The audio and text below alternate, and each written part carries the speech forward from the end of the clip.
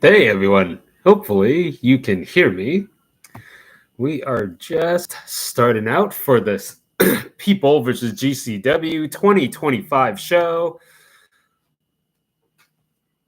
Let me make sure.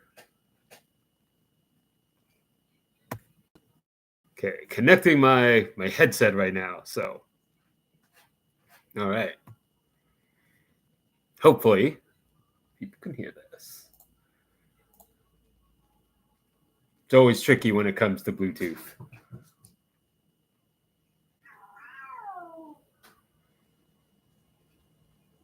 You could probably just hear my cat in the background. He's always joining us.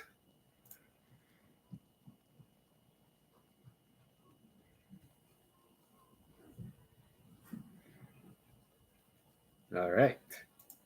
Just going to check on the audio levels here. All right. Sounds pretty good, but yeah. So, all right. We are preparing for the People versus GCW 2025. Probably see me working the Twitter and utilizing the website and everything. All right. Let's get this started.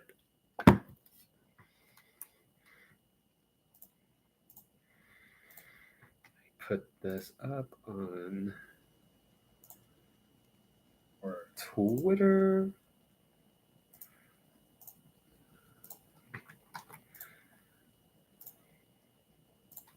Because you got to let people know.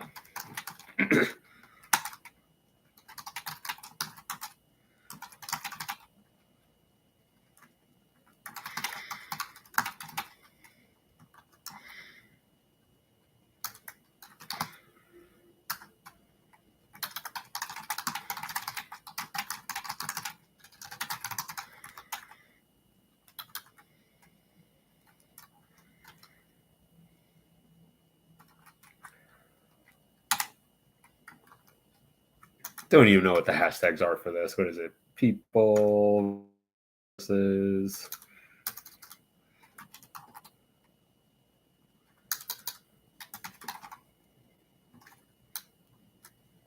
At some point, it'll probably be GCW Hammerstein. All right. But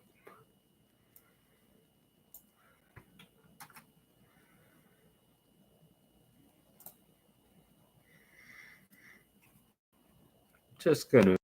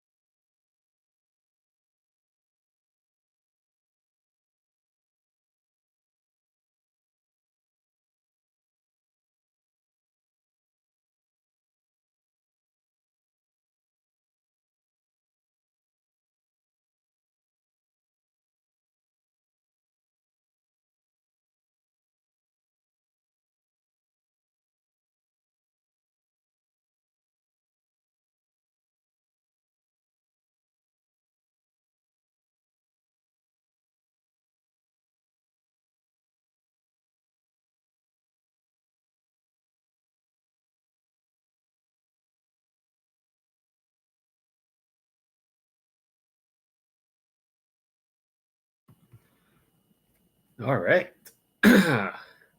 Let's do this. Should be a lot of fun. Having it stream now on Triller TV. Feel free to also join us on Twitter at PW Ponderings or me at Suplex News. As always, greatly appreciate any support that you guys have. And I am also going to be updating results on the website. Anyone who joined us last time when I was doing wrestling open show, man, it took me back. That took me back. Yeah, hey, so yes, I believe it's only on Triller TV. There might be yeah, I think it's only on Triller TV. I don't believe that they did a more traditional pay-per-view. I think they have in the past, but no, as far as I know, it's only on Triller TV. But hey, you can start your free trial of Triller TV Plus. I mean, hey, it's only $7.99 a month, and or like $70 if you get the annual plan. So, to me, well worth it. But yeah, thank you up there for joining us. But yeah, I mean, you get your 7-day free trial, whether or not you pay the $7.99 for the month or the, like I said, $70 for the whole year. You get a little bit of a discount. I think this show is going to be worth it.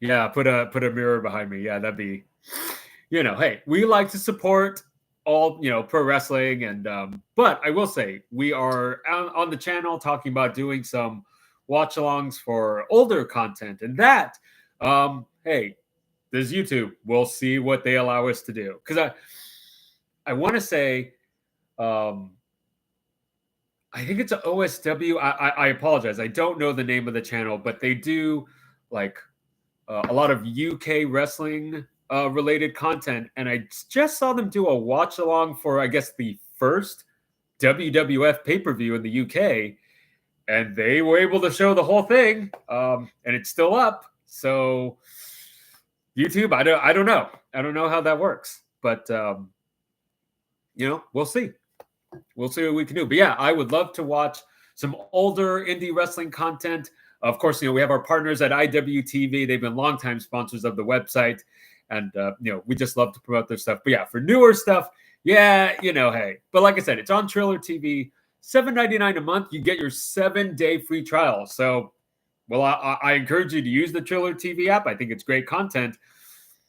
You don't even pay the $7.99 today. So if you signed up for it right now, 7-day free trial. Check it out and get a great show while you're at it. So, but that's just me. We've, we like to support good professional wrestling. So, but yeah, hey, any predictions? Any thoughts on the show? I mean, I think it's going to be great. I've not looked up what's on the pre-show yet, and it's been a busy day. Hopefully, everyone is enjoying their weekend. But yeah, hopefully it starts soon. But yeah, I am going to be manning the Twitter, manning the live chat. Hopefully going to be putting up some of the results up on the website as well.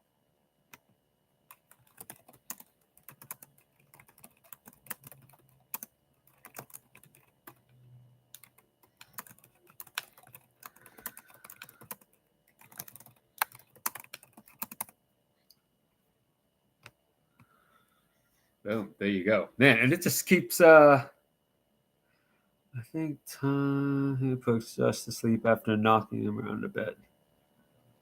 Yeah, definitely could. Sorry, my browser is waiting for the show to start, and so it keeps disconnecting from my television. So I keep having to reconnect it. By the way, I do get this question on. It's like, hey, how are you streaming this? Honestly, for me, I've had a Chromecast forever, and I can just cast my browser to my television. So, yeah.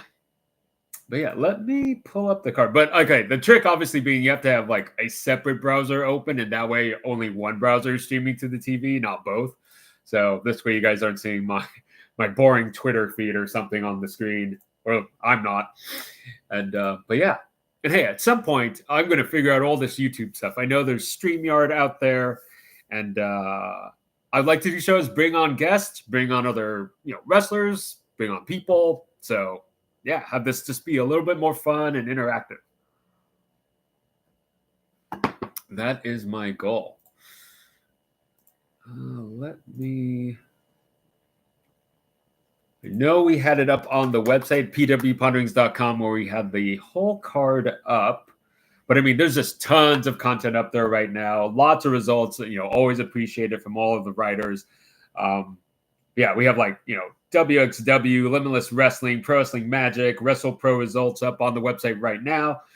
While I am looking for the post that had the full card on it. Deadlock Pro, also really looking forward to watching that and starting that off. And then, House of Glory, which I heard there was a fun Ricky Starks promo on the show. So at some point, and I think that's out on YouTube already.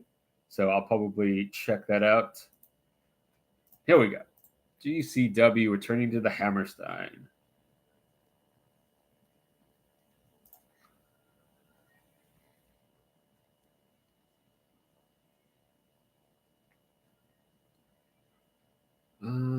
Yes. Now it's okay. So this is the card, the DLC match. Makioto, obviously, joining a match for the unified GCW Extreme and GCW Ultraviolet Championships. Matt Tremont, Drew Parker, Brandon Kirk, who will be retiring after this show. So see if he can win that title.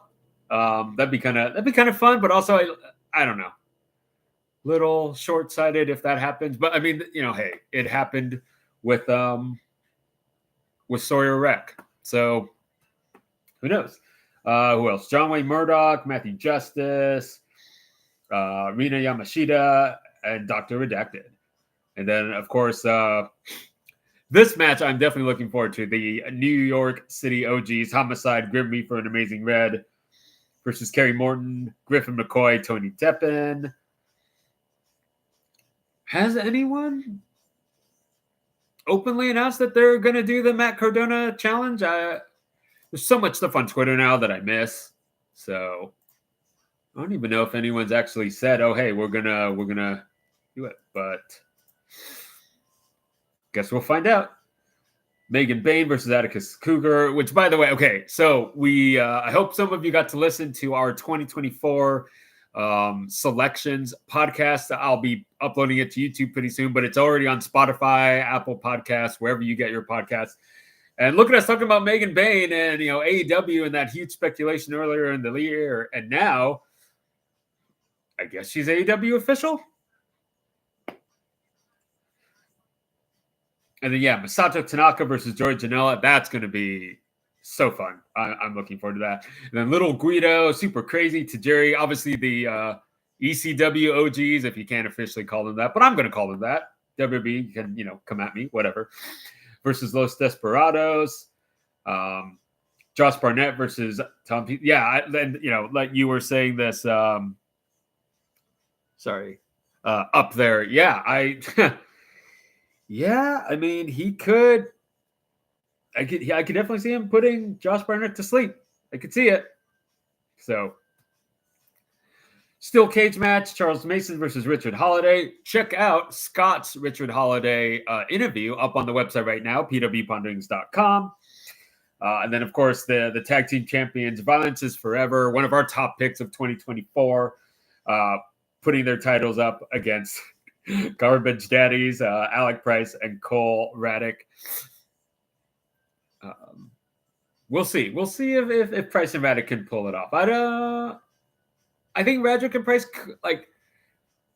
they do a lot of wrestling in the area. I think they're stalwarts for GCW at this point. So I could see it. I could see it happening. I wouldn't make that choice, but. Number one's contender match, obviously, Alley Catch and Effy. That I'm going to assume that opens the show. So at least the main card, because then that way, you get some time. Okay, we're down to the countdown, and 31 seconds to go on Triller TV. Like I said, go to Triller TV, get that 7-day free trial, and just enjoy a really awesome show. And hey, maybe you'll keep it for the month. I think there's a lot of great content on Triller, especially a lot of wrestling stuff. Yeah, they are about to go live.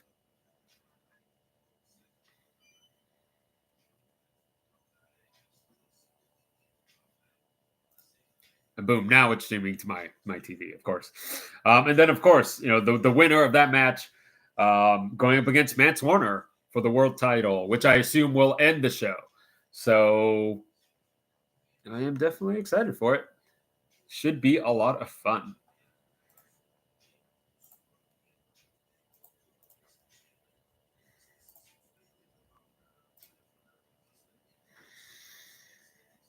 One minute and 10 seconds. But yeah, hey, leave your predictions in the chat. I'm going to be putting a few in there right now. I am just trying to, like I said, keep track of everything. But yeah, I mean, okay, I know last year Lewis talked about this on the podcast. Hey, we like Brett, obviously, on the website. He does a lot of interviews with the Business to the Business podcast. But we'd be remiss to say if the last time this show went on, it felt like a lot of the homegrown GCW talents didn't get to go over. Maybe weren't capitalized as much as they could have been. So we'll see. We'll see what happens this year. But obviously, like, Brett is aware of those criticisms. Still, obviously, one of the best shows of that year, but could more have been done? Yeah, probably. So, but hey, we are. There we go. Boom. We are live with the pre-show.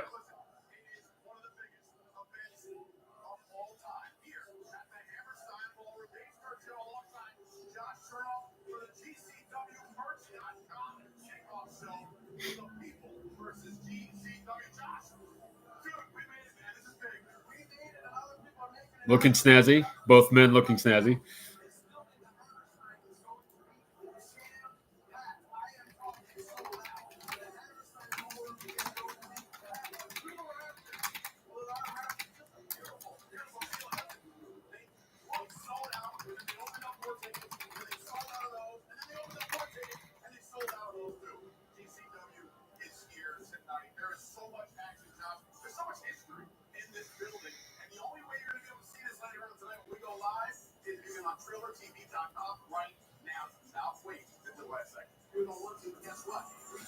Josh and Dave doing that hard chill. But yeah, I mean, it's true. Triller TV, you get the 7-day free trial. I mean, there's almost no reason to not watch this show. So. You mentioned historic events that happened here in the Hammerstein ballroom. Everybody can think about Ring of Honor. You can think about ECW. You think about the ECW One Night Stand. And of course, you think about GCW's The World on GCW. So much history. This is so meaningful to GCW. But now, as you love to say, we're going to run it back. Absolutely. When you run it back, you go bigger, you go better. And tonight, it just doesn't stop from top to bottom. Starting on the kickoff show, we have action just all the way around. I mean, look, we've been walking around this building all afternoon. We have seen a lot of people here. We've seen Richard Holiday make his entrance into the building. We saw Joey Janella make his way into the building. There it is. The stars are unlimited here at GCW tonight. They're all going to show out for this big show. You don't even know half the people that are here. No, I do. People filing into the Hammerstein right now. I want to say, Ari Berenstein was at the Ring of Honor show. I don't know if he'll be at this one, but, it's always a lot of fun to be at that venue. So historic. So much stuff has gone down there. She was in a match for GCW last night, but it didn't stop her. She's still here on crutches. Still here. Everybody's coming in. Everyone is coming in here, but let's talk about the event. Yes. Let's talk a little bit about how about we talk about ECW being here. Sure. We have some ECW Originals.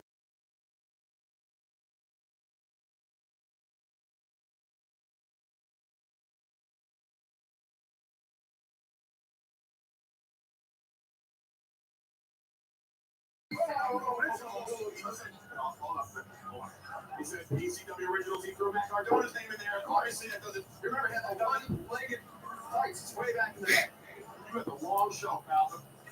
Okay. Wow, getting some shade for calling Matt Cardona an ECW original. Hilarious. The crowd is just as much a part of the family DNA that is GCW, and every single person is going to be outside. I mean, they're going to be on their feet. They got chairs there for what? I don't know. Well, listen, the band just started piling, all right? You talked about Matt Cardona. More on that later because he was walking around here before. Let me see what WrestleTix was saying about. I don't remember whether this was a complete sellout or not, but I know that it was pretty close, right? So let's see what WrestleTix says. Yeah, G said, oh, hey, basically a sellout. As of 19 minutes ago, only 6 available tickets. So good on them. Currently set up for 1,767 people. So, hey, over 1,700 people, that's great. That's tremendous for GCW. And I would say their walk-up was probably going to be pretty strong. So, yeah, I think they could probably say it's a sellout.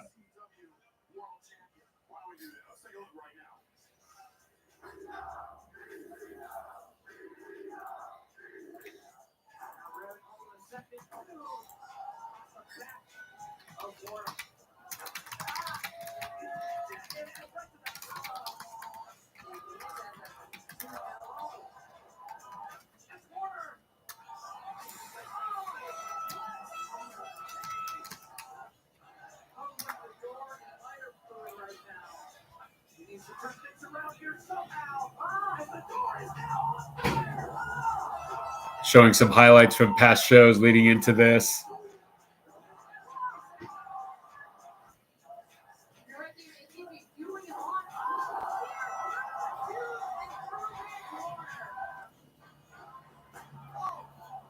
Mance Warner, I mean, he's been such a tremendous wrestler in 2024. I mean, I think I was saying this before. I was surprised he wasn't signed by anyone. I know, he does stuff still with MLW. I don't know what kind of contract that is for him, but man, he is. I think he's one of the best on the indie scene right now. And hey, for anyone wondering, yes, this is that old school ISW interspecies wrestling. Shout out to them. I break out this shirt obviously for the death matches, and obviously not a lot of places you can wear it to in public. So.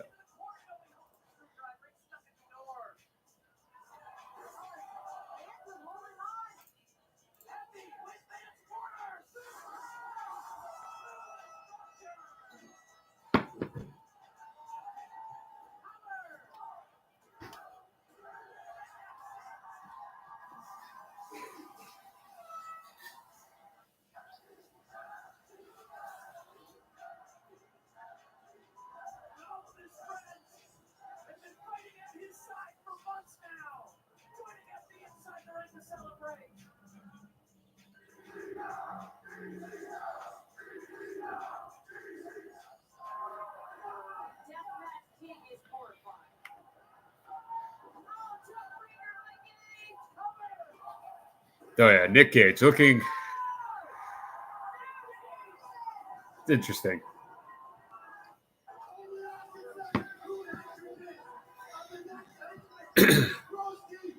But hey, this is what they built this on. Matt Cardona, Nick Gage, and it's good to see. Obviously, Matt Cardona is still doing stuff in GCW, and hey, Nick Gage is going to other promotions, doing his thing, seeing what's out there. So, and apparently there is more to be announced, more to stay tuned for with Nick Gage. I don't know what that means. I've heard nothing insider about it, but I guess we'll see.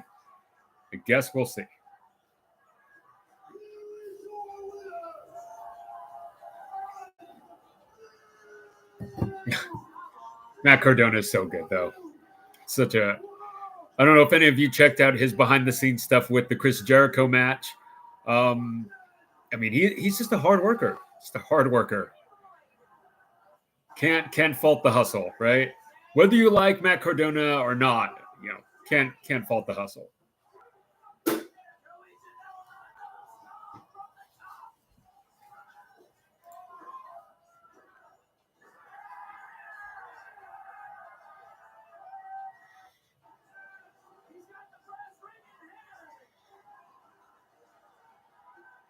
Showing a lot of highlights, probably waiting for the crowd to kind of fill in before they really do a full, you know, start a pre-show. Which I get. I totally get. You don't want your pre-show looking like you only have, you know, 5 people in the crowd. But this is it's a longer highlight reel than I would have expected. But hey, it's not a PWG show, so they're not starting an hour late. So still better than that.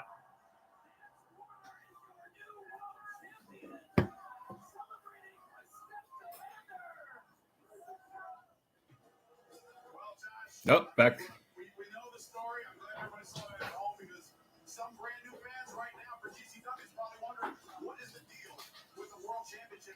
But it was a good highlight. Good highlight reel. Good pre-show. And yeah, you can see in the back people still filing in. I think they just want a few more people in the seats before they start the wrestling portion. This is what it's all about. Look at this place. Look at this behind us. As the fans are starting to come in here, I mean, we got some that guy over there is coming in. I don't know if he even got a ticket. He's just cool. And he's saying, guess what? Sorry, pal. Standing room only at this point. Listen, there is a lot of people watching on Triller TV. A lot of people still filing into this place. Well, listen, we're talking about them, right? We're talking about Mance more about Effy. We're not talking about the wild card here. We're not talking about Alley Catch, no. Now, listen, there has been some interesting change of events with Alley Catch in the recent months. Alley Catch, and Effy. I mean, they were as close can be. They were tight, or at least. So Alley Catch fought until Effy, you know, I mean, disrespected her in the way that's not their hard way. Yep, they're now not, you know, they're recapping the story between Effy and Alley Catch. I mean, I don't think a lot of people thought she would turn on him, but hey, they're fighting for the world or for number 1 contendership for the world title. So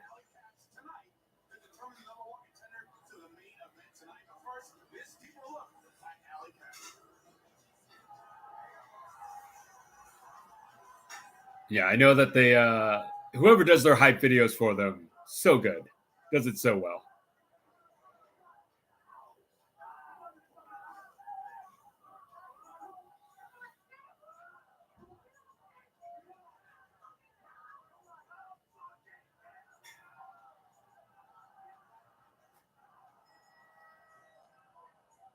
Oh, such a good moment.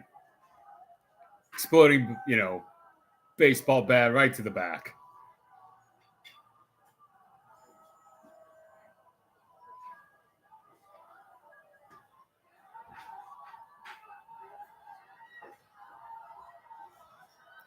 That was at what, the Mall of America show, I think. So crazy. People there, I'm sure the bystanders who were walking past that just to see what would happen and had no idea who any of these people were in the ring. But probably a lot of fun.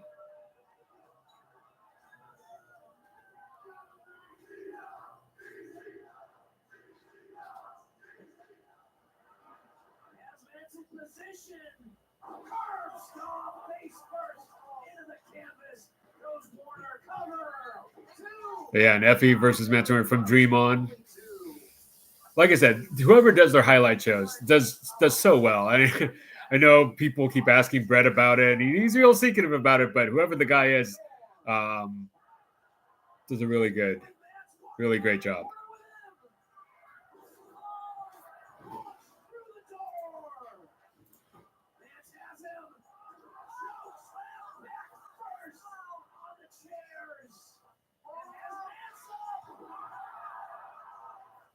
Such a brutal match. And I think like this was one of when I was talking about feud of the year, this for me, just because Effy and Mance, I mean, they have done it all. And that's why I think Effy will probably win the number one contenders. And to me, it just makes so much sense to have that. Him and Ali open up the show, and then he goes on to main event the show. And man, would I have him win the title though? Oh man, I don't know. I mean, yes, from a emotional story standpoint, Effy winning the title at the biggest show in Hammerstein, I would do it. But ironically, because Homicide's going to be on the show, I feel like in a way this is their Bryan Danielson Homicide storyline, and without the chase, I don't think this is controversial to say that after Homicide won the title in Ring of Honor, wasn't a whole lot. But hey, Lewis of the website chiming in, yeah, Effy wins the world title. I do too. But yeah, obviously Effy could have a ton of great matches, but I don't know. For me, I kind of wonder if it would have that Homicide effect to where after Homicide won the world title, what was left? Not that he didn't have a good, world title run, but I think it'd be fair to say that, there was some steam lost in that. A little bit of steam was lost in Homicide after he won and beat Bryan Danielson. But we'll see. Should have done a whole prediction show on that.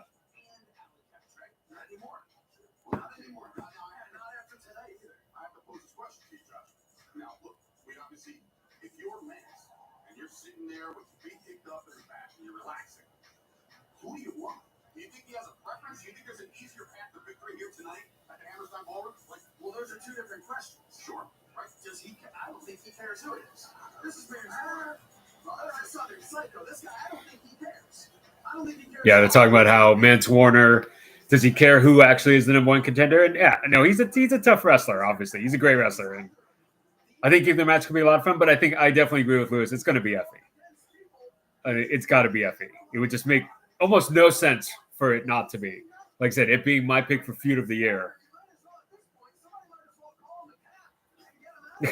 He was asking, what do I think of the tie? I am a almost 40-year-old pro wrestling fan. Who am I to give fashion advice? I mean, like I said, I'm wearing the old school ISW interspecies wrestling deathmatch shirt from God knows how long ago. But yeah, that tie is a choice.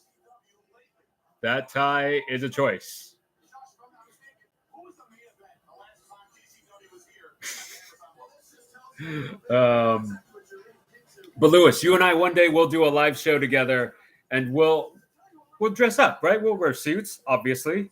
Got to be professional. This is professional wrestling, so you got to be a pro. I mean, that whole shirt, tie, jacket combo is a choice. But hey, if you're going to stand out, you got to stand out. I know our friend to the website, Joe Dombrowski, he wears some real flashy clothes sometimes for the shows that he announces. And hey, why not? Just go out and have fun. If you're going to Bobby Heenan it, do it on the biggest show of the year, right? Oh man, I should have brought out my Epic Toys Bobby Heenan retro figure. Should have just set him right there. Well, you should, Lewis. You should go out and wear a suit. Go to events that force you to wear a suit. Just do it. Well, we'll talk about this. We're going to talk about this. Why you've never worn a suit? You should. Suits are good. I mean, I've definitely worn this shirt. Man, I can't even think of what event it was, but it was might have been an NXT show, something like that. It was definitely a wrestling show, but it was at it was like right after I had an event that I had to dress up for, so I actually had a sport coat on. Probably looked ridiculous. But Yeah, anyway, I still think it's pretty awesome. They have all the ECW originals up on the show too. Obviously, Joy Janella and Masato Tanaka. That should be a barn burner. They're showing more highlights, but yeah, really looking forward to that. And obviously, with the Hammerstein, I've been to that venue once. I'm actually surprised, Lewis. You should have been there live. I appreciate you being on the chat right now, but you should have been at the show live. Come on, brave the weather. But yeah, obviously, hoping all of you are staying safe also with the weather out there.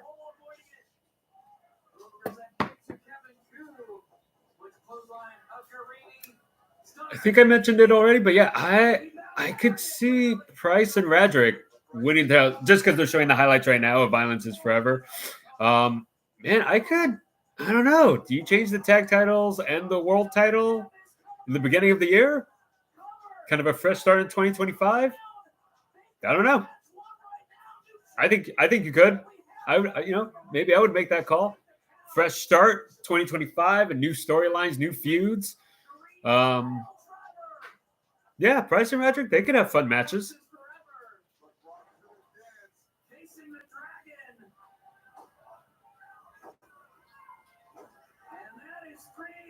Oh, Lewis saying the weather isn't bad. Billy, and he said that's good. I'm glad to hear it. I know that there's shout out to the Morning Combat MMA podcast that I listen to.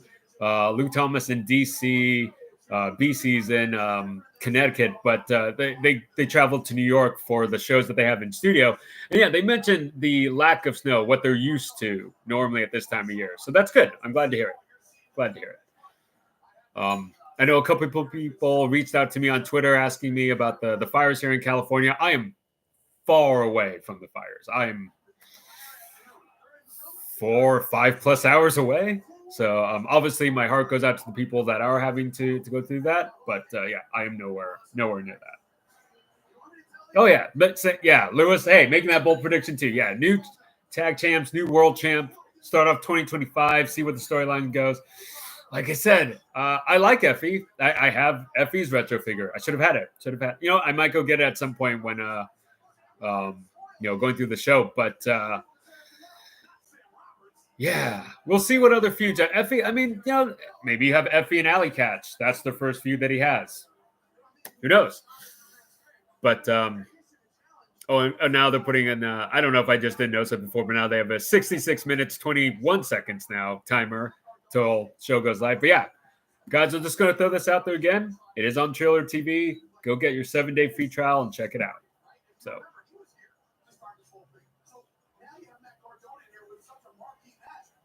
But yeah, thanks to WrestleTix for putting out there.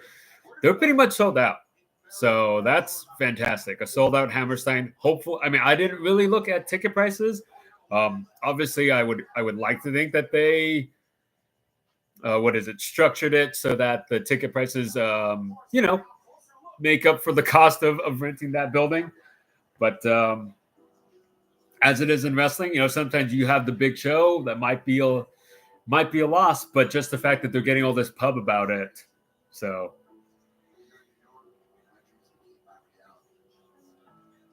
there's no way that's Matt Cardona's real home. But they're showing the video package from Matt Cardona right now in his open challenge. Like I said, I was looking on Twitter. I don't think anyone has openly said that they're going to be the guy that challenge him. So, but I guess we'll see. No, hey. King Darius Gaming, do you have a Discord stream for others to watch? No. We do not have a Discord stream. I don't even really use Discord. Like, okay, I've been on Voices of Wrestling's Discord, but I don't know. I didn't think PW Ponderings needed a Discord, right? I know there's an independent wrestling Discord out there, but no, we don't have a Discord. So maybe one day.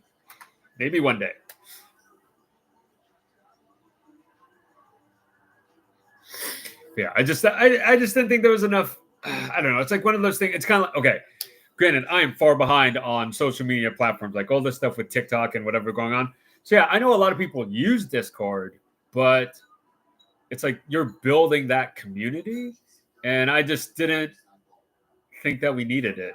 So no. Yeah, I have no idea who's answering the open challenge. No idea. That's why I was looking up on Twitter to see if some, maybe before the show, someone would have said, "Oh, hey, I'm the." Oh man, Vinny Massaro just posted about GCW, and you know what? There's a part of me that would have wanted it to be Vinny Massaro. I don't care. I love Vinny Massaro. It'd be great. No, Lewis, you make a guess as to who it is. I'm going to say Rhino. There, Rhino is going to be the open challenge because it makes sense. ECW original,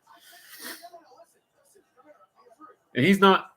Wait, is Rhino signed to T? No, didn't he leave TNA? Right.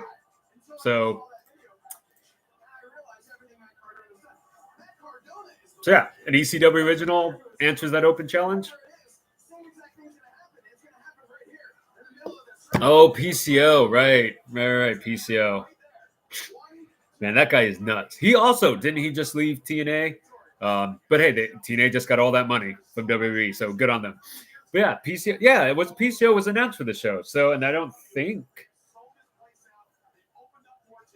there's a PCO match. So, really, Gage. I mean, it would be shocking. Gage shows up in GCW after all that, whatever that's going on there. So, and Sabu, yes, that would be the classic lights out, lights on. Oh, that'd be amazing. Would Sabu bring? Oh man, I'm having a brain fart right now. His valet. Don't know her name, but her. Would he bring her there? Probably. That would be amazing if it was Sabu and Matt Cardona and Sabu had a John Cena 7-minute match like he did. Which, by the way, I still say that Sabu and John Cena match, for what it was fine. It was fine. It was fine. I think it gets a lot of hate, and I guess people want it to go longer, but I'm also like, but it wasn't a bad match. It just was what it was.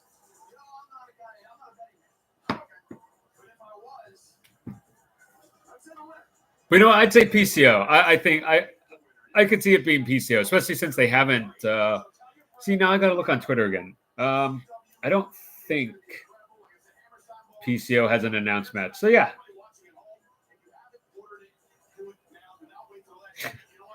Shout out to Mary Kate Anthony saying, doesn't matter who answers Matt Cardona's open challenge tonight. Why? Because he's always ready.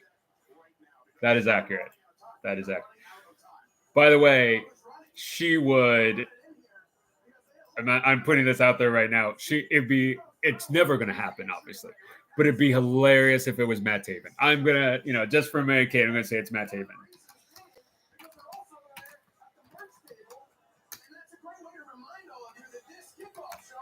And for anyone wondering about that, Mary Kate is probably the biggest stan for Matt Taven. But Mary Kate is awesome. Shout out to her. Longtime, obviously, photographer of wrestling, particularly Ring of Honor. So yeah, she's great. She's fantastic.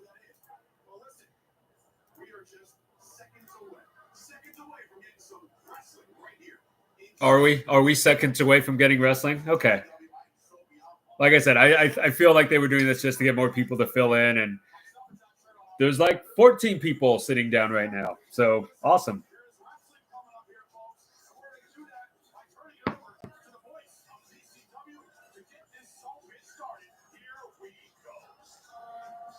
Oh, I guess we're going. Okay. Here we go. Right at the hour mark. Well timed. What's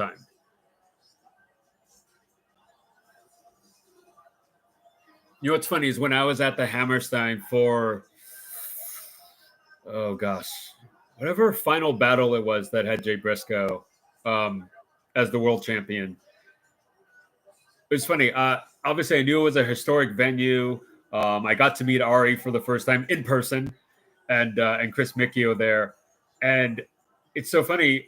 I don't we got to the show, found our seats, kind of stayed seated the whole time because I wasn't gonna buy any merch.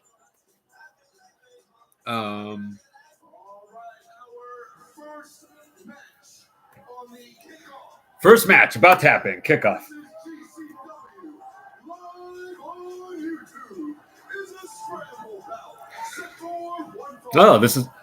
Oh, it is live on YouTube. Okay, it's a scramble match. So, see this I probably could have streamed in the background. This is when you put. I think Bran or Gran made that suggestion earlier. Should have put a mirror behind me.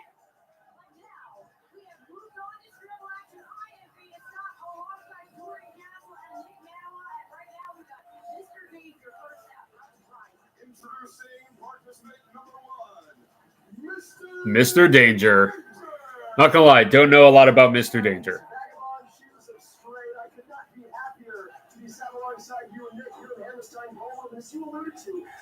Shout out to Nick Manuel being on the call again. Great guy.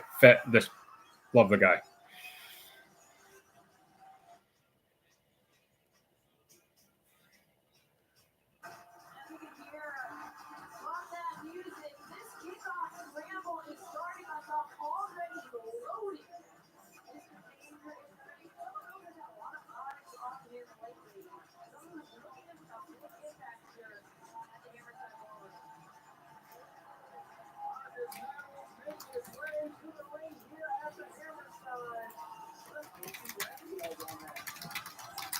Here for a big night. Here's a follower, Marcus Mathers, and choice words earlier on tonight. Number 2, Rita's Phillies finest, Marcus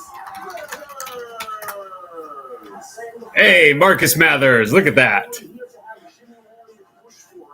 Obviously, Marcus Mathers should win this scrabble match. I mean, there's really no other choice. I know I only know 2 people in it right now, but obviously.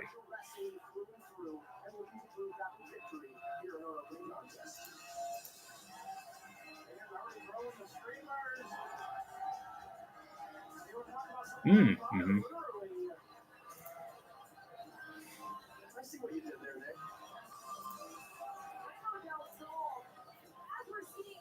Oh, Fuego del Sol. Okay.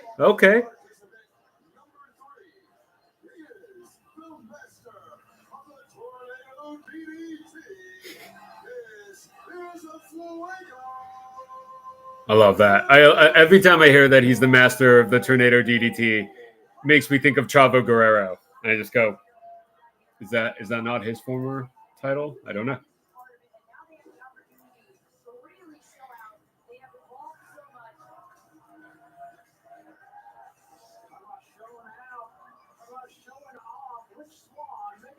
Wow, Rich Swann on the pre-show. That's actually kind of surprising.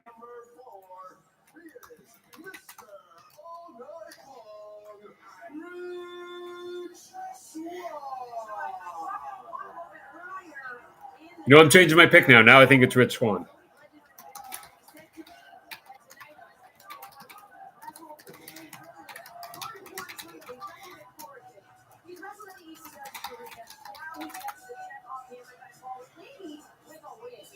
Here's a man who is no stranger to Hammerstein Ballroom, just 1 month removed from nearly capturing the Ring Honor World Television Championship.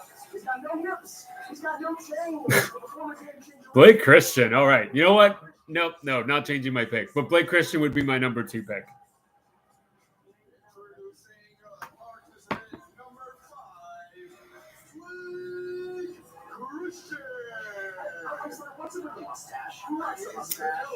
Everyone loves the mustache. Sorry, I am just responding to the commentary. Who doesn't love the mustache? How dare they? How dare they?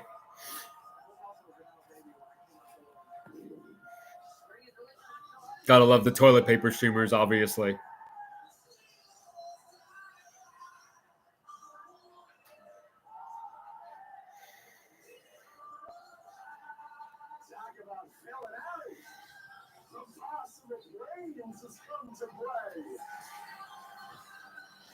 Manders, yeah, man. Pick for 2024 wrestler. I mean, kind of surprised Manders is on the pre-show, not going to lie. But, I mean, look, you got to hook people in on the YouTube start. But, man, Would have been nice to see Manders on the main show. Would have been nice. But hey, I guess they're all getting that payday. So, dang it. See, now I wish I had known that Manders was in this match. Manders is now my new pick. Never mind.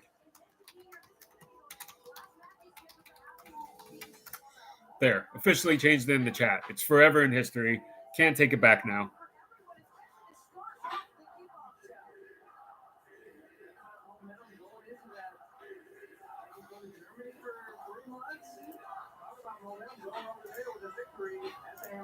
Nick Veda, we are still just about an hour, T-minus 1 hour. The game's officially getting kicked off on Cougar TV Plus. Fans still filing to their seat, and there's already this type of electricity in the air, this type of volume booming through the Hammerstein. You gotta be there in an hour's time. Cougar TV Plus for the Royal Table.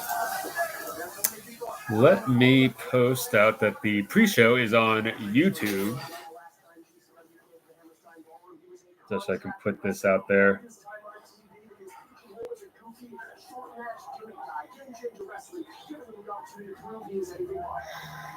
I find it funny right now that WWN Live has a show going on right now on YouTube, which is awesome. You know, good for WWN Live, still around.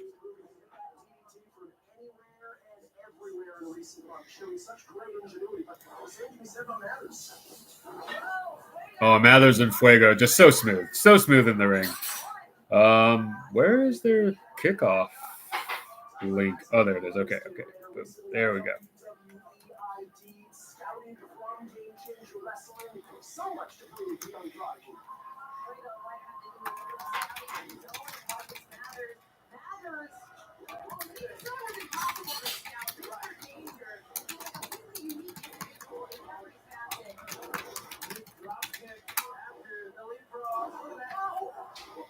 Oh boy. And he ain't done, my friends. Stay over the top. Maybe looking at the iteration. Look like Christian crotches on the top. Assuming not getting any freddies is like Christian. So amazing. So good. So good. It's been a period of reinvention for Blake Christian and a win to kick off the night here in the Hammerstein Ballroom could cement Vanilla Baby as the man to beat heading into 2025. On. Honda's inside out. Not done. For the chop. Oh. Christian went down. Did you hear that? No. Rich Ron, just a house of fire right now, taking everyone out.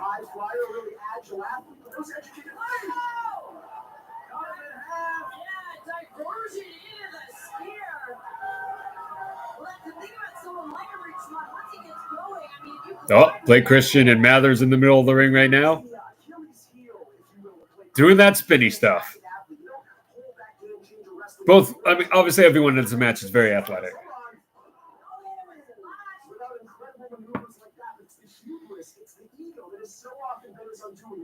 Oh, that is crazy.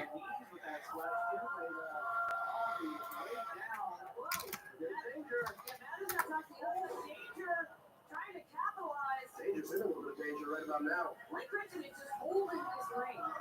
Here comes Fuego. To the foot. He'll land on his feet. Step up and into Blake. Fuego really feeling it now. Fuego del Sol firing up here. Whoa, look at this.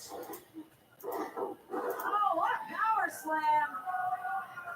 And Blake Christian is so composed. Perhaps it's the experience in that building. Not just final battle against Commander, the last time we were here against Leo Rush.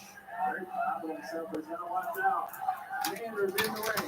Oh, look at this throw by Commander. Such a powerful this Manders. Former Iowa Hawkeyes fullback has transitioned effortlessly from the gridiron to the squared circle.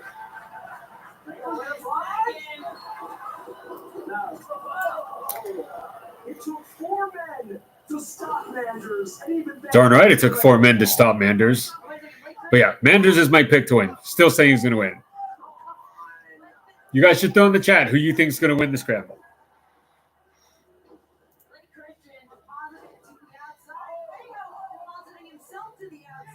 It's a dangerous move. You take yourself to the outside and lose the match without even being involved in the decision. Look at that.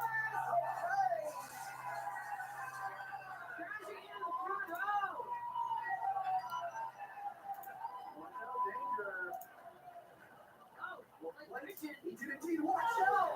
Got him with the spear. And now Blake gonna pick the bones here, my friends. Very flop. Blake Christian, unfortunately, makes it look too easy.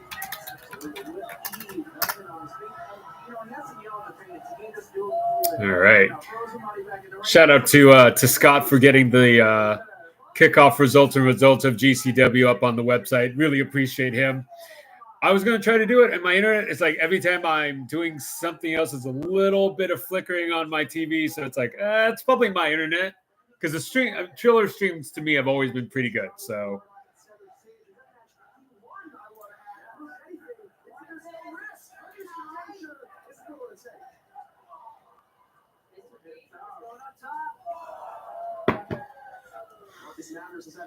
Mathers really being on Mr. Danger right now.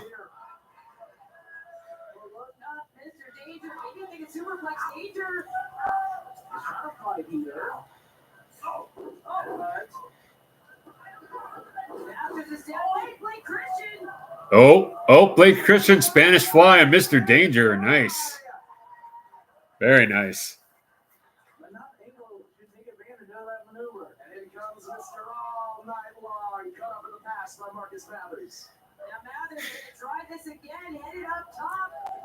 Mathers and Rich Swan now up on the top. Oh, Manders coming. Yep. There we go. There we go. Power bomb them to hell. Just do it. And then Fuego, as you saw him in the corner, he's probably gonna. Oh, he's flat. Oh, he hit Manders. Okay. I was expecting, do that.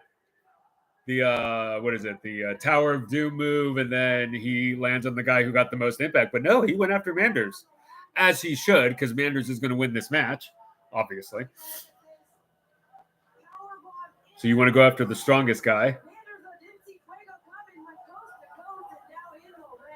Fuego and Christian. All right.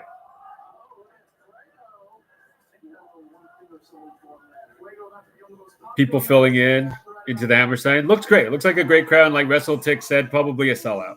So shout out to WrestleTix.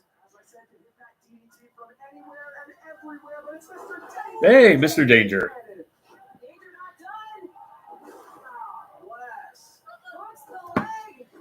Oh.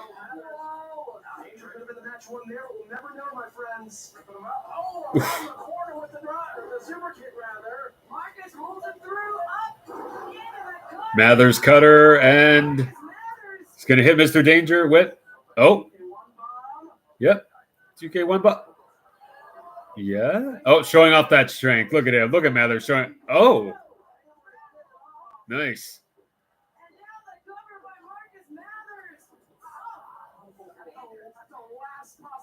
That's right. Manders is going to interrupt this. Yes. There we go.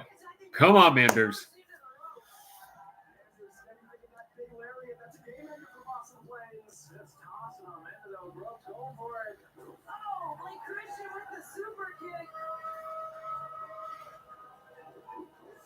Charges in, catches the boost of Manners. You think that baseball slide turn in? Innovative by our different color Delaney. Your favorite man, string the cue. Oh, Blake Christian all the way up top. 450. Oh, 450. Nice. I mean, obviously, Blake Christian is an amazing athlete. So.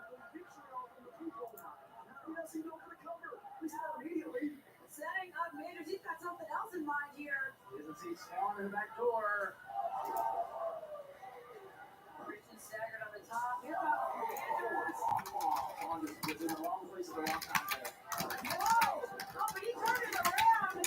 Turning Lemons is eliminated. Two. No. One. Dragging Manders into position. Oh, big through. 450 knees. Team up, Blake Christian. I don't think Swan saw him. Oh, 450 from Christian. Oh, Mr. Danger getting that last hit on Blake Christian. Now Fuego del Sol. Oh. Fuego del Sol about to hit Mr. Danger. Was that like a 630? Yep, 630. Oh, and Manders getting revenge on Fuego del Sol. Oh, no. Misspoke. No. Oh, another counter. Another counter.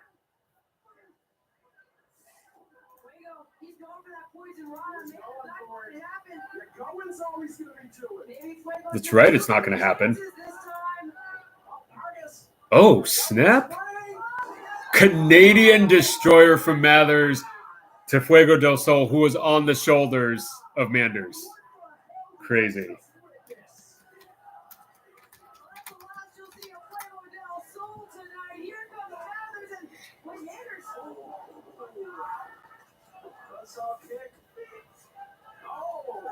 I mean, it's a WAID guy. Granted, I would think Manders would be on that list too.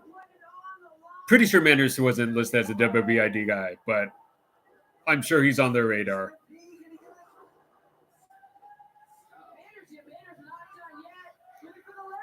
Oh, Lariat, come on. There we go.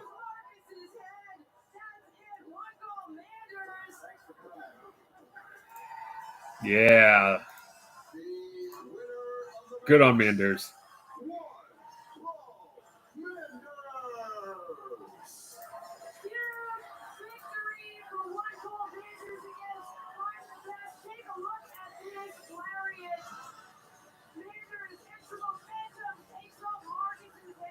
Kudos to Manders for sure.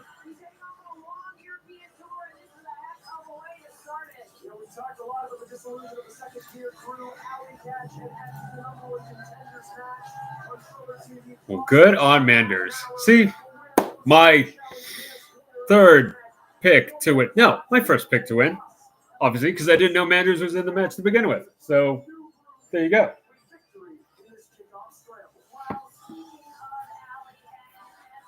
And sportsmanship, if you saw that fist bump at the end.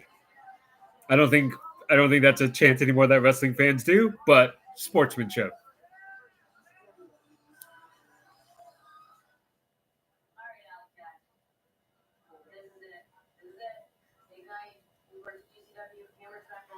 Getting a promo from Alley Catch.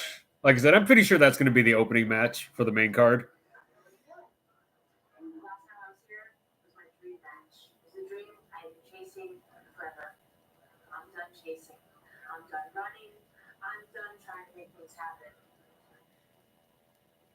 And my sound just cut out. So, oh. I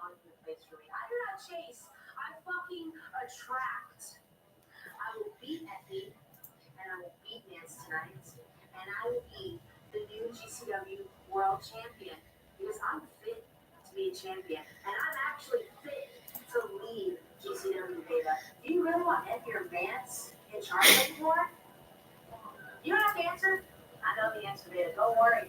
You and everyone else. I'm not gonna lie. Like, as much as I am predicting that Effy, along, obviously Lewis predicting him as well, is going to win the number one contender match, it wouldn't be like a bad thing to see Alley Catch as GCW champion. One final opportunity at Vance Warner in the Game Changer Wrestling World Championship. Main event glory. You're at the Hammerstein Ballroom, standing in your way. Former pussy sister, Alley Catch. Where's your head? You know, the old vets used to tell us that when you're at your professional peak, you're at your personal low. You joke about that, and it's never been easier to get in the ring to be happy. I've had every challenge put in front of me. I've had my head injured a bunch of times, and now the closest I've ever been to being the champion, the closest I see the goal line. Of course, I have to have someone who actually was a friend. I have to beat them. I have to destroy them, and I have to show them. So you know what? I am putting that scramble match with the first listed match on my 2025 recommended indie matches list, which I will definitely update. I know last year it got on and off just because of time and work and stuff, but this year, fully doing it. So if everybody wants to come hold the goal from Effy may as well have the goal. So I'm going to do that now.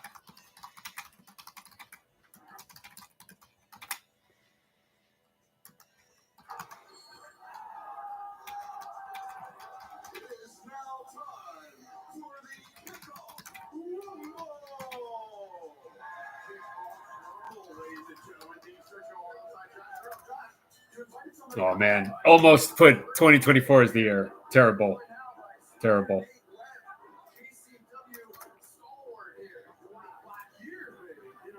Terrible.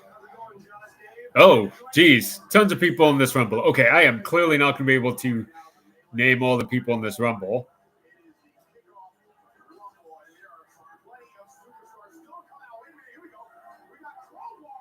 Crowbar. All right. WCW legend.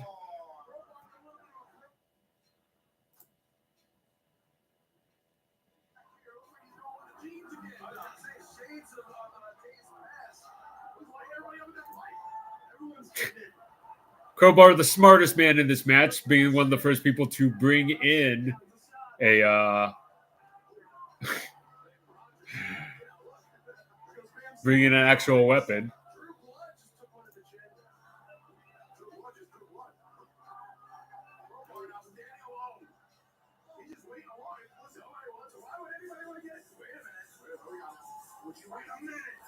Oh.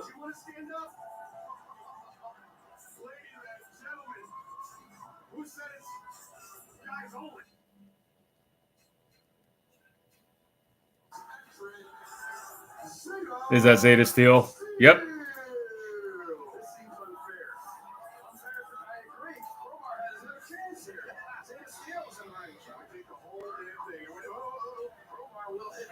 Yep, Zeta Steel. Gonna say Zeta Steel is winning this. Probably not, but she's a WWEID person, so not that always means they have to win, but I do think it has to count for something in terms of how they're showcased.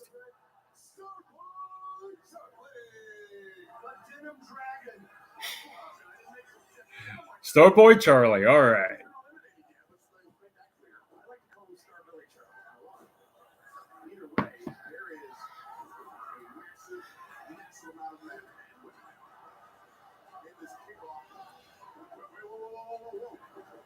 Oh. I love how the commentary is saying, oh, I know that music. Can't really hear the music.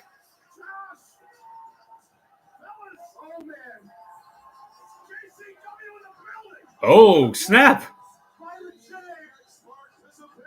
Hey, this JCW versus GCW feud is real.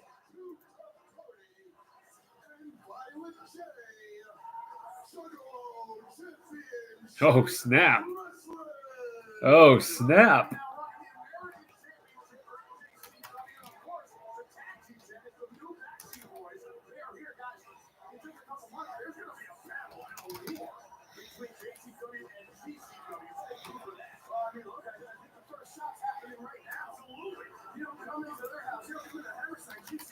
Wow.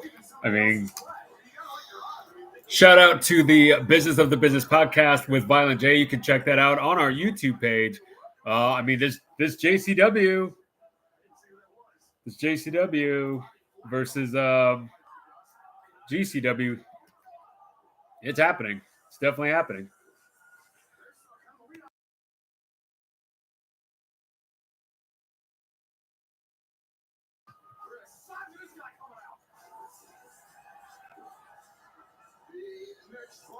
Crazy.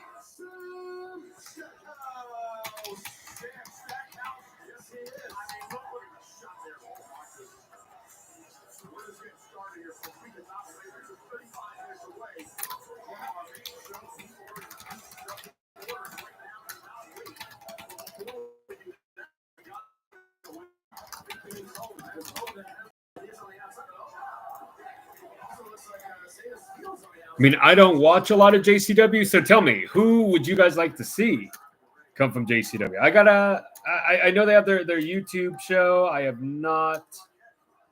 You're not gonna lie, I have not watched any of it, but I've heard good things. So we'll see.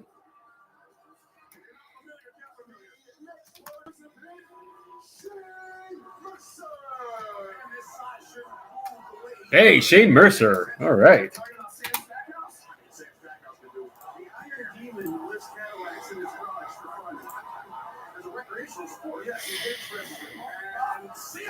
I would like to see the Iron Demon win this, but you never know. But yeah, just the fact that Juggalo Championship wrestlers are there, Oh, snap.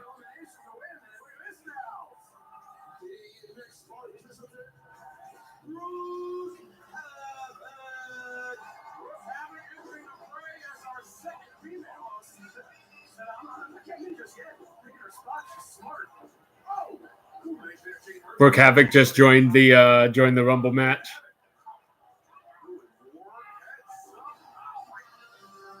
Just a bunch of action going on right now. I mean, how many people are in this Rumble match?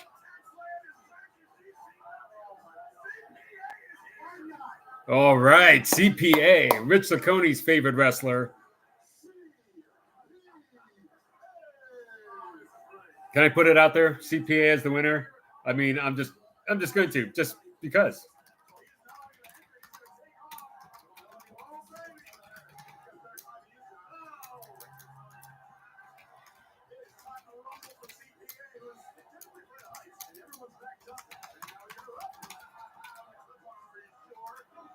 Oh man, someone already took off the clip-on tie. Terrible. And they're trying to rip off his shirt again. Do they not realize that he just wears another shirt and another tie underneath? I mean, obviously.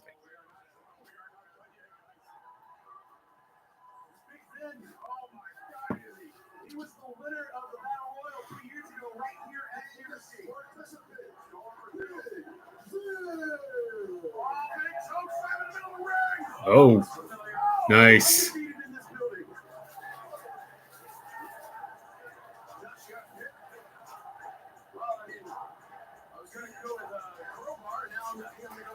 Oh, CPA has taken off the outer layer shirt, and this means business, obviously. Oh. 450. Yes, CPA's 415. I never remember his area code. Is that Shenron? I think so.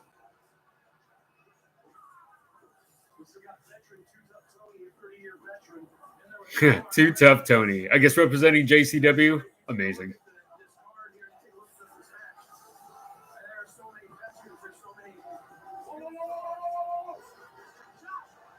Oh.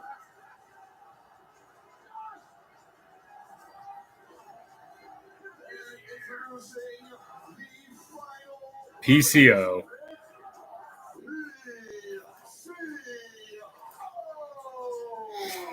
So Lewis, I don't know. PCO could still answer the Matt Cardona challenge, but yeah, he's in this Rumble, and I don't even know what title he's wearing. Is that the TNA Digital title? I think. That's wild.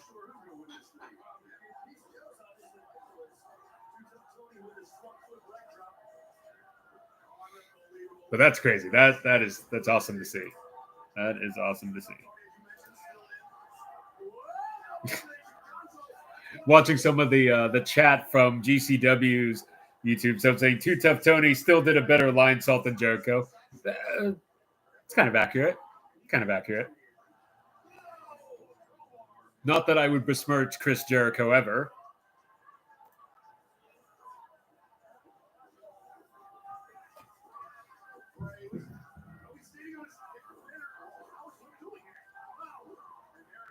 Oh, Zeta Steel out, so I guess she's not winning.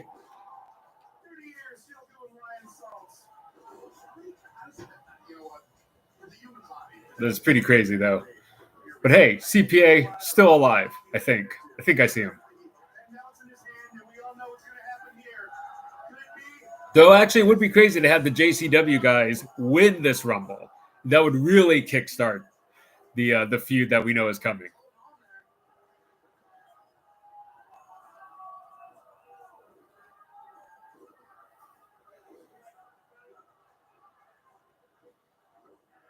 Actually, no, I don't think I see CPA.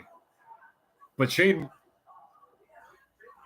yep, Iron Demon's still in it. He's got Bo.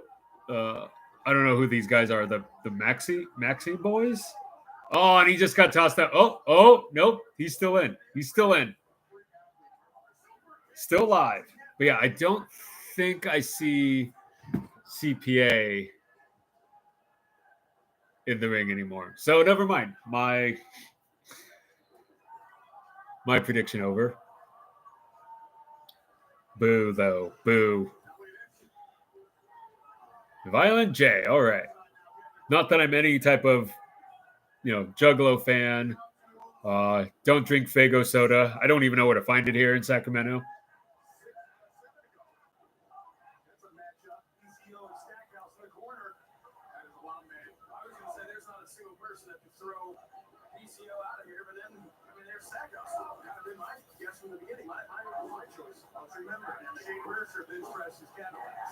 I guess Shane Mercer is still in it. So, yep.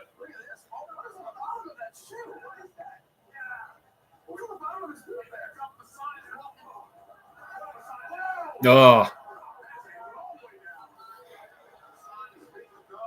that was Facade. Okay, you know what? Facade just thrown out.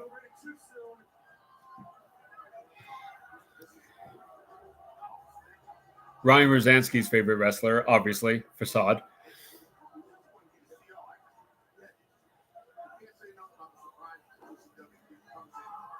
That's crazy. This has been a fun Rumble. A lot of fun entrants.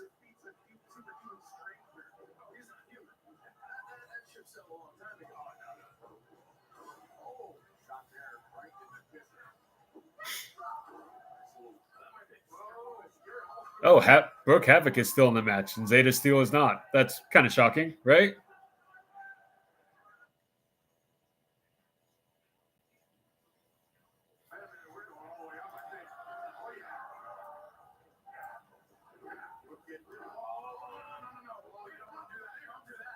Oh, could have been a superplex to the outside of the ring. That would definitely have counted as an elimination, but I think elimination of both people. So, don't know how smart that is.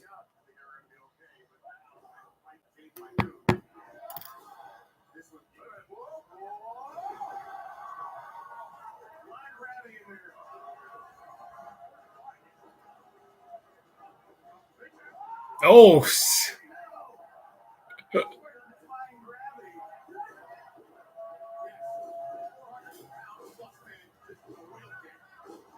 Stackhouse just did a wheel kick and eliminated Shinron. That's awesome. Too Tough Tony eliminating a lot of people. Like I said, this JCW versus GCW feud is real. So, Shane Mercer. Oh, I guess Too Tough Tony just got eliminated. So, but the feud will continue. Oh, and it's probably going to be Shane Mercer because I think he's the one that eliminated him. So, expect to see Shane Mercer invade JCW sometime soon.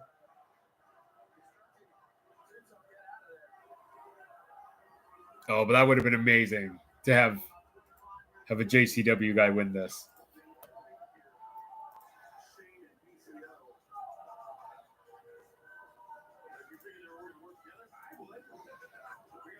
I don't know about Titus. So I'm replying to one of the chats that we have in the PWP account. Not sure about Titus Alexander, but definitely Facade. But hey, if Titus Alexander was, I would have given Titus Alexander his own entrance, but that's my bias. Oh, Brooke Havoc eliminated technically eliminated Stackhouse, even though really he eliminated himself, but.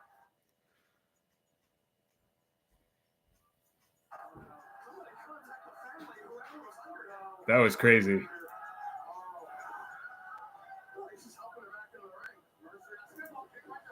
Is it real? It has come down to Shane Mercer and Brooke Havoc.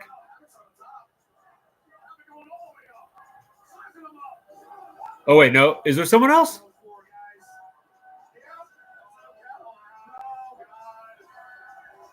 No, yeah. It's Brooke Havoc, Shane Mercer. Oh, man, he literally just threw her out of the ring, but she fell into a bunch of people, pile of people. So, pretty awesome spot. Oh, and PCO is still in. Okay, so PCO and Shane Mercer.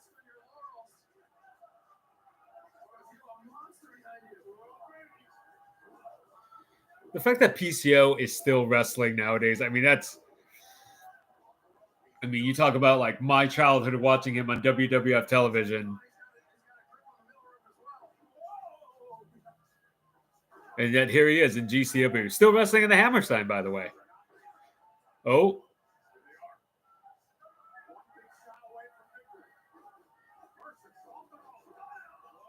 Oh, PCO going for that choke slam.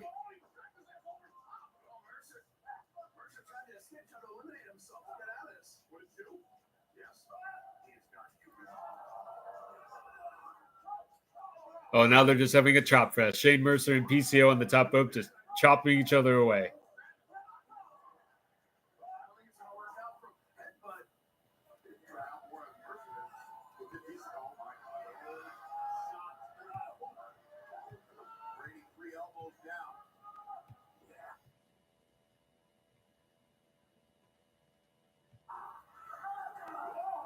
Oh, man. Oh, and wait. Yep, PCO wins the Rumble. PCO has won. I mean, I guess we should have seen that coming. Probably should have. Yeah, we should have seen that coming.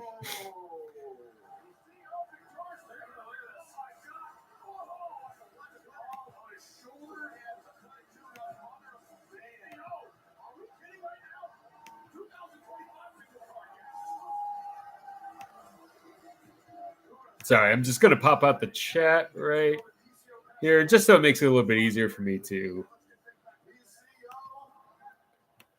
It's been just about 3 years since we've seen you here in a GCW ring.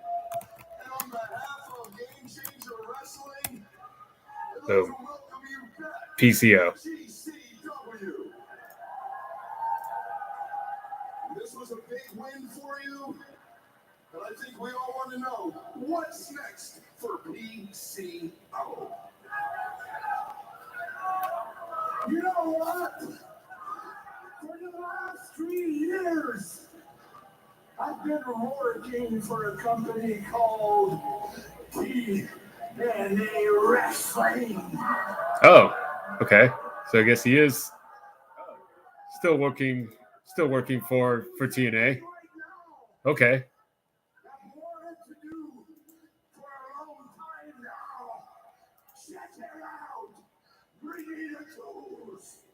Oh.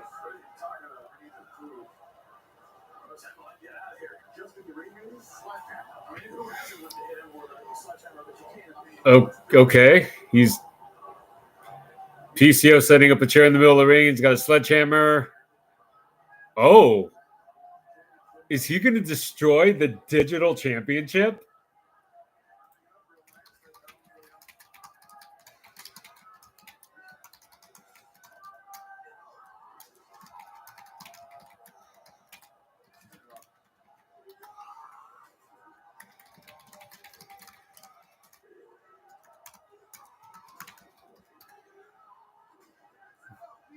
What the heck?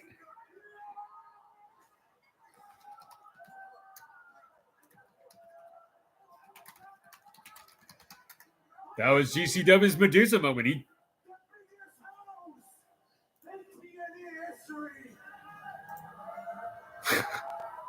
Oh my gosh. Is he allowed to do that?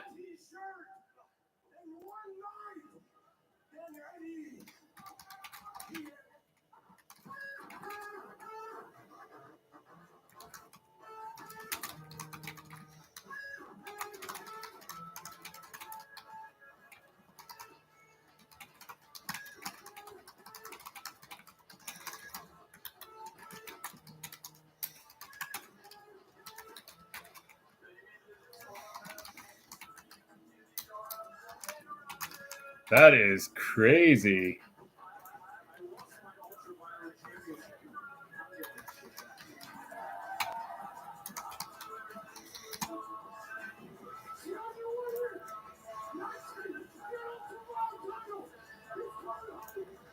I mean, not that the that the digital title is all that super prestigious, but still, that's crazy.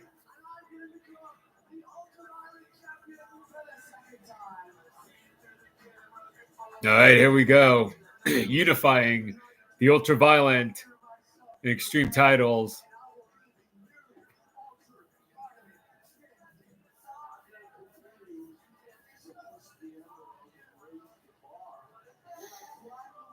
Could be Matthew Justice. Not gonna lie, I like Matthew Justice. So I think for a big guy, when you see him on a show, it's a little different than what you normally get, I think.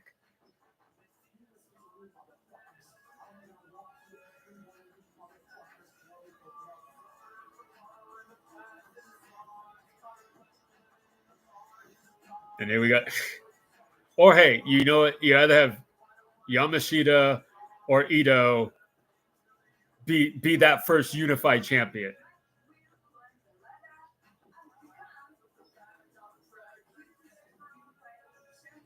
If it was me, I'd put it on Maki Ito. I mean, she's still insanely popular.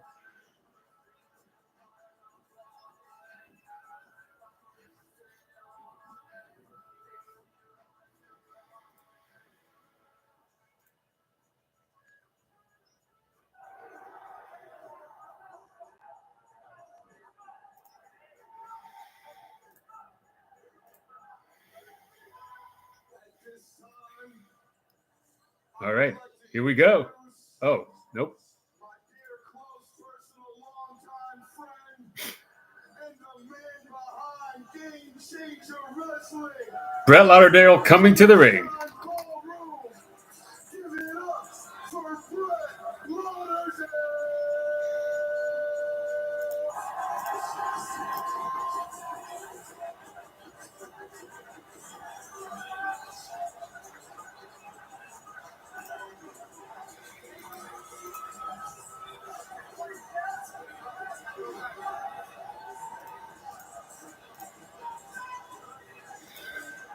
All right, what does Brett have to say? Probably going to announce that it's a sellout show, which, again, tremendous. Super happy for them for selling it out. They said it couldn't be done.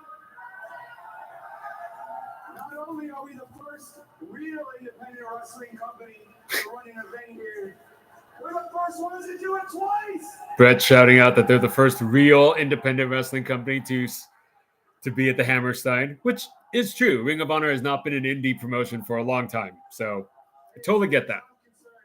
This is our home. Says it's their home. Okay, I don't. It was a special day in 2022 when we were here, and it's been a long road to get back here. The last 3 years has been a roller coaster full of ups and downs.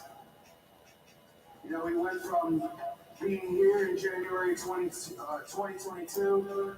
We set record gates, record ticket sales that, by the way, still stand to this day, including more than any show that's run here, say, in the last 30 days or so. Oh, calling out Ring of Honor for not selling it out like they did. That's cool. Hey, you know, that's a big accomplishment for an independent wrestling company. So definitely. Pay-per-view records, viewership records. Saying this is a viewership record, pay-per-view records. Like I said, I don't know if this is on traditional pay-per-view, but That's what we are. We're Game Changer Wrestling, and we change the game. good on GCW though, and Brett, and obviously everyone involved, the whole crew. Australia, Germany, England, France next week. Saying that, you know, all the international places they're going to. Guess what? Forgot they were in France next week. Until we hit all 50 fucking states. And he wants to hit all 50 states. Hey, there is pro wrestling in Alaska, so he could do it. It's the world on GCW. But hey, it hasn't always been easy, right? We lost some people along the way. Okay. Friends of ours that have been there for the beginning. So People that were there for the rise. obviously alluding to Nick Gage right now. Boy, Mike from Gray. Oh, and he's talking about some wrestlers who have passed away. Ryan Clemson. Fucking GCW right there. That's Mr. Classy move from GCW. Very classy. How about this dude? That's a fucking legend.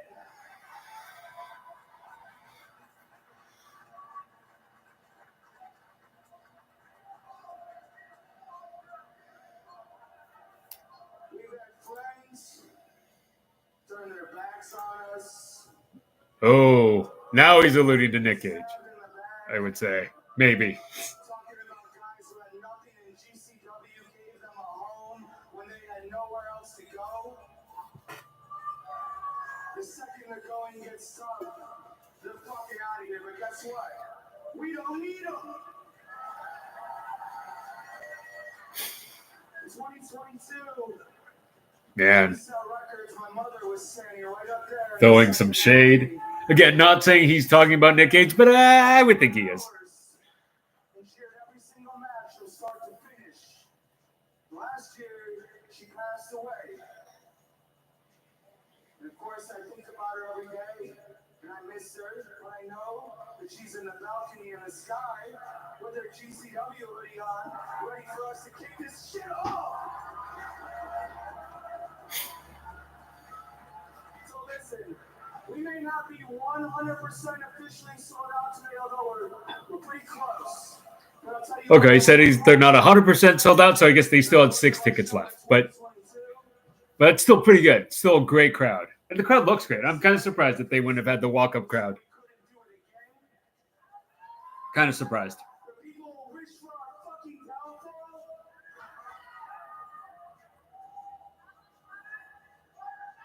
We did this without a corporate television contract. It's all those old ECW vibes. Without a $1 billion safety fucking net.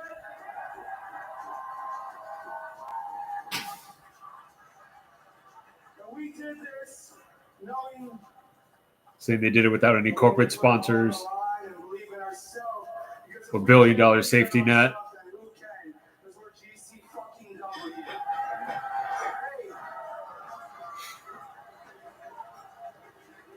Hey, GCW definitely the number one independent promotion. I mean, there's no other way to say it.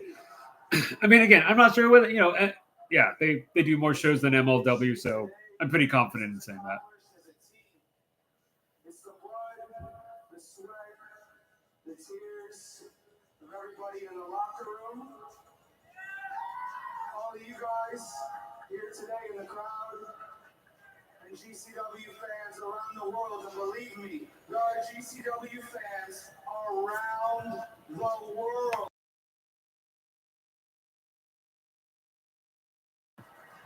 So, Saying there's GCW fans around the world. in front of God or my kids watching at home, Jordan, Parker, Ella, and my daughter Caitlin is here somewhere, and my beautiful wife Ashley, who I love dearly. I promise what you're going to get today is a 100% authentic GCW show. He's saying we're getting a 100% authentic GCW show, not Because we're GCW. we're gonna give him 110%. Yep. And that's what we do. So let's fucking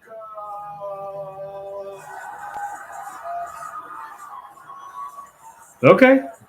Braille Ardeur throwing some shade out there, but shout out to the new crowds, really obviously investing in the GCW fans and how much they have grown this and help GCW become what it is. So yeah, good speech, sure.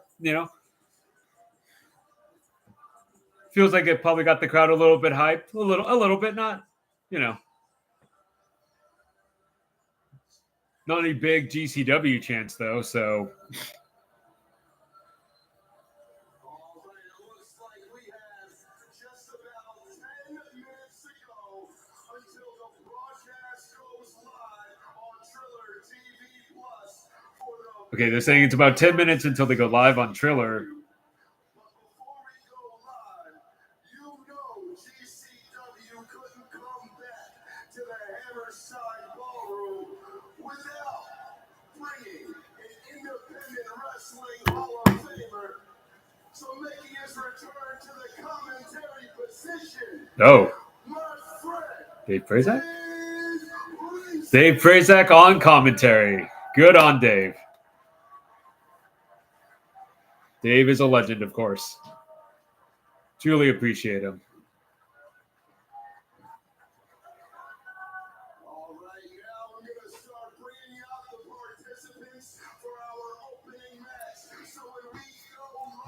opening match live. We can get started with the action. Let's bring them out.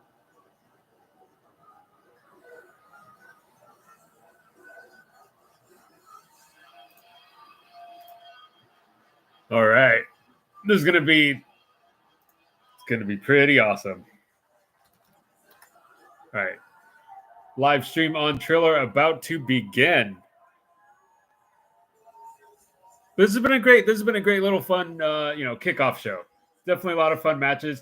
One even, I put it up on my 2025 matches that I like to call recommended. Usually matches that, like I said, go, I guess if I did ratings would be 3.5 stars or more.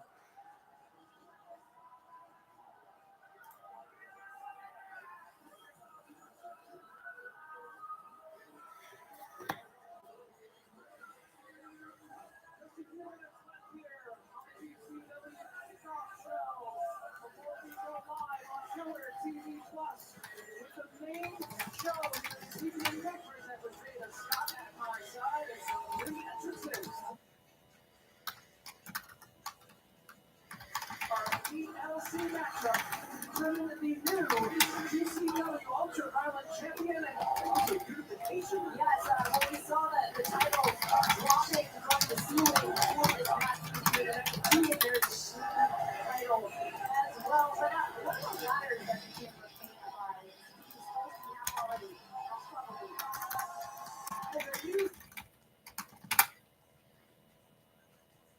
The flying retreat belts and also can be used as weapons. Platforms to launch yourself off of onto your opponents. Some of the craziest wrestlers engaging in wrestling will be a part of this first matchup on the main card here this evening. The People versus GCW. Doctor actually someone who is a very much a known entity on the East Coast, especially, but only recently has made his mark. To join Janella himself, who was like Dr. Redacted, the doctor into GCW. And a lot of buzz in the death match. Got Veda Scott and Dave Prazak on commentary. Yeah, looking forward to this to start. This roster, a huge opportunity for reaction and everyone participating in this unification match for Maki Ito, the current Extreme Champion, entering the matchup the past several Yeah, like I was saying earlier, I could see Maki Ito or Yamashita really winning this match.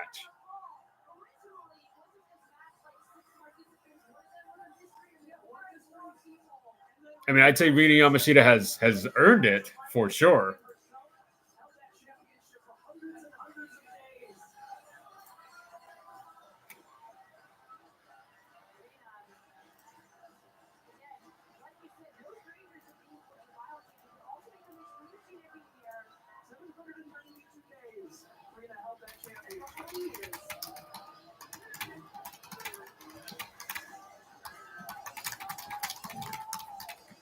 Several former Ultraviolet champions as part of this matchup was Matthew Justice.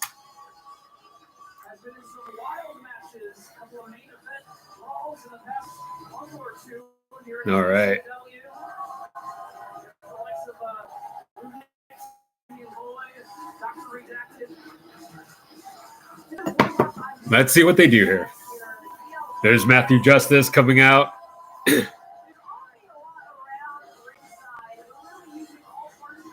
And at the countdown clock, little over 5 minutes until they go live on Triller TV.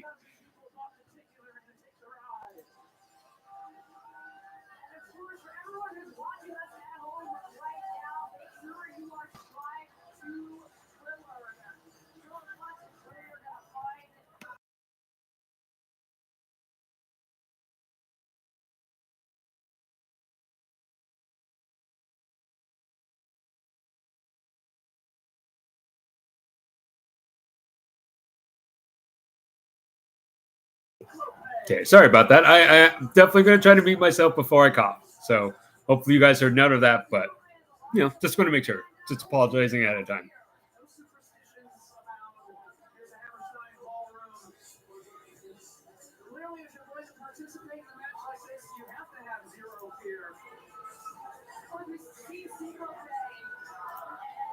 Yeah, definitely looking forward to this.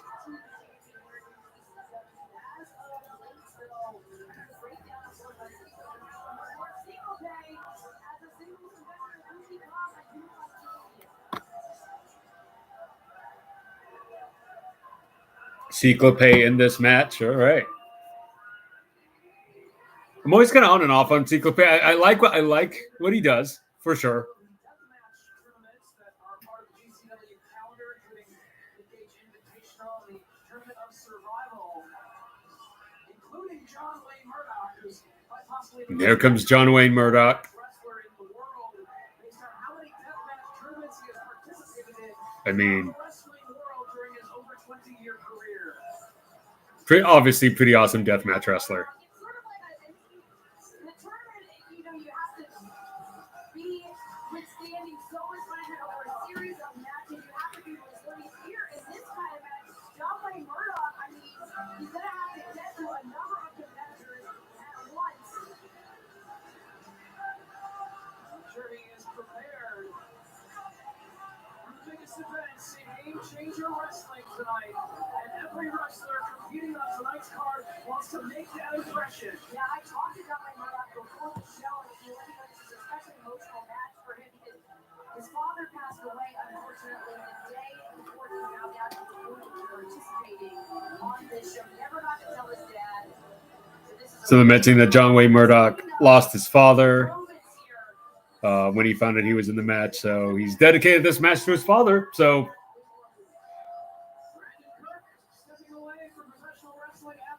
there we go. Here comes Brandon Kirk, the man that is going to retire tonight.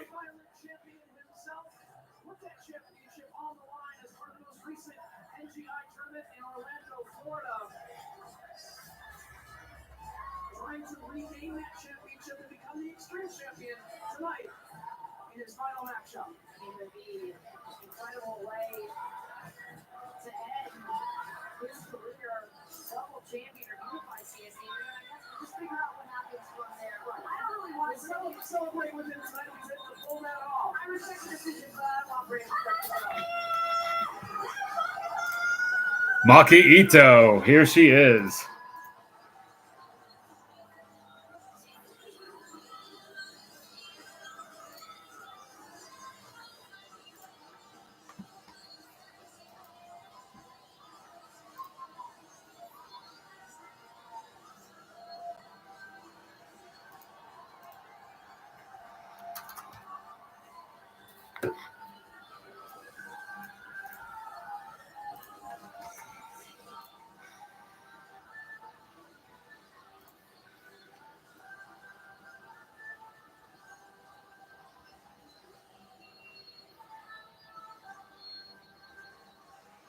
Cutest Extreme Champion in the world, Maki Ito, our next entrant. Maki Ito is in the ring. And they're about to go live. Versus GCW. We had just under a minute to go until we are live on Triller TV Plus. All right, this should be a lot of fun. Probably going to do a reset once they restart, but as always.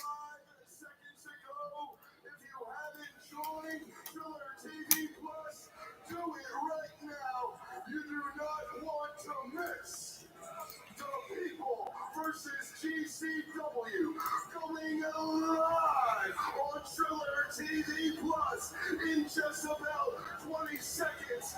New York. Yep, they're about to go live.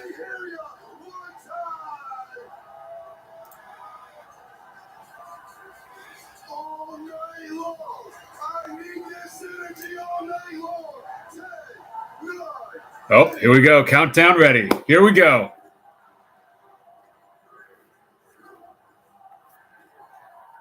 Boom. Live on Triller TV.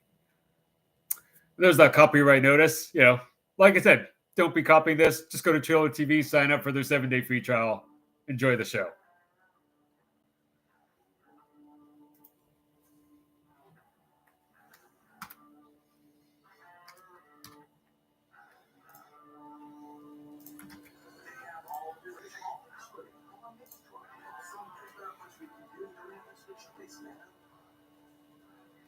Hey, homicide.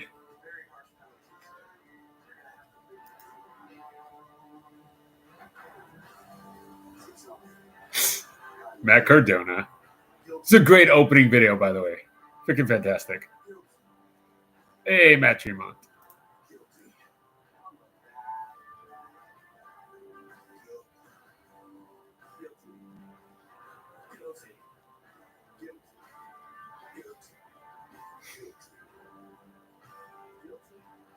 Homicide is still one of the best. Almost wore, by the way, my Christopher Daniels shirt just because Fightful reports saying that he might be hanging up the career pretty soon. And here we go. People versus GCW 2025. Thank you to everyone who did join us and everyone who's joining us right now for our live watch along and coverage of the show on Triller TV. So far, hey, that kickoff show was pretty fun. Even put one of the matches in my 2025 recommended matches to watch. So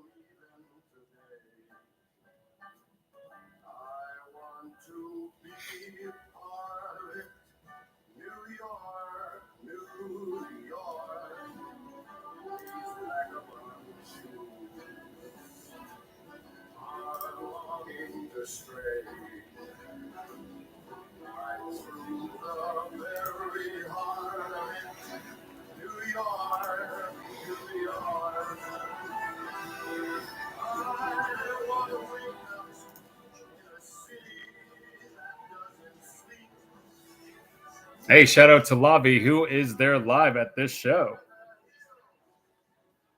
Hey, Sparky, yeah, PCO, that was good. That was, I put it out there, that is the Medusa moment for GCW. I mean, okay, one, didn't even think that TNA digital title was still a thing.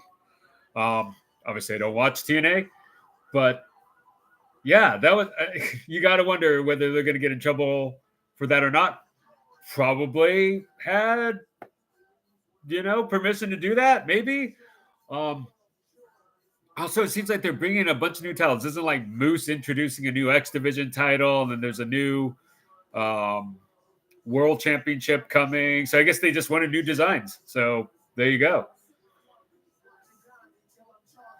But yeah, shout out to Lavi Margolin, who's there live at the show, posting pictures up on X.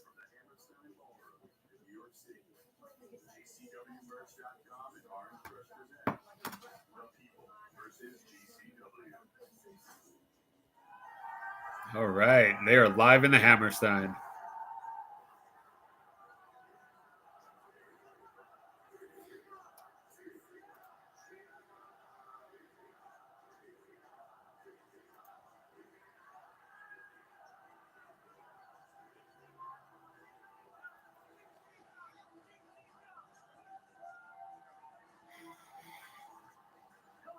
Great crowd, though. Kind of.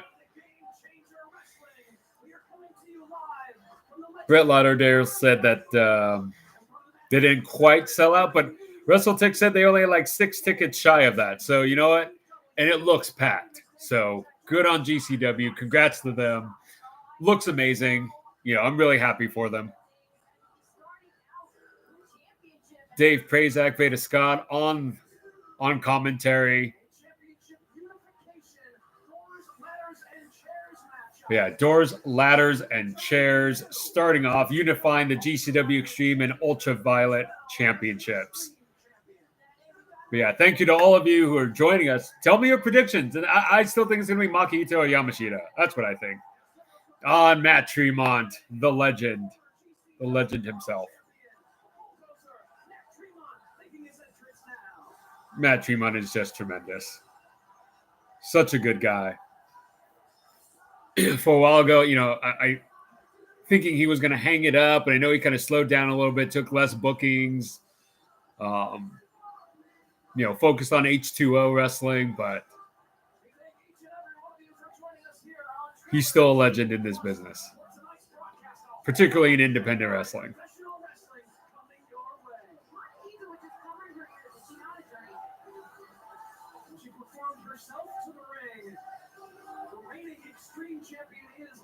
So here we go.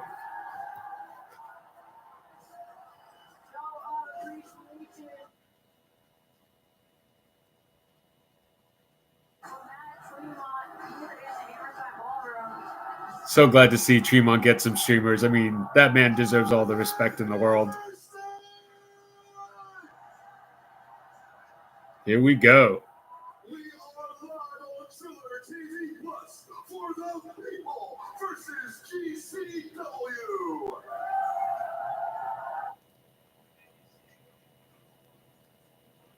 Our opening contest, a 9-way DLC match to unify the GCW Extreme and GCW Ultra Violent Championship. Introducing first, Drew Yep. Parker. Had to recount there for a second. I was like 9-way, and then realizing, oh, yep, 9 people, yep.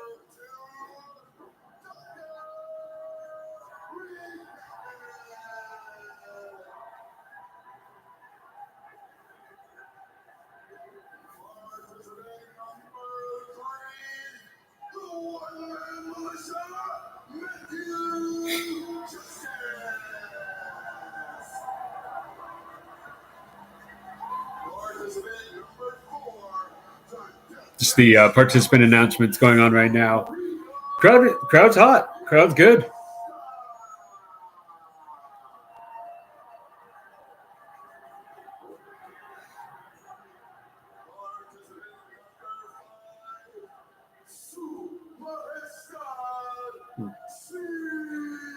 Rina Yamashita got a really good crowd reaction. So definitely one of the favorites, I think.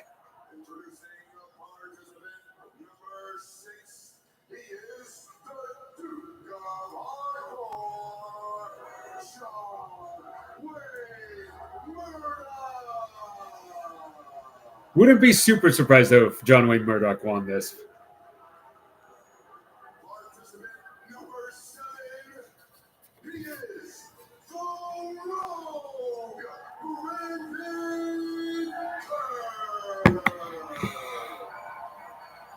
Brandon Kirk getting a good reaction from the crowd, streamers. I mean, but he did announce he's retiring after this, so maybe like Sir Rec, maybe he'll win the unify the titles, and they just kind of send him off that way.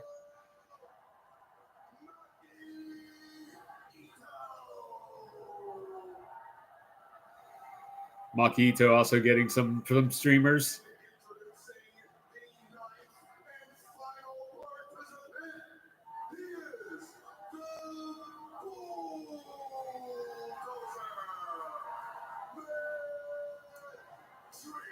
Matt Tremont looks so ready for this, though. I mean, he always does. He always looks ready for every match, but, just happy to, still see him competing at this level. And he gets to be at the Hammerstein, right? How often did that ever, did you ever think that was going to happen for Matt Tremont? Okay, John Wayne Murdoch. Here we go.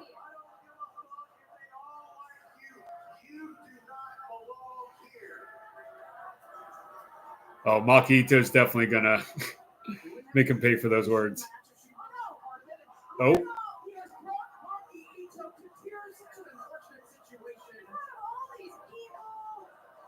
Oh, no, she's flipping him up. Oh, see, yep, all the wrestlers beating him up for those words.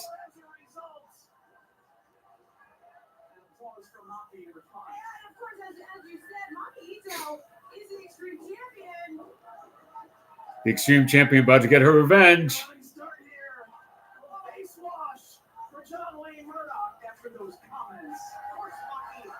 There we go. Matthew Justice hitting Dr. Redacted with trash can lids in a chair. First, weapons hit during the match, at least that I saw.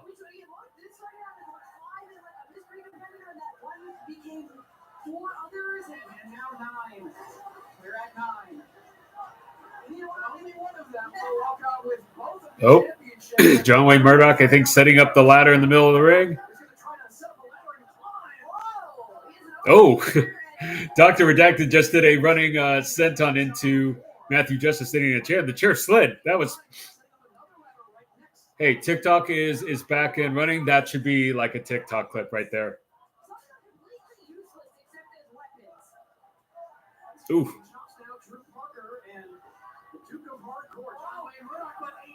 Oh, Rina Yamashita. She's about to take down. But took down the two men from the ladders, holding on to their nether regions. Terrible.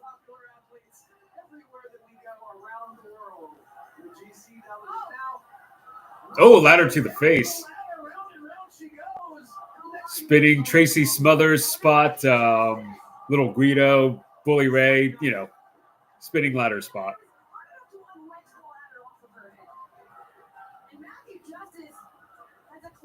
Oh, Matthew Justice now on the side of the ring. Is he going to jump over the top of the ladder? There wasn't even a pile of people to jump on. And you got Justice versus Chima in the middle of the ring. Chairs in hand. Thought they would do the dueling chairs. They just threw the chairs at each other's heads. And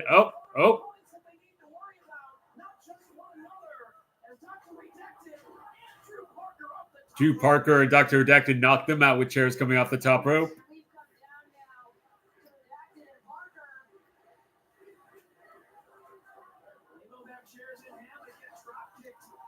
Not gonna lie, kind of not seeing Brandon Kirk do all that much in this match.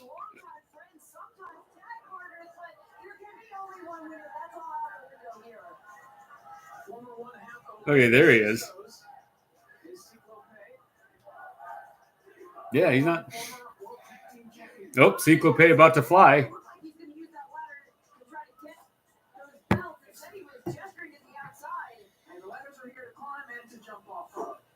Just have to select the right time to do either. And Cyclope trying to make a decision here. I mean, it's difficult. You gotta keep your eye on all these competitors too. Saw that there were more opponents on the other side of the ring, and now I think Cyclope is about to fly, but with a ladder. Opponents out on the floor, climbing the ropes, standing on the ladder, standing on the top. Because he set up a ladder next to the ladder that he's about to. Nope, he just did a moonsault off the ladder, but he brought up another ladder for some reason. Not really sure why, but maybe it'll come into play later on. Maybe setting up another move.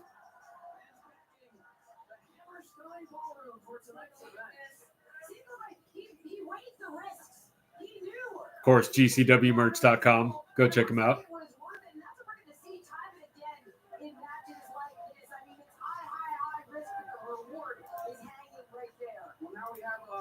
Two tables right next to one another on that side of the floor, and a couple of chairs on top of the tables as well, and some doors. I know we just said DLC, but we have actual tables with legs. Tables we have. They have tables and ladders and chairs. I mean, it's a DLC, because you can't say TLC. Can't say that. Whatever else they can get their hands on here. Brandon Kirk has one of those doors. Brett Lauderdale putting out there that saying these were not shots. This is a competitive business, and I'm proud of what our small independent wrestling company has accomplished with very few resources. And good on Brett. Good on Brett, for sure. These are two former ultraviolet champions in Drew Parker and Brandon Kirk back first through the door. Parker's trying to make the climb. I think Murdoch has him trapped up there. Oh, Murdoch about to superplex Drew Parker. Ooh, almost hit the ladder too. That would have sucked. Oh, Canadian Destroyer.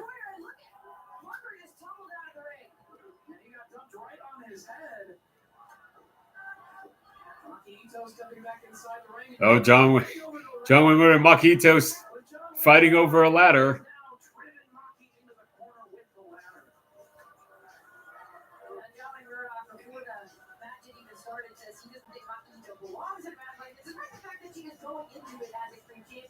Oh.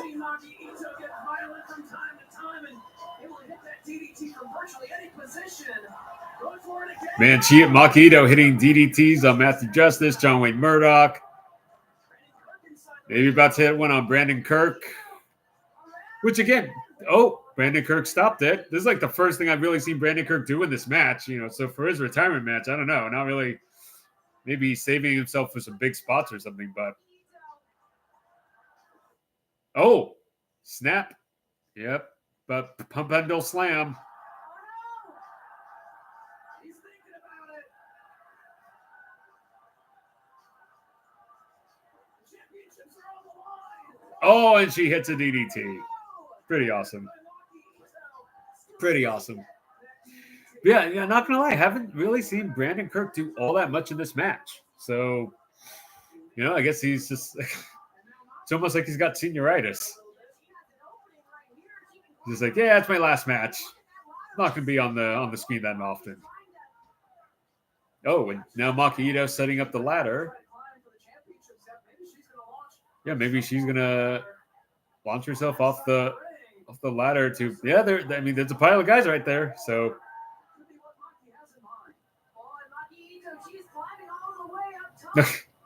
good on the ref for holding onto the ladder for her. Good job.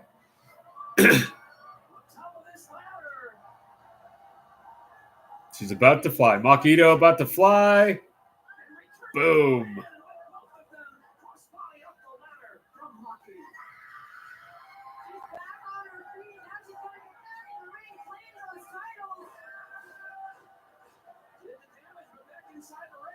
Oh. Matt Tremont, Dr. Redacted back in the middle of the ring. Setting up a ladder in the corner. Tremont obviously going to throw Redacted into it. Who knows? Oh, completed. Oh, and he flipped the ladder and it flew in the air and hit Tremont. That's awesome. I don't know whether they planned that or not, but it looked awesome.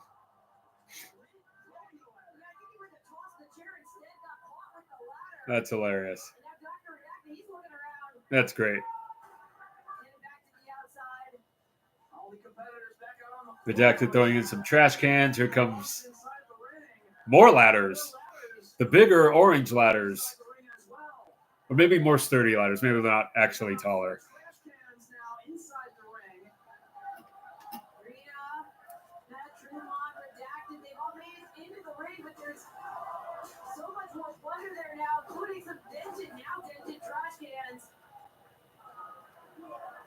Oh, man. Talking a little bit of strategy, perhaps going to work together for the moment anyway. It is every wrestler for themselves. Looks like Yamashita and Redacted working together. Oh, looks like they're going to do the the missile trash can spots where they wrap themselves in the trash can or cover themselves, not wrap, but you know what I mean. Oh no, they're going to kill Matt Tremont. Yep, here they go. Bam. They collided in the middle of the air as they hit Matt Tremont. Oh, that could have hurt themselves just as much.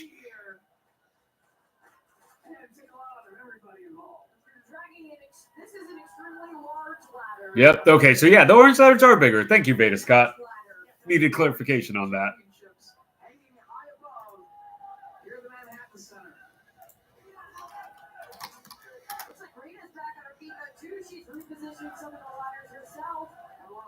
There inside the ring, multiple ladders, all those trash cans. It looks like Redacted trying to drape one of the ladders through the legs of the other. They're getting a bit of a platform there between the ring post and the ladder that's set up in the middle of the ring.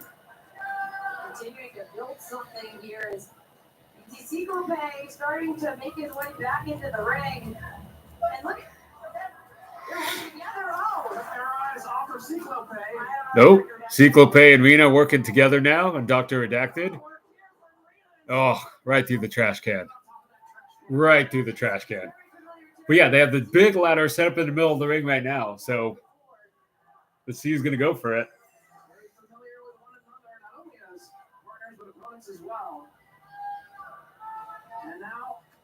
Are they going to do the seesaw? Oh, they suplexed the ladder on him. Okay. Thought they were setting up for the seesaw thing. I'm like, I don't know if I like people seeing that.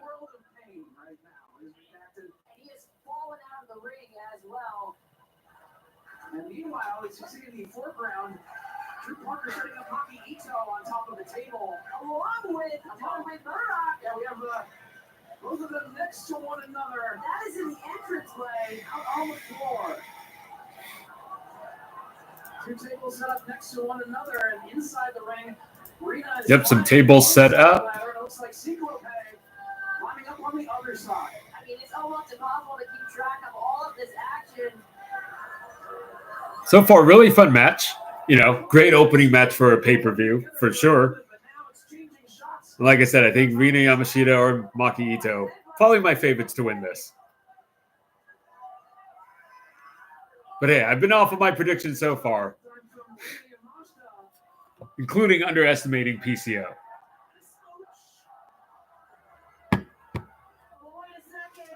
Oh, Cyclope looking like he's about to suplex Yamashita onto his... Is there a table on the other side?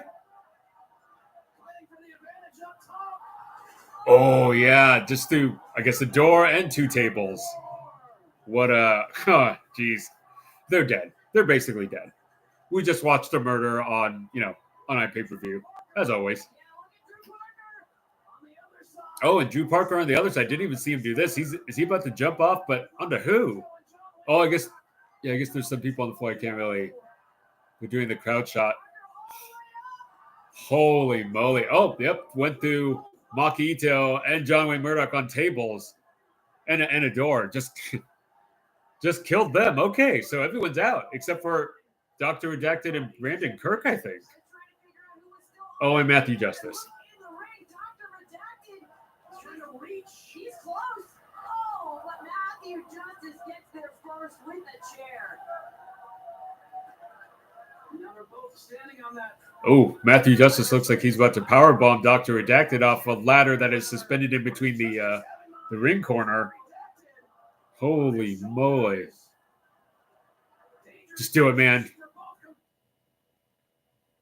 Death Valley Driver.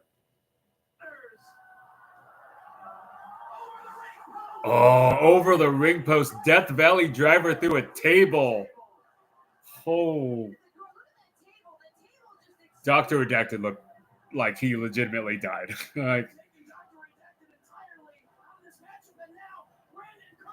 Oh, and there's Brandon Kirk climbing the one tall ladder in the middle of the ring.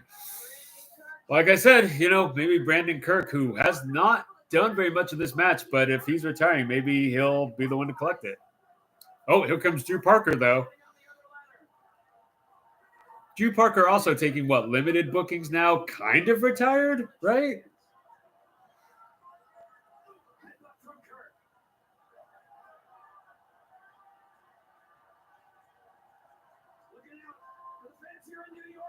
Oh, Brandon Kirk about to... Oh. Yep. Pump handle slam onto the ladder spot coming up. That's going to hurt. Oh. Pump handle driver through the ladder. Okay, that's Brandon Kirk's one big spot of the match.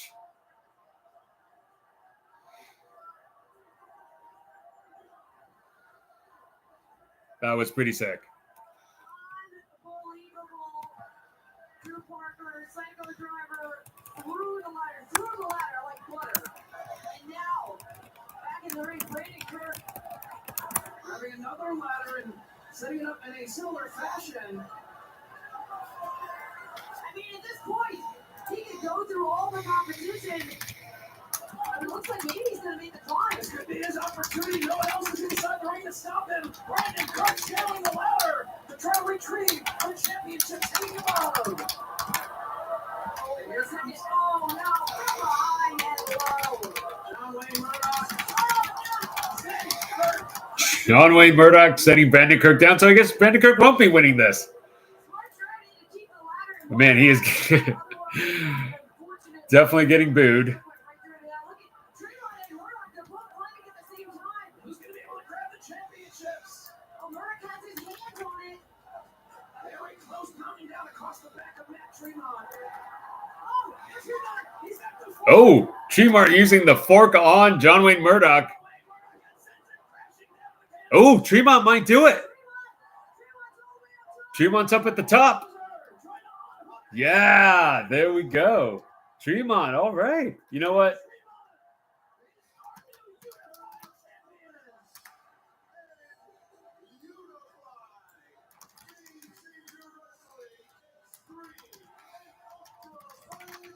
All right, Matt Tremont. You know what? Tremont would have been my next. Would have been my next guy. Man who has built his wrestling career on taking risks, made crazy matches, such as the one that you just witnessed. Matt Tremont, more championships added to his resume. Here was Drew Parker off the ladder through the tables. Oh, and Dr. Jackson Matthews something that I don't think it's even was a table under there. Finally, Psycho Driver, Drew Parker. Yeah, like I said, Brandon Kirk didn't really do all that much in this match. Not gonna lie, I don't know.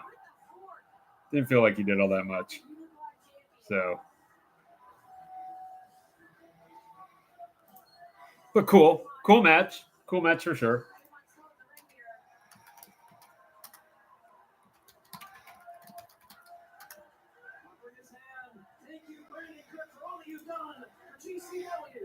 Brandon Kirk getting all the hugs, getting all the, yeah.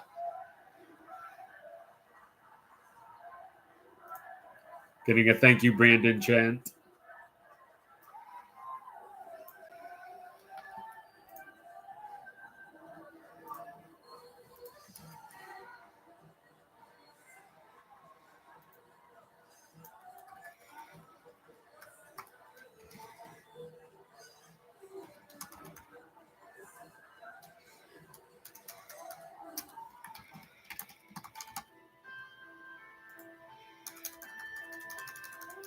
When I needed people, when I needed family, when I needed comfort, shelter, GCW took me in.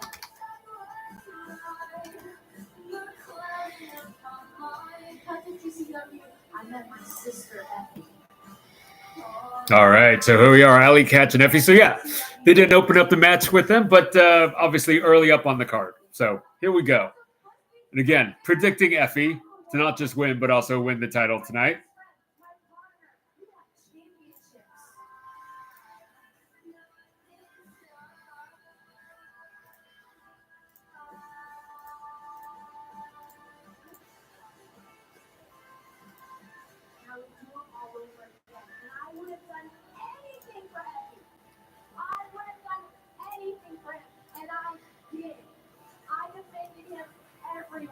Good video package. I bled because of what Effy was going through.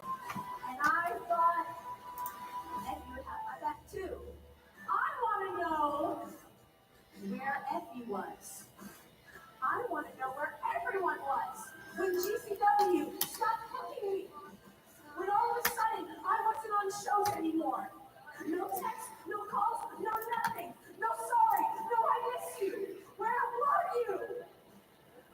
I needed somebody to have my back, and you were not there. So here we go. Throw your predictions in the chat, everyone. Effy or Alley Catch? I think it's going to be Effy.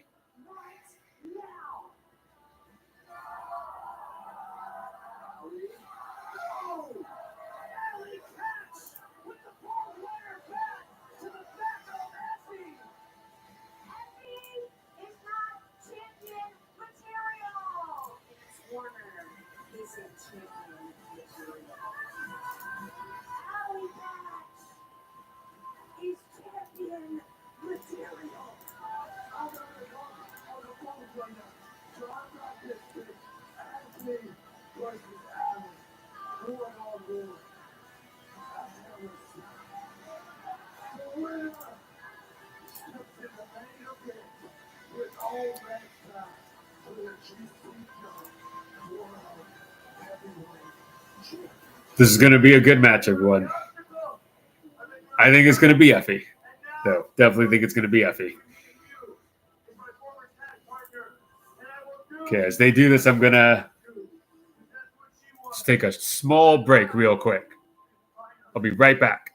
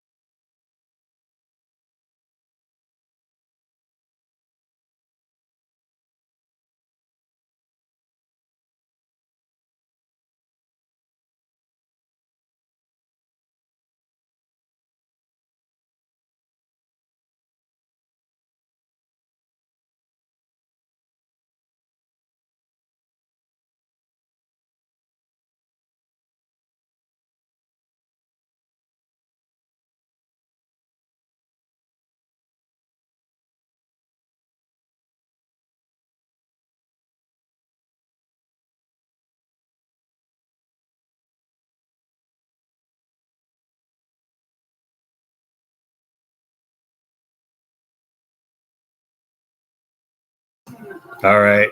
I'm back. Thank you. Been on there for about 2 hours now, so had to take a little break. But here we are. Effy is coming out.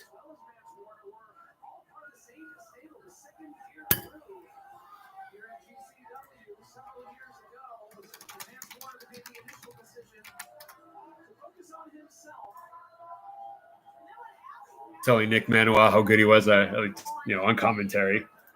Happy for the guy.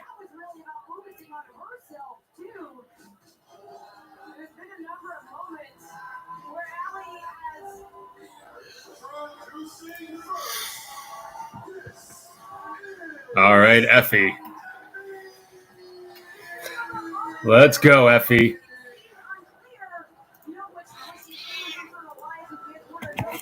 Oh, man. And the attack of my cat begins. Yes, that's... Apologies for seeing my cat just jump.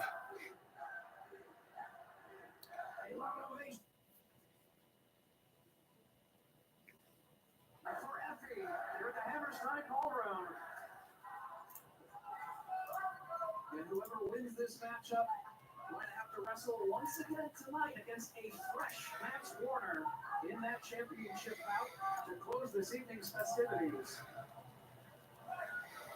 The catcher made it clear that she felt that Effy was not there for her when she needed him the most, and quite the entrance from Alley Catch here tonight. All right, here comes Alley Catch, obviously doing the whole Madonna thing. Sparkler bra and all.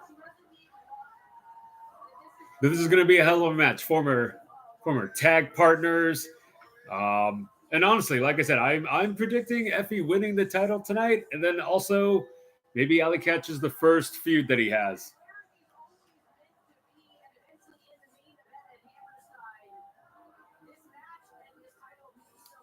So here we go. Alley Catch versus Effy.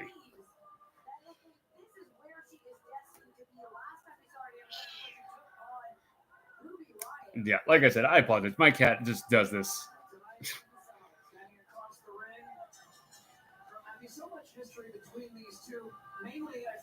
Oh.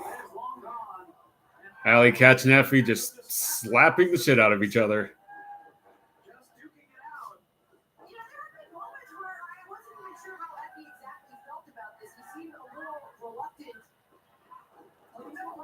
Snapmare head takeover and butt attack from Effy. Effy, I don't know, man. Not taking this match as seriously as he should right now. Because you're going to have to face a fresh Mance Warner later on. You might want to try to get this match over with as quickly as possible. Just saying. Ooh. Effy just thrown completely over the top rope.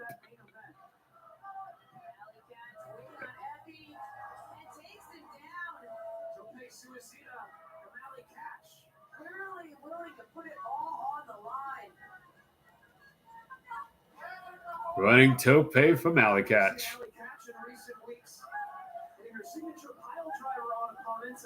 Refusing to beat them, pulling them up before the referee can count three, only to bring a chair inside the ring and pile drive them on the chair. Yeah, just continuing the onslaught. I heard that viciously. He may have an injury here. She put her over being on the line, executing that tope to the floor. Prazak and Veda. Oh, is Alley Catch injured? She did the running tope and looked like she maybe hit her head on the guardrail, but they're doing this weird injury thing right now. Despite all of the comments and the actions of Alley Catch and the time since the Art of War games, does he focus on an injury right now to win this match and work his way into the main event, or does he feel sympathy for his former friend and teammate? At this point, this is really... Yeah, so I guess the idea being that, because Alley Catch has been pile driving her opponents on chairs and injuring them, maybe this is, they're saying, oh, Effy, maybe should capitalize on this possible injury to Alley Catch. So,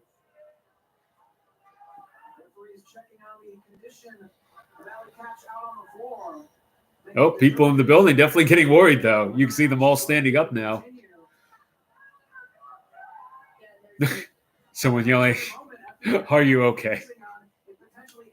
I'm going to say that was Lavi, who I know is there live. So, yeah, that was Lavi.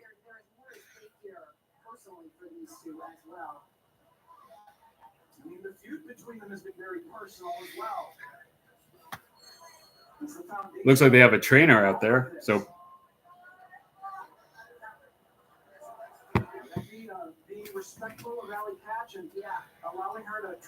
they're saying that Effy being respectful of Alley Catch's possible injury. So I don't know if this is like I don't know. This is a weird spot to kind of bring. I'm not saying the spot. Maybe she really is hurt, but I mean, it's like, this moment right after having that crazy death match. So, they're saying that she came down on her own leg. So now they're saying that's a leg injury. I was thinking it was more the guardrail.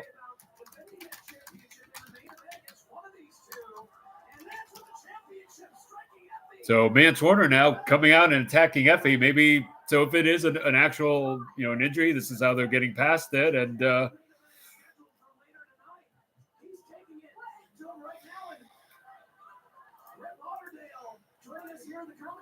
Brett Lauderdale is on commentary. Oh, Mance Warner just choke slammed Effy through a table.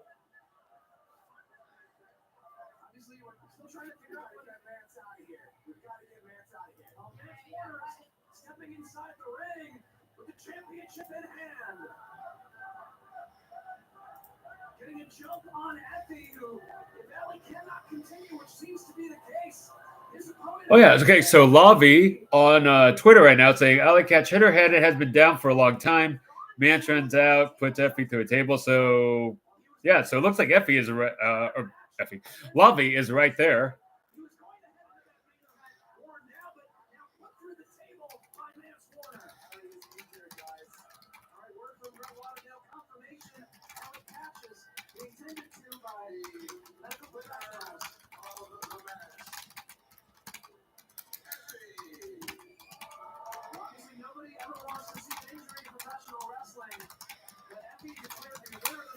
Okay, so I don't know.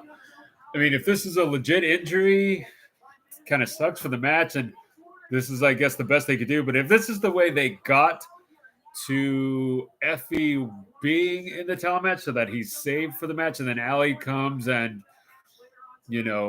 continues the feud with Effy, I don't know how I like it, but yeah, I don't know. I don't know how I feel about that. But they're going to a little inner, I don't know. It just a little, like right after that death match, just seems like it kind of brought the crowd down. And again, if this is a real injury, completely sucks. Hope Allie is okay. So I guess we'll see. I guess we'll see. So, but the show must go on. And I think, yep, they're prepping for the the New York City OGs.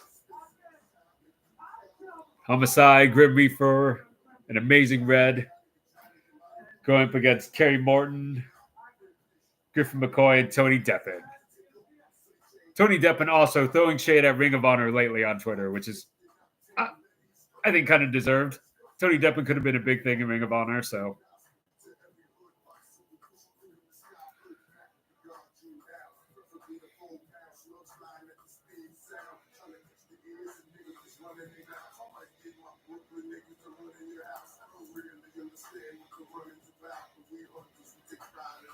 Oh, and those photos, Lavi saying that Allie was stretchered out.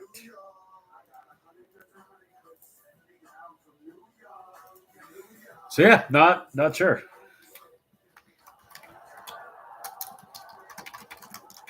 Six-man tag team action coming up in our next matchup. The NYC OGs versus the real Effy Pros.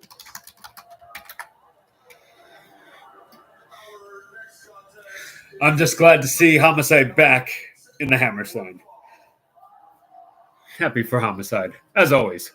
Still one of my favorite wrestlers. I'm really hoping.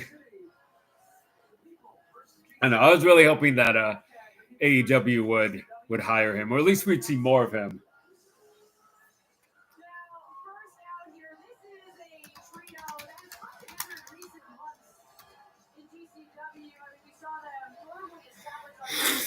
But yeah. Hey, Tony Deppen. All right. Like I said, I think Tony Deppen could have been something special for Ring of Honor, and man, they just did nothing for him. So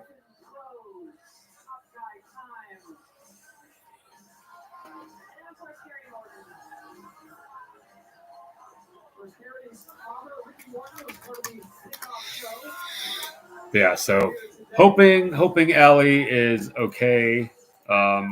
Beginning to hear that it's actually a real injury.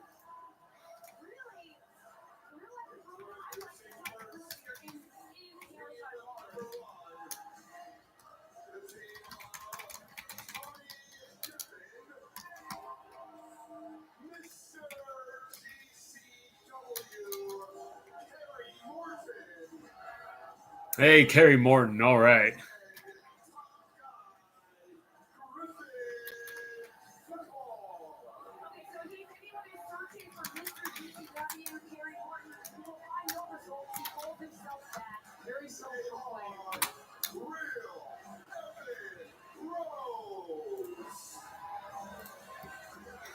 Real effing bros. Okay. That's some name. That's some name. But yeah, Lobby Margolin posting that Alley Catch was being stretchered out.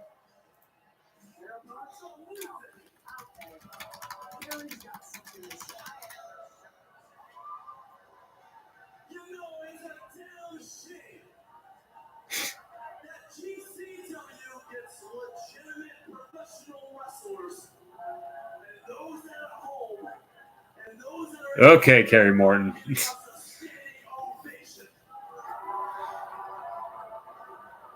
Hey, Tony Deppen definitely deserves a standing ovation. So.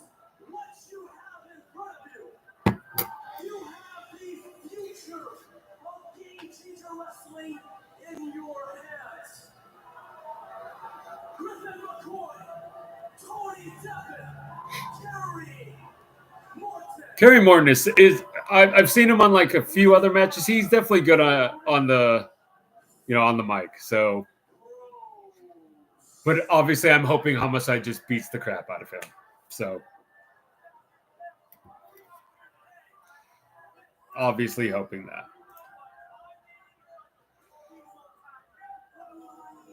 Yes, Homicide's music. Let's frickin' go. Let's frickin' go.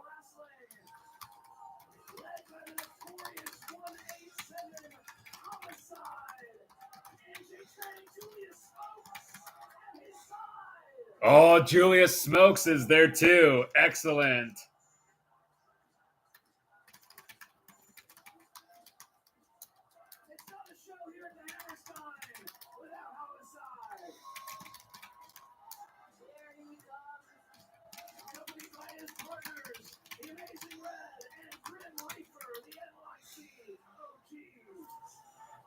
NYC OGs coming up. But really, it's all about Julius Smokes and Homicide. Obviously. That is freaking amazing. That is just amazing.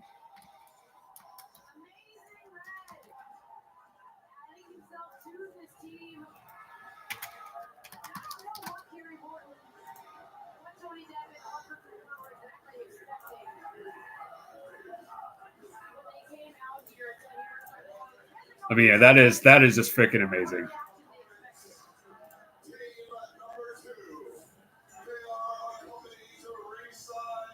By Julius Smokes.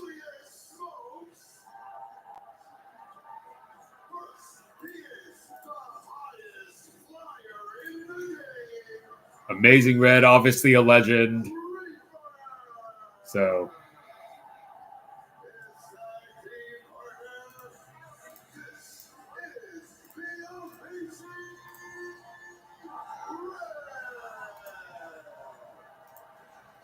Good on all of them. Glad to see Amazing Red and, Grim Reaper and Homicide back. And then obviously Julius Smokes. That's the real, at least for me.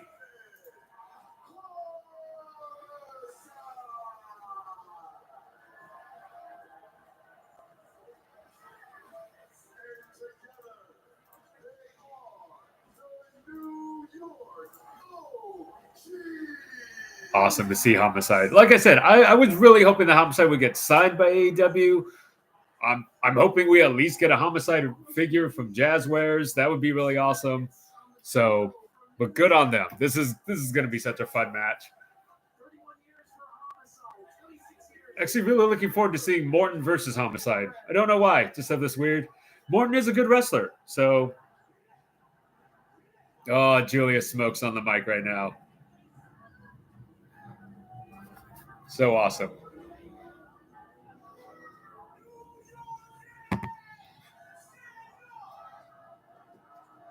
Oh, Julia Smokes.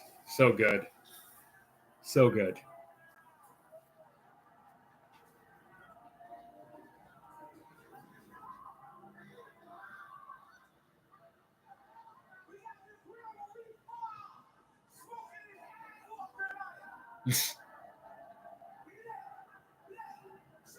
Man, when was the last time I saw Grim Reaper wrestle? God, it's been a minute.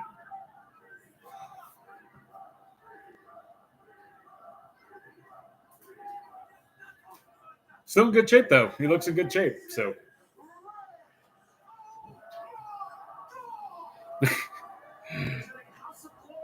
Oh, Amazing Red. Obviously, we have House of Glory results up on the website, pwponderings.com. But man, Homicide, here we go.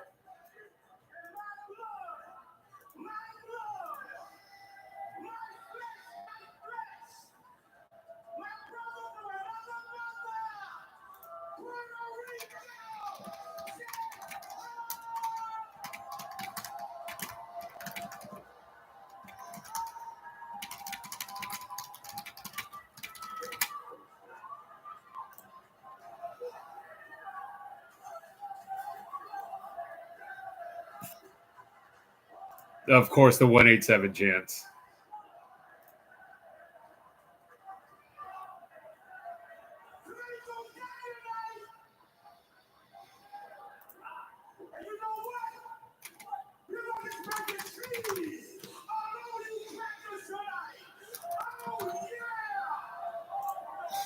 Yeah, just as an update, hearing that it's Alley Catch's ankle. So obviously wishing the best to Alley Catch for sure. That really sucks for her. So I have a messed up ankle, which didn't heal correctly. So yeah, not that like I'm not like impeded by it or anything, but definitely it sucks to definitely sucks. And on some of the simplest things, right? A tope suicida. So obviously wishing her the best.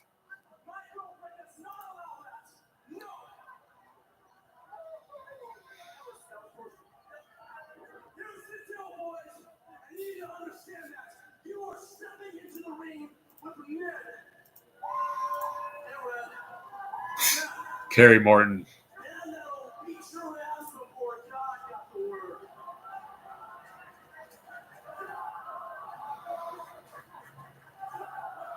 Making their opinion known. The words of Kerry Morton. And Ray, when I'm talking to you, absolutely under zero circumstances is marijuana allowed in this wrestling ring. Oh my gosh. Saying that marijuana is not allowed in the wrestling ring. That's hilarious. Definitely a heel move.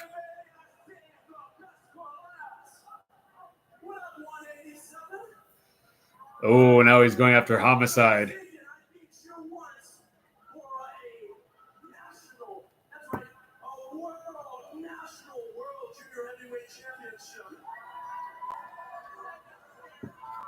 Was that the NWA junior title? I think that's the title he's talking about. Like I faintly remember the match, kind of.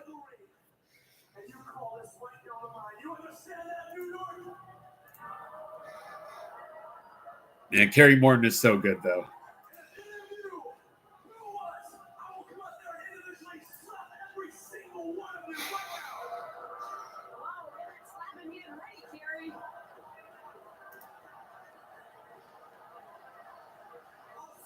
every single one of you, damn it, and especially this one right here. Why that person in particular? What did they do? Kerry Morton is so good. Signaling out specific members of the crowd. Not Tony, what to do? I'll take my time on pay-per-view. I'll take my time. I think Tony definitely cooked a hat or two out there. The cheers. Boy, they moving. Oh man, they The cheers, they moving. But the boos.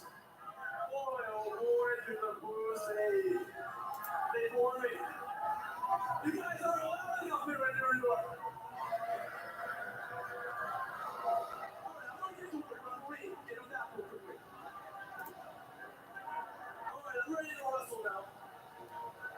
Finally, right. Gary Morgan making everybody wait for this match to officially get underway. All right, you know what this is for? You know what it's like to be. You're gonna call me. Kerry just talking. As he referenced some history between Kerry Morgan and Homicide elsewhere in professional wrestling.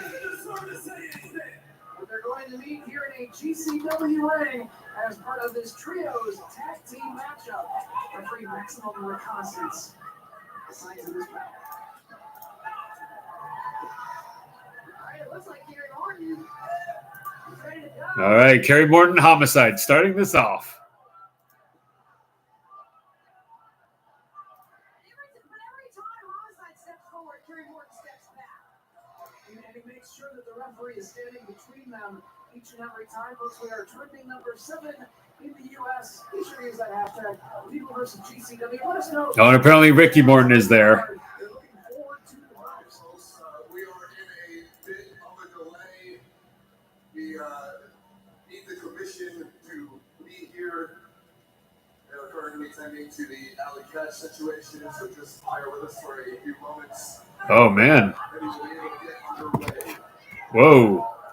So the commission is there checking on the alley cat situation, and so definitely going to say, yeah, injury taking. Hearing it's in her in the ankle area, so I guess the commission has stopped the show.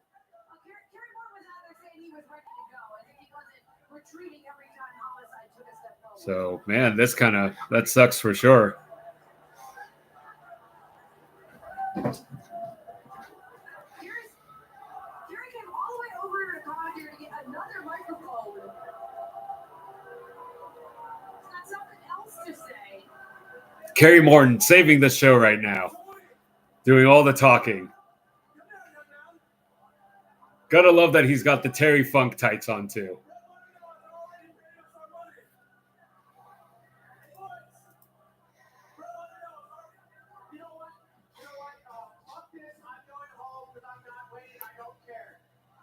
Tony Deppin has decided to leave. I've said it once, I've said it before. I'm on God time, but this is taking too damn long. Y'all suck too much. I think we're out.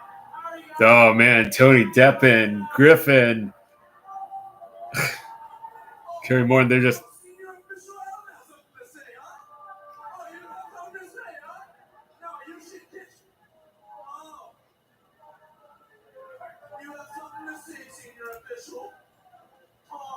oh man.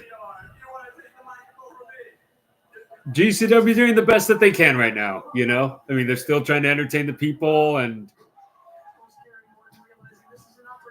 man, this kind of sucks for them. Wow.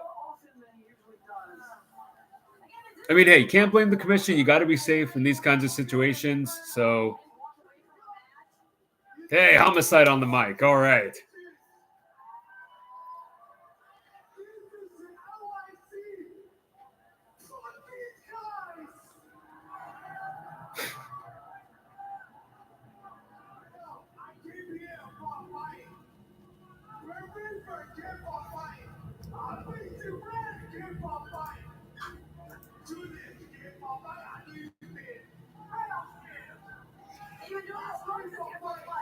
This should not be.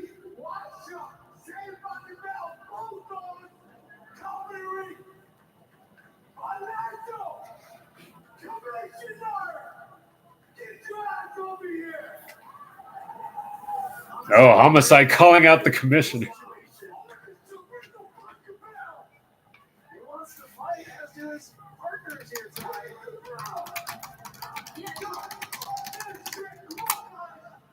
Complete opposite of what we were seeing at Curie Horn. The real pros. Triller posted the video. We'll get the action underway as soon as we are permitted to do so. Yeah, the commissioner stood. Yeah, they stopped the match.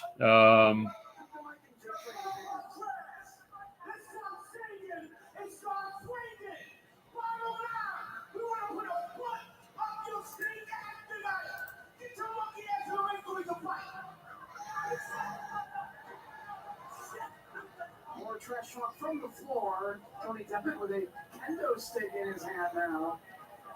Knowing full well that the match cannot get officially underway just yet. Yeah, the match. I mean, GCW's doing the best they can. Obviously, this kind of sucks.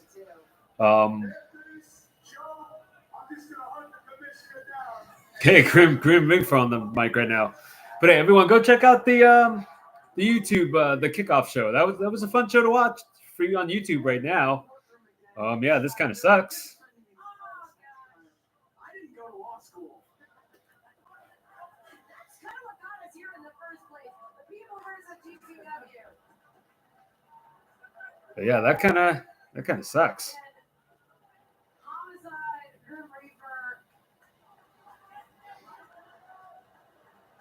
We'll be back as soon as we can. Curie Horn's running away. Yeah, we'll be back.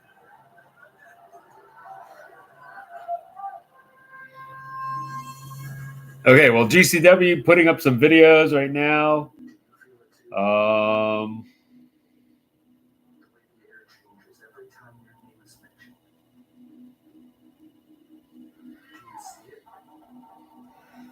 Oh, so I guess I don't know.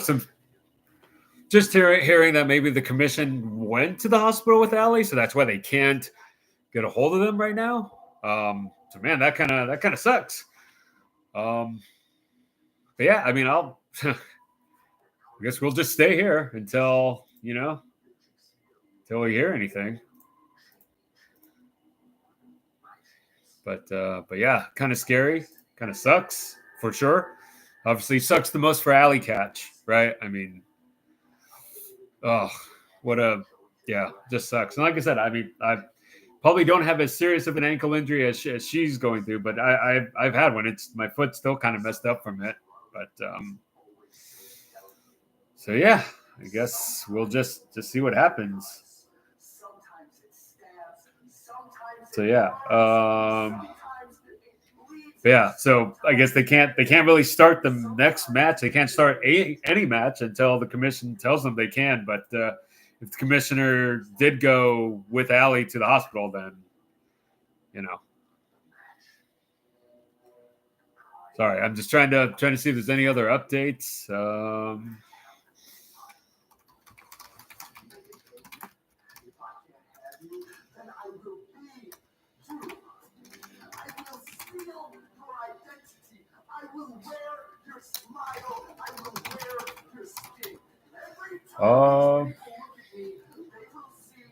Okay. Getting word that maybe the commissioner's back. Maybe.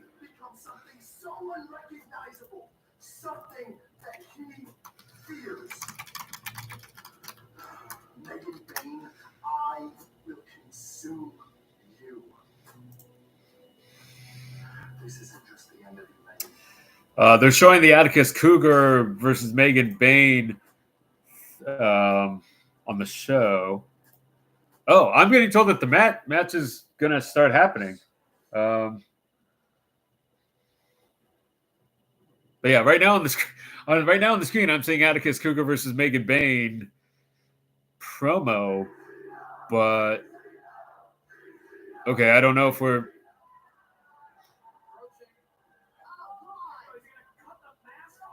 Okay, now I'm seeing another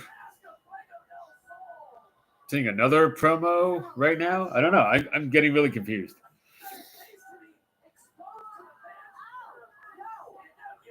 Okay, so they came on them. I'm hearing, talking to someone who's there live.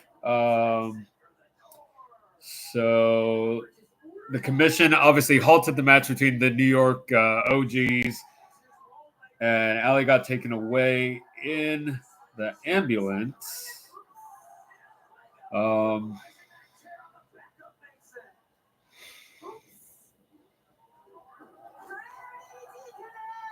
Yeah, so not.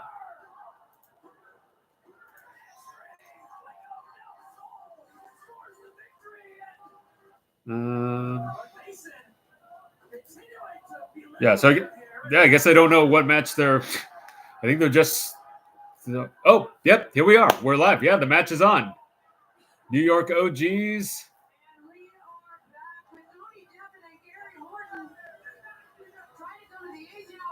Yeah, Deppen wrestling with Amazing Red right now on the outside of the ring.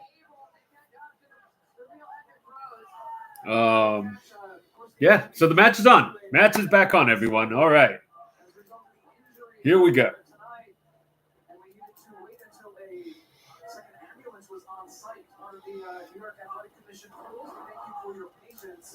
As finally the match able to officially get underway, as we do have another ambulance on site. I see. Yeah, so okay. So it sounds like they had to, since Alley Cats got taken away in one of the ambulances, you had until you can't start the next match until there's an ambulance back on site, so they had to get a second one.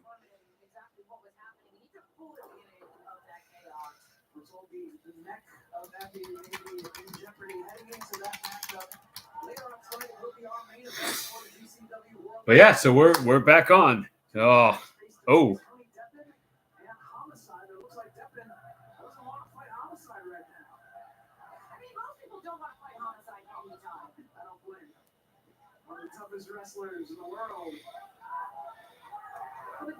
Deppen versus Homicide, two former Ring of Honor champions. I almost said former world champions and realized, Deppen was the TV champion, but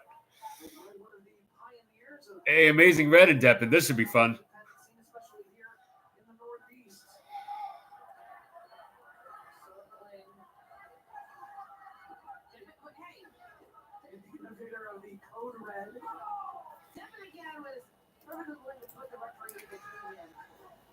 There we go.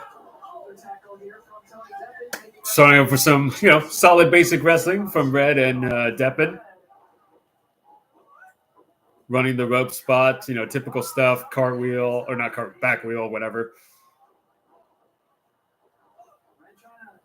Trying to recreate the Matrix thing between Red and Low Key right here. I mean, not as good, but, solid.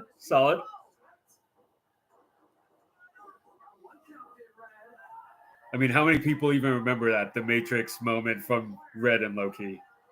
Crazy spot from, God, at this point, over 20 years ago, which does make me old, yes.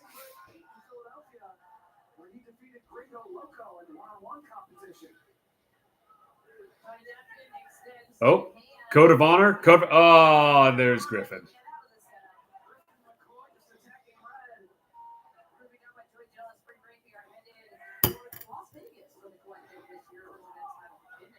Yeah, there we go. Several of our international partners will be a part of the collective, including DDT and Tokyo Joshi Pro. Defy Wrestling as well. Yeah, looking forward to that big collector show. They're talking about it right now in commentary. It's gonna be a lot of fun during WrestleMania weekend.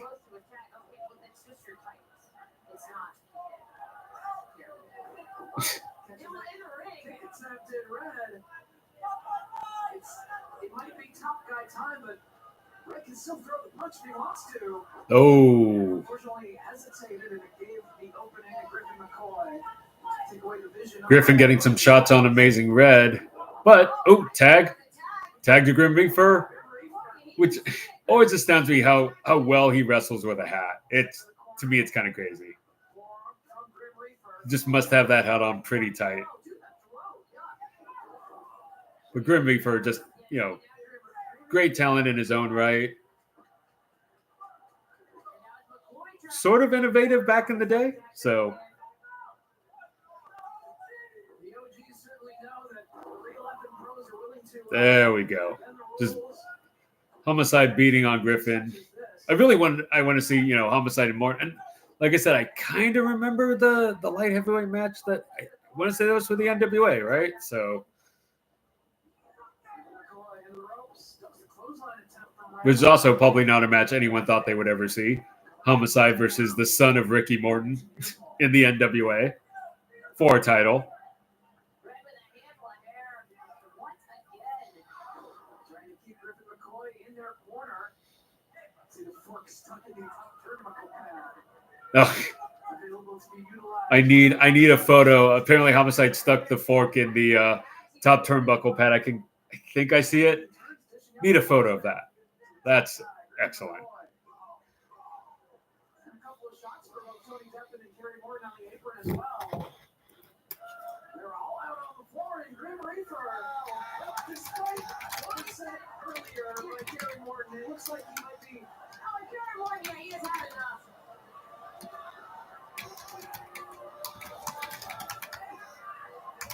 Was that a performance-enhancing substance? At least for Grim Reaper. Kerry Morton. It gives him extra power, enjoying the booze of everyone in attendance. Double thumbs up from Tony Deppen. Boo. Oh, Kerry Morton taking the hat from Grim Reaper. Grim Reaper here. Such a heel. Such a heel. That's nothing. Reaper trying to fight his way out of the corner. As McCoy holding him in position now, dragged to the middle of the ring by Kerry Morton. Tag is made. Yeah, real Effy pros really have come together as a cohesive unit here. Now that they're in control, slingshotting into the suplex and McCoy. It's a near fall on Reaper. Julius Smoke's trying to fire up Grim Reaper. Get him back in this matchup. Oh, big combination. Oh, yeah. Brett Lauderdale just, by the way, confirmed 11 minutes ago. Yeah, the commission wouldn't let them start the second match until they had that, until they had another ambulance on site. So makes sense. And, you know, it's got to be safe. So. Back in the corner, and another tag. Tony Deppen coming in. Going to work over Grim Reaper.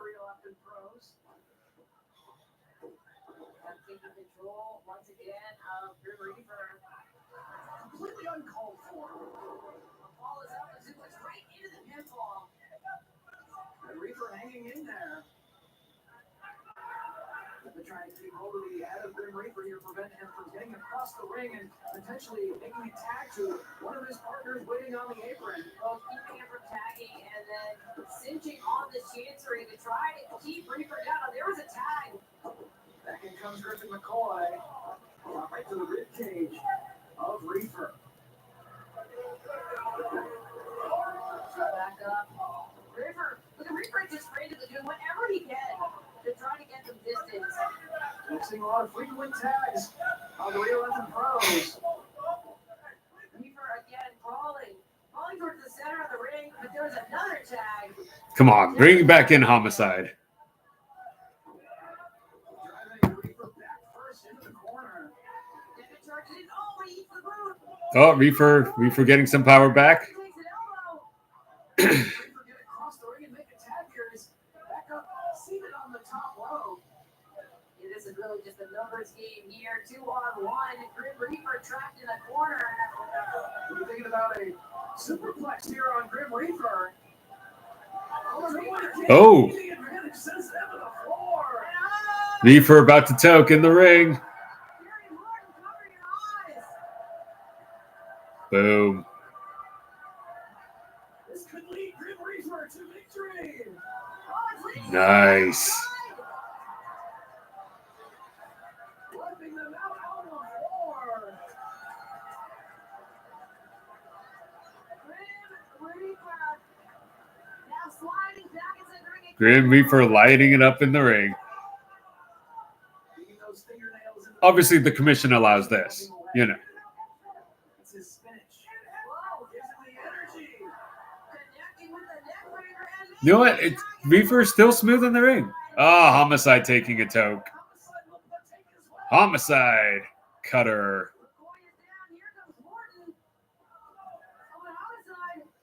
Morton and Homicide now battling it out. Ooh, Morton with the crossbody. Oh, ran right into Homicide's cutter again.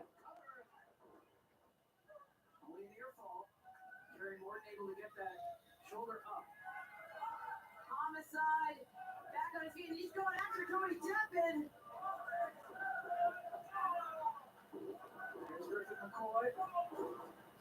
Crowd obviously behind Homicide. Deppen just pounding away on the notorious 187. And they're just taking it to Homicide. The 3-on-1 situation inside the ring right now. Focusing on him.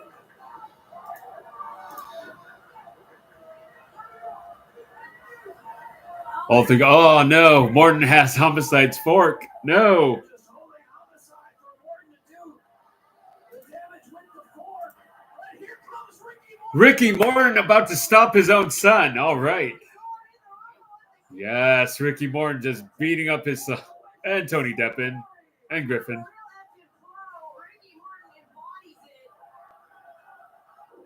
Oh, Ricky Morton's amazing Canadian Destroyer. That man's a real hero.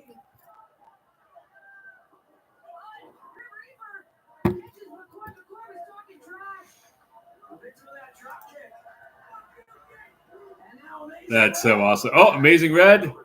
Yep, Code Red to Griffin, but he was in the ropes. Oh. Homicide gets the big win on Tony Deppen. Awesome. Just awesome. But really, obviously, the hero of that match, was Ricky Morton. Obviously.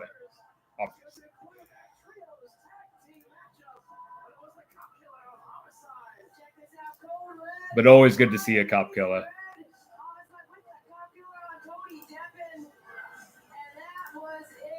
They did a lot of talking, especially Kerry Morton. And they paid the price, the veteran experience of the New York OGs. Victorious. New York OGs got a good one.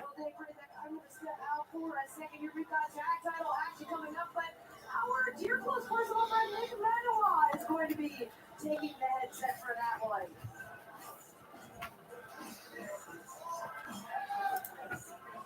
And the match was, match is what it is. It was, under some circumstances, not under their control, but New York OGs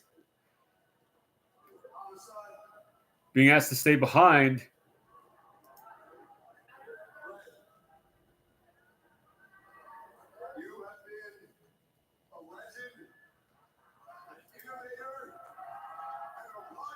Oh, Homicide, yes.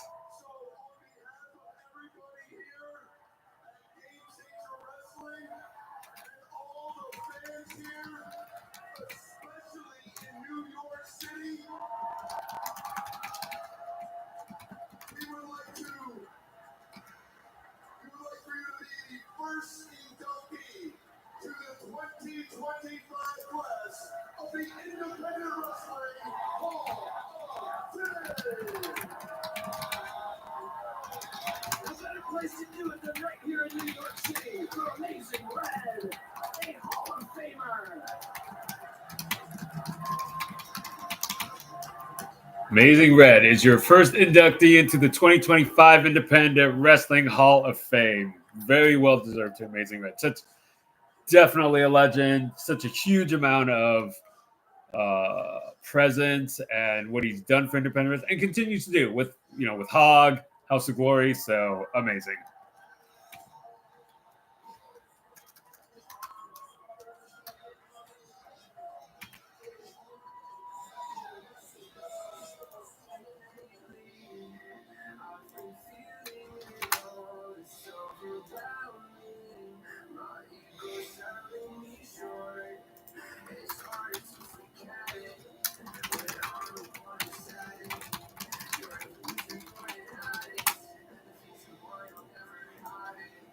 But yeah, so many memories with Amazing Red. Like hey, even the one with the Matrix minute that him and Deppen tried to recreate there, you know. So really just amazing stuff. So that's awesome.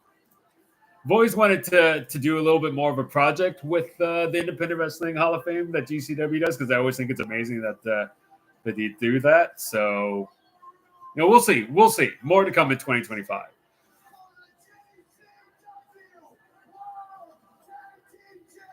All right, so it looks like we're going to get the tag title matchup next. Violence is Forever. Louis Prez's tag team of 2024. So, like I said, could I see Redrick and Price win the titles here? Kind of, So we'll see. Starting, start of 2025, with whole new champions, all new feuds, and Price and Redrick, you don't see them wrestle, too much outside of that area anymore. So, I don't know. And obviously GCW helped them put them on the map, but obviously along with others like Beyond Wrestling, stuff like that. So, but yeah, this is definitely going to be a fun match for sure.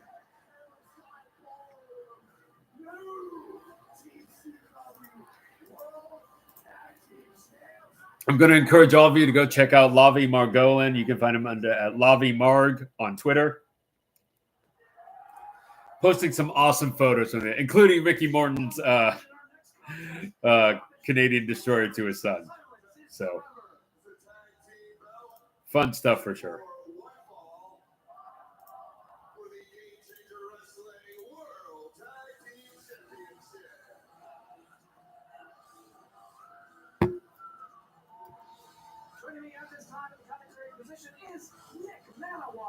Hey, Nick Manoa coming back.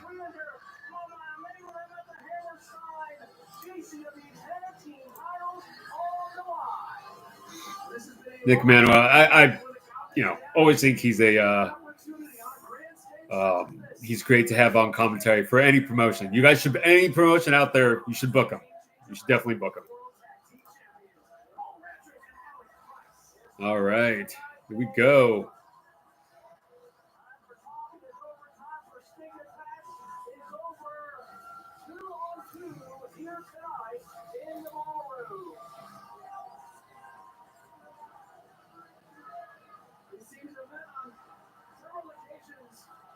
GCW territory, that is the world, yes, the whole world. Singles, trios, yeah, we'll see what happens. We'll see what happens in this tag match. I'm looking forward to it. Sorry, I'm still getting some updates from people who are there.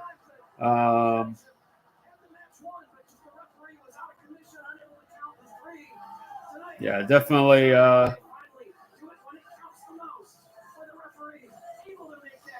No, the crowd definitely coming back. Obviously, the seriousness of what happened to Ali, kind of going through the crowd, but crowd coming back, and obviously that last match kind of brought them back, especially the announcement of Red as the first inductee into the 2025 Independent Wrestling Hall of Fame. So very cool stuff.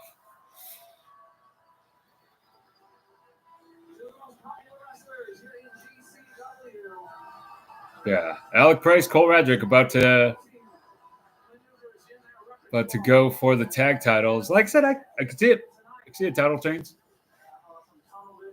But if also only because I would want to see Kevin Koo and Dominic Guarini. I mean, man, these guys should just be booked everywhere. They really should.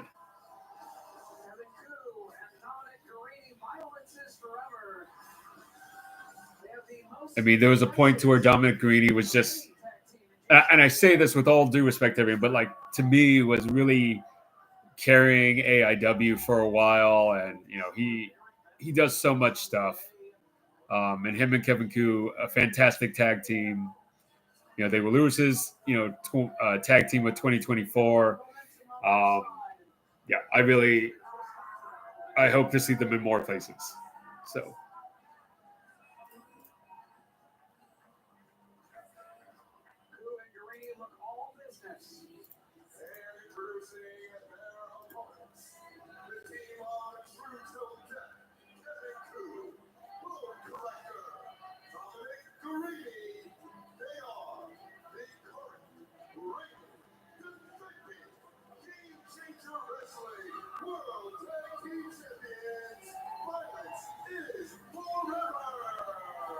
Yeah. Great reaction for Violence is Forever, obviously in the Hammerstein. Always happy for them.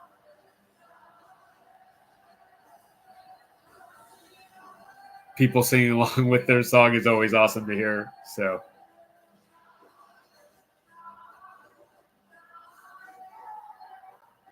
Referee Scarlett Donovan assigned to this bout.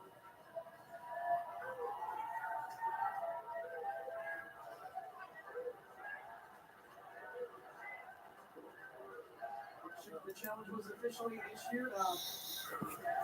but yeah, hey, it sounds like the crowd is also predicting new tag champs tonight. So we'll see. I guess we'll find out. Laser focus from Bradford and Price here this evening.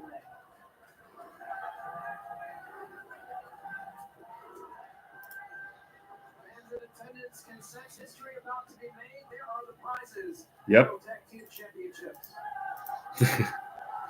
Crowd definitely sensing some history is about to be made. Beginning for their respective teams.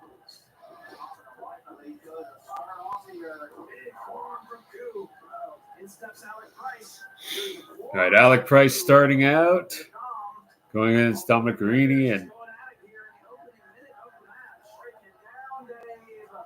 Cole and Koo. Shoulder tackle, flying tackle from Cole Radrick. Oh, some of that teamwork I was talking about there. Off the back there with the senton, not done. Oh, boom. Challengers looking good here in the early going and decide to take it to the floor. This may be a bit much, but Radrick and Price, when I watch them, at least when they're teaming together, they kind of give me that Motor City Machine Gun kind of vibe. Just two quick guys who maybe at first you're like, oh, you weren't thinking of putting them in a tag team, but once you see them work together, you're like, oh, they definitely have chemistry. So, not saying they're as good, just saying that it's a similar vibe. At least that's when I watch them wrestle.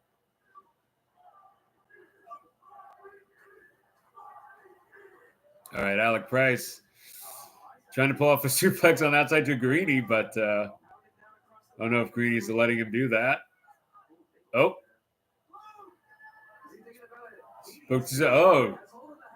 Dual tornado DDT. No. Oh, no. Oh, and then they got sandwiched together. That's awesome. Hilarious. Ooh, brainbuster right on the ring apron. That's going to hurt. That's going to leave a mark.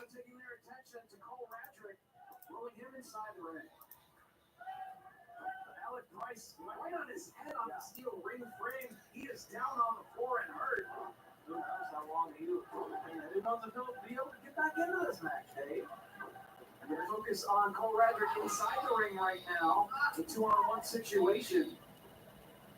Is Guarini tagged back in? Top to the chest of Radrick.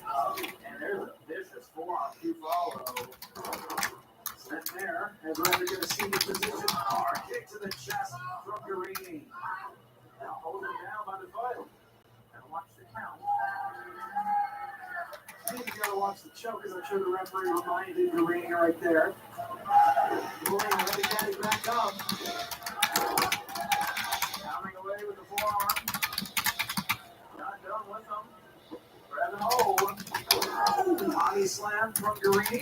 Nice attack. Back in comes Kevin Koo. Was a pretty big all of his body crushed from all that senton. My God. So that's took all of the wind out of him. So yeah, here we go. But yeah, I think everyone in the crowd predicting some predicting a title change here. And it would make the most sense, right? So I have 2025.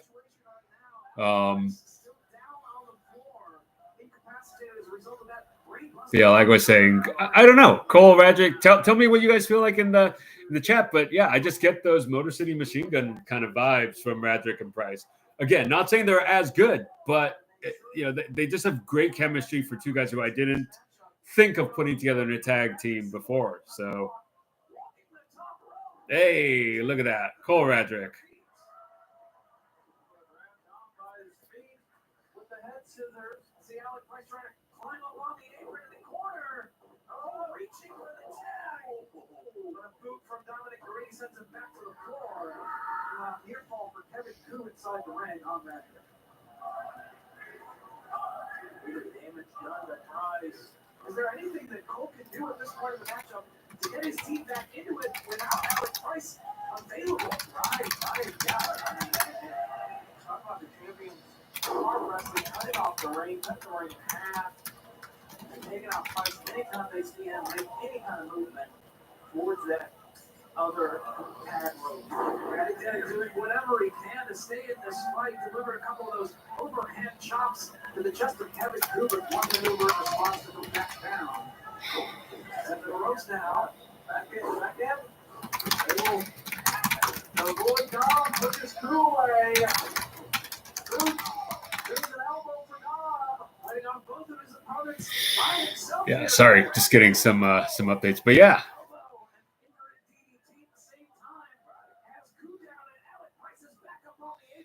Radrick down on the mat. Just took Koo down, but he's got to get that hot tag.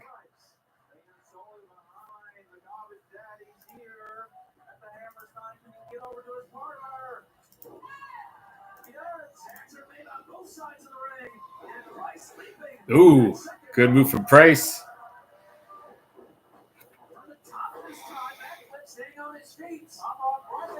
Price is just so smooth in the ring. When he really wants to go, he's just so smooth. Crazy athletic, obviously.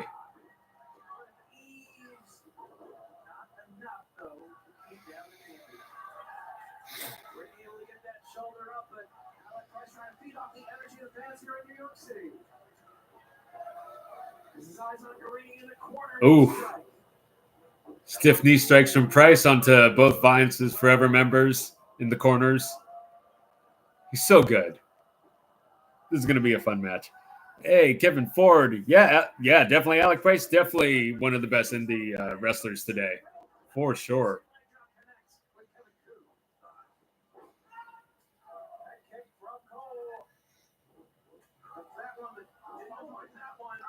Yeah, see, tag team maneuvers like this. That's why they give me the MCMG kind of vibes.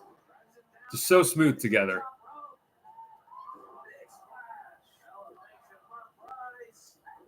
Ooh, almost got the 3 count there.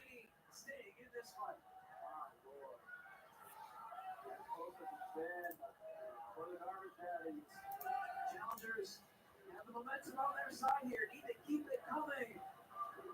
The violence is forever. Oh.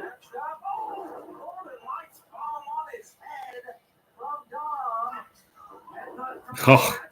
I don't know if I want to headbutt Guarini too often, but that was a hell of a strike from Radrick. Oh, boom. Nice.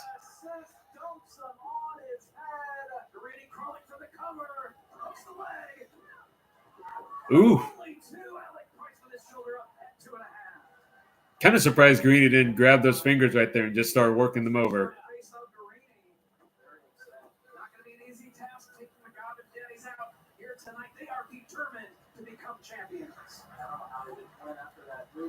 Guarini's so good though, and like I said, I say this with no disrespect to anyone else, but there was a time when I think Guarini was really carrying AIW, and just having some great matches there.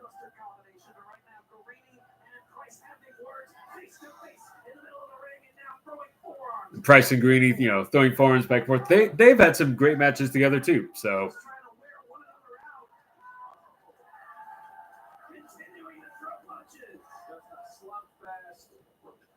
Ooh.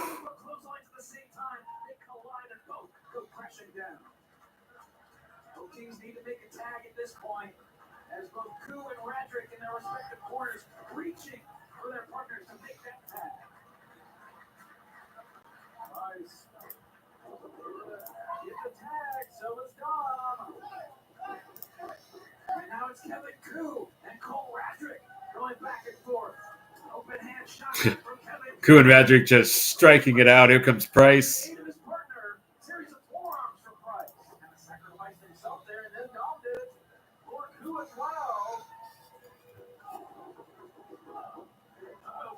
Oh, hey, dual German suplexes.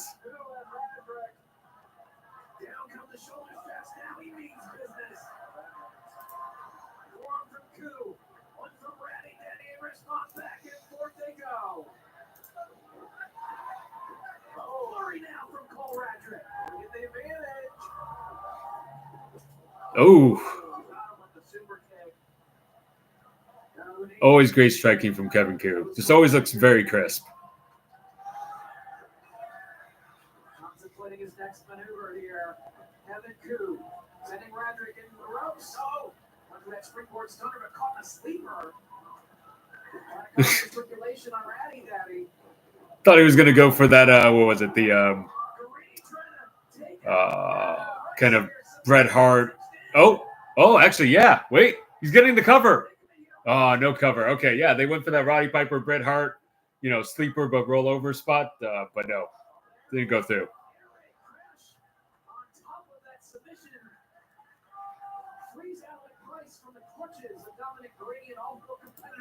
Feeling the effects of this World Tag Team Championship bout. Defining new champs. Chance here at the Hammerstein. Fans definitely into this tag match for sure, and it's been a great match. I think this is also going to be one of those matches that makes my 2025 list.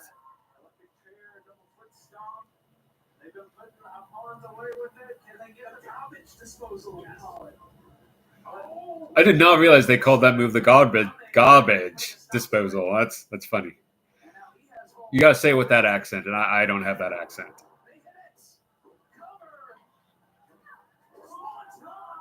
Ooh, Swanton from Price to break up the cover onto Koo, who was covering Radrick.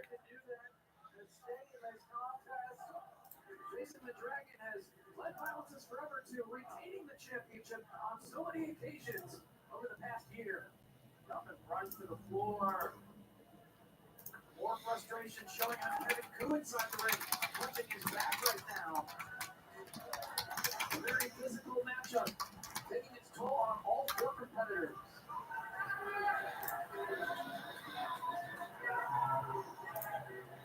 Got the hold of Radrick.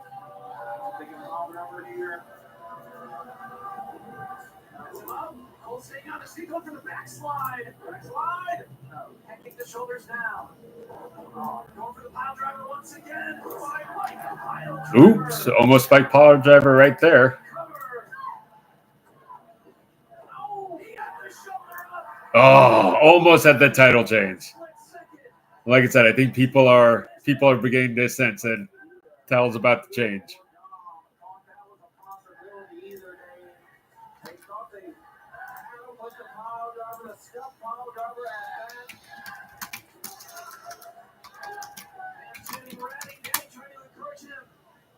Keep the fight coming here.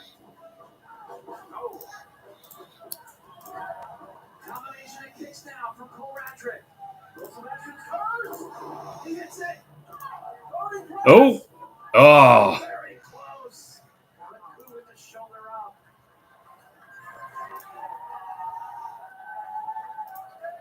Radrick's feeling it. He's off of that garbage disposal once again, Dave. The electric chair double stomp. As Alec Price climbing to the top rope. Koo works his way off the shoulders of Cole Radrick, sends him shoulder first into the ring post. I think they're about to do it. Kevin Koo keeping his eyes here on Alec Price, placed on the top rope. Superplex perhaps. Oh, Rainbuster at the turnbuckle. Oh my God. Crazy. Devastating maneuver from Kevin Koo. In goes Grady. Trying to put the garbage shaddies down. And out of competition here. Butterflying the arms of Cole Radrick. Package pile driver. Right into that brainbuster perhaps. Oh, surprise kick from Alec Price. No, Alec Price coming back with those super kicks. Off the bottom of the star, right there, there's Larry on his head.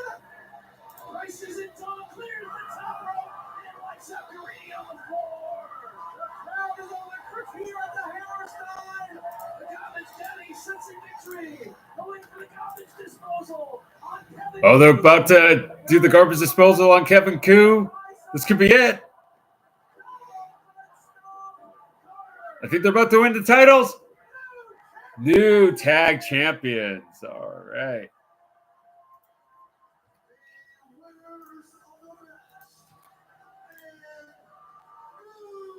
New tag team champions. Congratulations, obviously, to Alec Price and Cole Radrick. Well deserved. Well deserved for sure.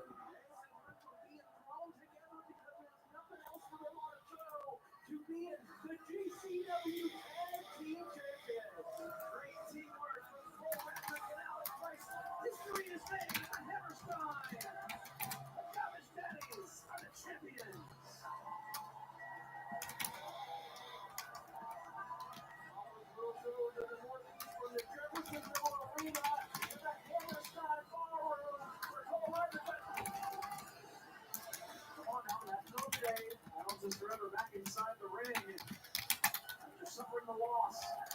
A lot of respect there. They were champions for quite a while, over a year.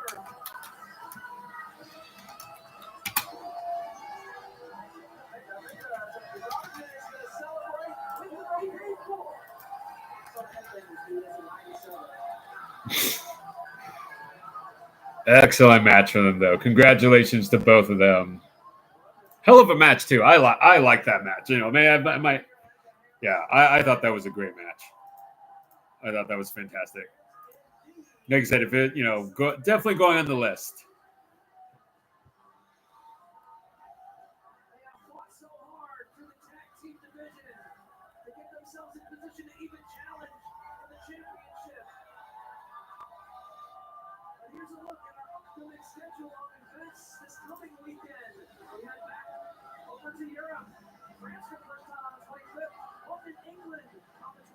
Really great. You know what I think I'm going to do? I think I'm going to put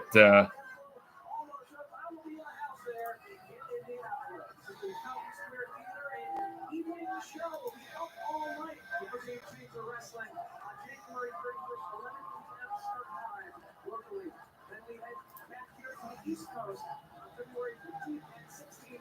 The Vikingo in Jersey City, New Jersey, for the Jersey Kickoff. They're playing in San Diego, California, at the final compound of March 1st, Los Angeles at the UCC, and then March 2nd, Phoenix, Arizona at the Nile Theater. We head back to home, the Showboat in Atlantic City, New Jersey, on March 15th and 16th. Mark the calendars for all of you. Come to the Showboat to get GCW Live. We're back in Chicago at Talia Hall on March 29th. And then we do hit to Las Vegas for the Collective at the Palms Casino Resort, April 17th through the 19th. 2025, and Nick, we have such a loaded schedule of events for those 3 days of the Collective. Absolutely stacked.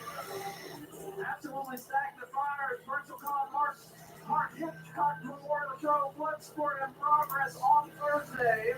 Friday, April 18th, Tokyo Joshi Pro back on the schedule for the Collective as well. DDT during the afternoon that day, followed up by Joey Janella's Spring Break 9 at 7 p.m.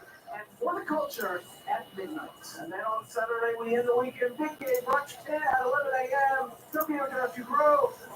All right, looks like they are taking a little bit of an intermission here, possibly. We'll see. It is the Collective. Join us April 17th through the 19th for the Collective. But what a great tag match. I thought that was really fun. Steel cage confrontation. Charles Mason in action to take on Richard Holiday to settle their score. Oh, Charles Mason versus Richard Holiday coming up next.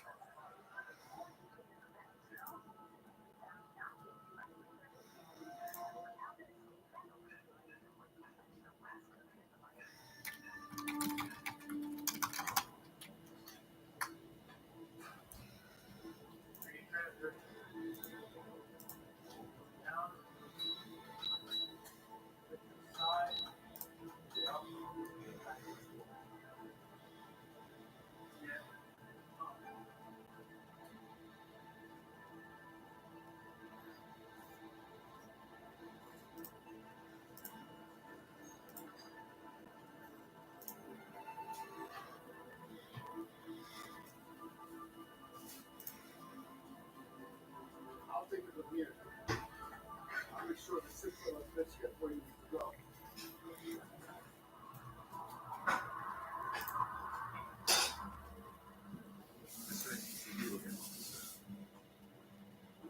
I wonder, little Billy ever make the son? And your wife, Lisa, I guess she was lovely in the mornings. Maybe I'll pay your family a visit when I get out of here.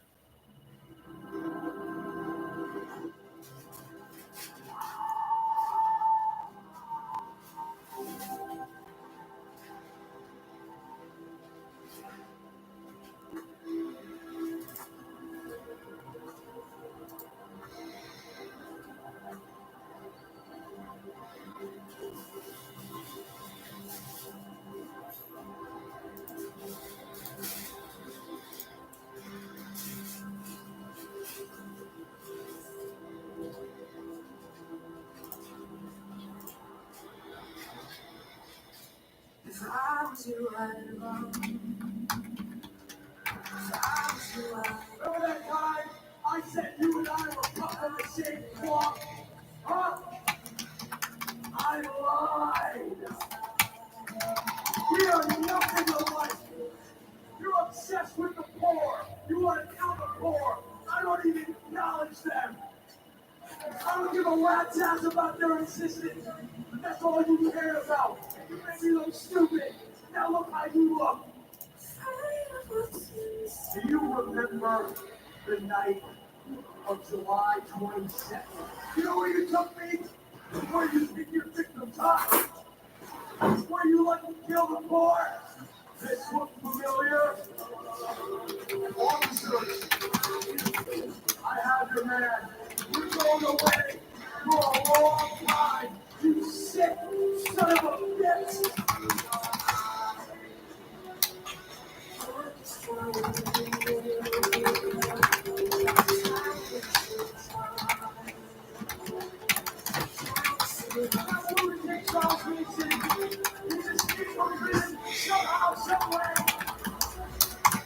There's a $5,000 fine for anybody who will murder Charles. Oh, Lord, I've been waiting to get my hands on you, and when I finally do, what do? You run away like a little bitch.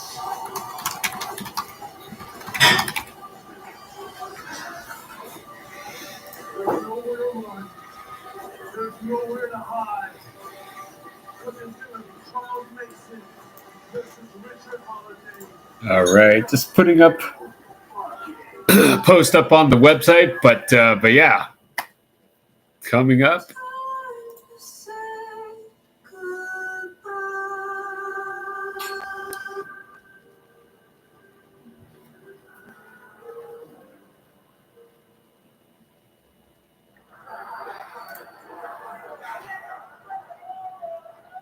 Charles Mason to take on Richard Holiday inside the steel cage here at the Hammerstein Ballroom. It's the people versus Charles Mason versus Richard Holiday, steel cage match. Probably that's what they were doing this time, putting up the cage match.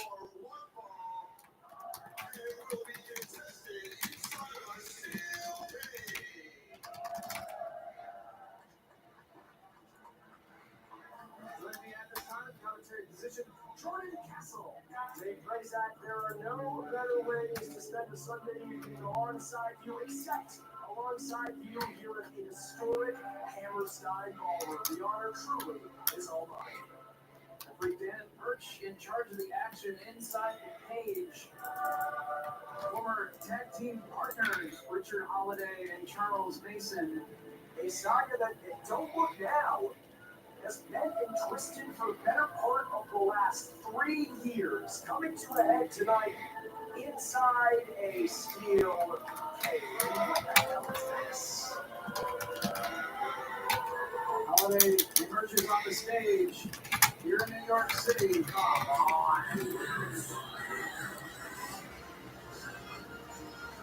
Showstopper, he is not. You know, Dave, this all began 2 years ago when Richard Holiday emerged in Game Changer Wrestling. Had a sordid issue issues with Charles Mason, only to show his true colors, aligning himself with Mason and Para to form the rich and the powerful. And well, earlier this summer, as we saw moments ago, betraying Charles Mason, effectively snitching him out, reporting him for murder, only for Mason to escape, looking for his just desserts here tonight. No one likes a snitch, Jordan Castle. We were speaking to it earlier. It's a crazy thing, but in some twisted, messed up way, here tonight, in Game Changer Wrestling, a snitch is worse than a murderer. He's had to look over his shoulder everywhere he goes. Richard Holiday coming in. I mean, this guy is just everywhere. Because Charles Mason will find anyone that he wants to find, no matter how hard you try to stay away from him. And you can see the fear plastered face of Richard Holiday. I think that has just as much to do with stepping in the cage. Introducing first as it does stepping in the ring with Mason. You are breathing a rarefied air. Richard Holiday is just so good. I believe he recently won the Reality of Wrestling heavyweight title. You know, definitely putting him on WWE's radar. Dangerous endeavors a professional wrestler can pursue. Against Charles Mason.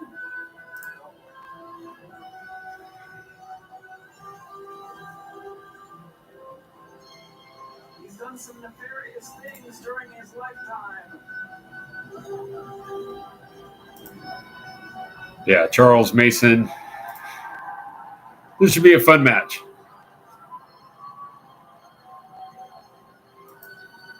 I don't know if I've ever actually seen Richard Holiday in a cage match.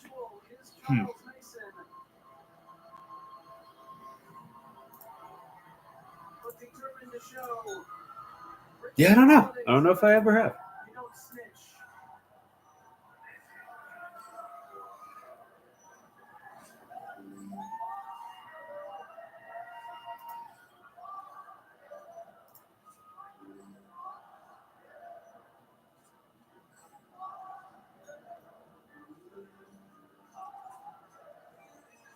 Crazy look in the eyes of Charles Mason as he makes his way toward the steel cage. Crazy does not even begin to cover it. In a battle that is in many ways between the lesser of two evils, it is the root of all evil, with a smile plastered across his face, shedding the skin of the jumpsuit to reveal the man we have all come to fear. And in the case of Richard Holiday, the man who may indeed be his undoing.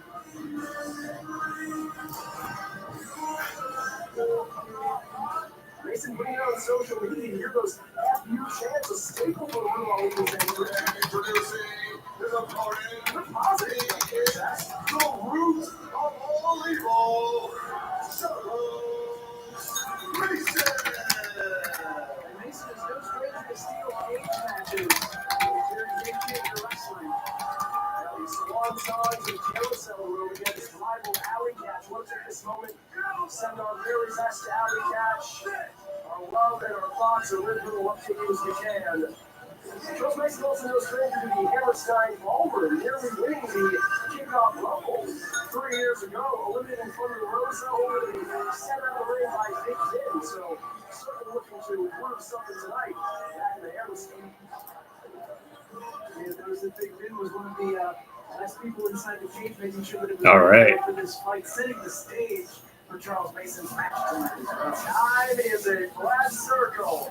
Referee Dan Burke signals the bell, and we are underway. Ray Zach, this one not for the faint of heart. Gets out of harm's way. Does Holiday trying to climb the cage to escape? A pull off the top rope and a flurry of punches now from Charles Mason all over Holiday. All right, here we go. Charles Mason versus Richard Holiday in a steel cage. He wants to escape as quickly and as swiftly as possible. So let's only give Charles Mason any sort of opportunity to keep his hands on. Flurry of punches is here from Richard Holiday. Holiday, an excellent physical conditioning. Charles Mason can say, doing some crazy. Holiday, always a consummate professional, looking great. There's a press. Not the best presses in the prison yard. His signature, I don't know. Running clothesline in the corner from Mason. We've seen the mind games from Charles Mason, switching out himself for one of his goons, for Perro's husband on New Year's Eve. Forcing Perro to drive her his own husband. Just last weekend in Rochester. See how bloody this match gets. I know Holiday can get extreme. I've definitely seen him in some, you know, pretty hardcore matches. Richard Holiday. As all of this took place, sending Charles Mason to jail. Perro perhaps feeling like Charles Mason didn't respect him, saw him as a brute or a heavier, an animal, a true equal, a true partner. But Richard Holiday was below Perro Wolves, or specifically Charles Mason, who, as I speak, is indeed using that steel cage as a weapon. Breaking Richard side to side. Repeatedly driven into the chain link steel cage. Holiday flat on his back and moving the belt now. Oh man, Charles Mason about to whip Richard Holiday. This is just as much, dare I say, this is more about exacting revenge and sending a message than it is earning victory in a game-changer wrestling ring. Holding Richard Holiday in position, trying to utilize that belt as a weapon. Holiday perhaps with a slight size advantage here, putting it to good use. Evading the clutches of Mason for a moment. They cutter there. Again, sending Mason into the steel. So dangerous. But Mason just absorbs every bit. Mason definitely a tough guy too. Holiday giving him all he can handle, and of course Mason ramming his own head into the steel cage because of course. Oh.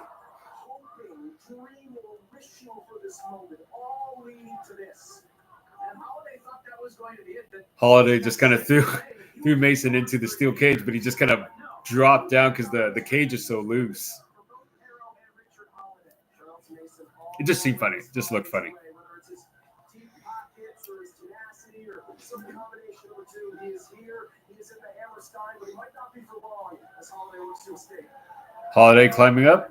First real time someone tried to get out. Oh.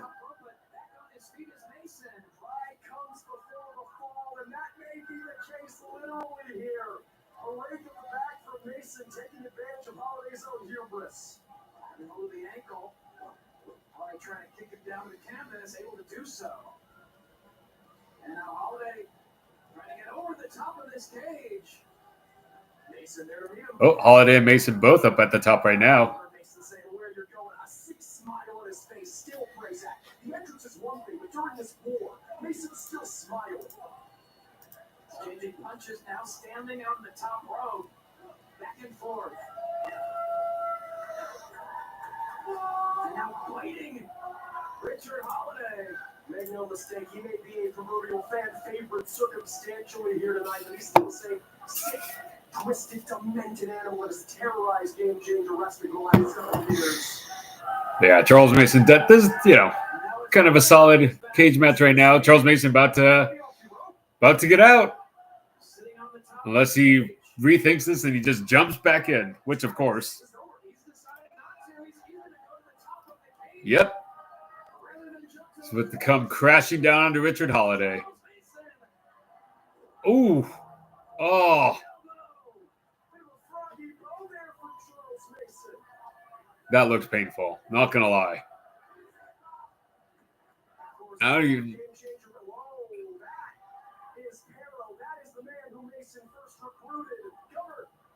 Oh, Perro is coming out from the stage. I don't know why I'm moving my head like I could somehow see around the people in the crowd. Oh, Perro about to break into the cage.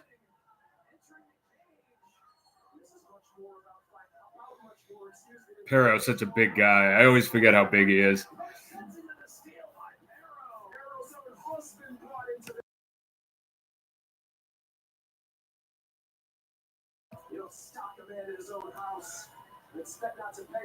But yeah, Perro just. Yep. took out the referee, but hey, he choke slammed Charles Mason and put on Richard Holiday. So, but it doesn't really help that the referee got taken out. Oh, throwing the referee back in.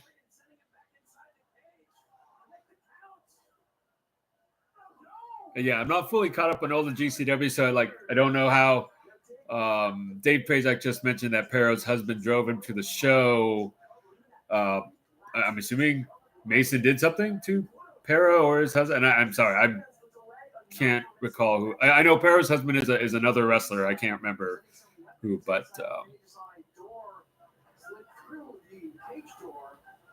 Perro now going under the ring, probably looking for a chair or something. Yep, throwing in a chair. Throwing in a couple of chairs with all the streamers on them. Already a dangerous, twisted individual. After his husband just stalking his husband, tricking Perro into hitting that driver on his husband we saw last week in Rochester. Oh, okay. So he tricked Perro into hitting a pile driver on his own husband. Okay, interesting. I did not see the show in Rochester, so. Oh, Mason about to go through a table. What?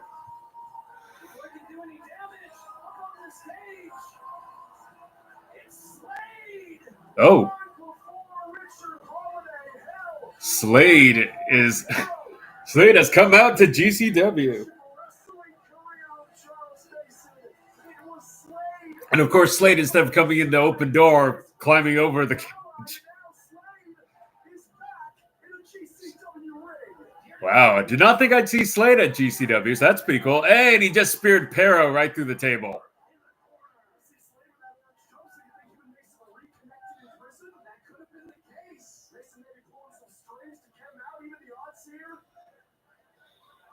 Yeah, crazy seeing Mason back in GCW. Also saw him return to Beyond Wrestling recently, so pretty cool.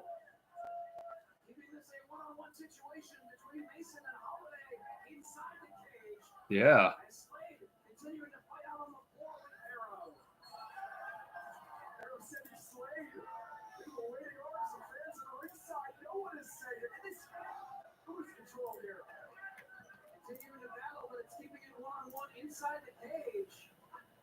Crazy. But good on Slade returning. Good on Slade. Slade and Perro out of the ring now, but Mason back on his feet. Holiday back on his feet.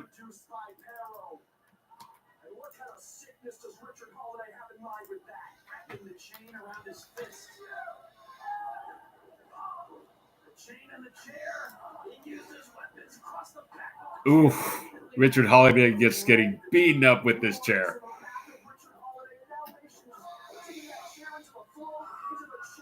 Mason not even looking like at all that he got hit by Perro, so.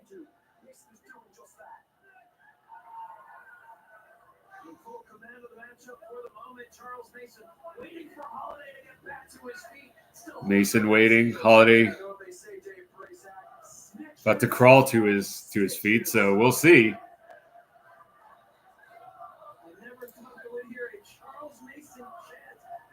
Yeah, it's pretty great. I mean, and again, I haven't been watching a lot of current GCW, but yeah, kind of funny to hear a Charles Mason chant.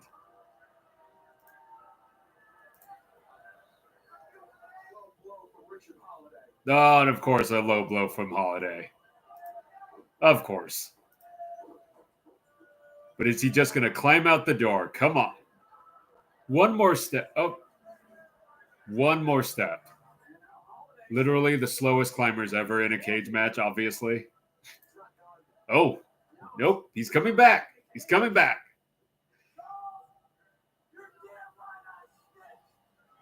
Oh. Holiday admitting that he's the one that snitched. Super kick from Holiday. And now he's just standing there. Come on, Holiday. Be smart. Do this for business. You have coffees to buy.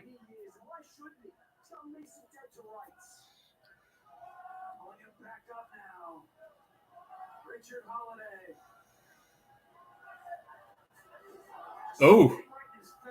Come on, Holiday.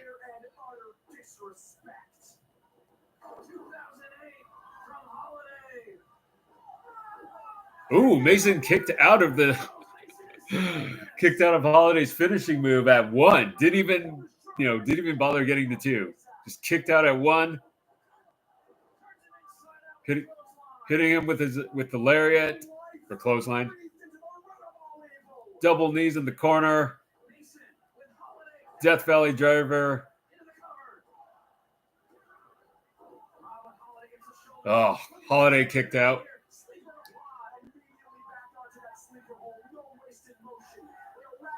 Sleeper applied from Mason on to Holiday. Oh, okay, doing the Roddy Piper, Bret Hart spot. Kind of weird to try that in a steel cage match, but, whatever. Oh.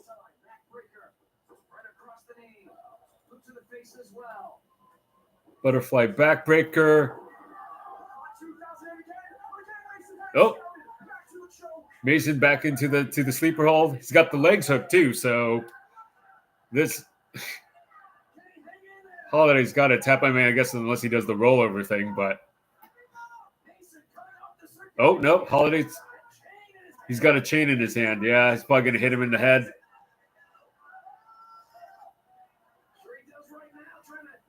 Oh, but see, that forced him to. Oh, Mason with the chain choking out Holiday.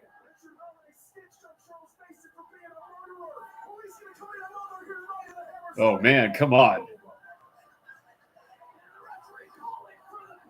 Wow. Charles Mason beat Richard Holiday with the chain. Cool. I mean, it was a fun cage match, albeit no blood, which at a GCW show, I mean, that's kind of weird. I don't know. Maybe they're being... Yeah, I don't know. I was going to suggest maybe they're just being cautious because of, the commission and stuff and what happened earlier with Ali. But, I mean, that was a real injury. This is, I don't know. But, yeah, it was a fine match. Charles Mason gets his revenge. But, yeah, no blood. No, yeah.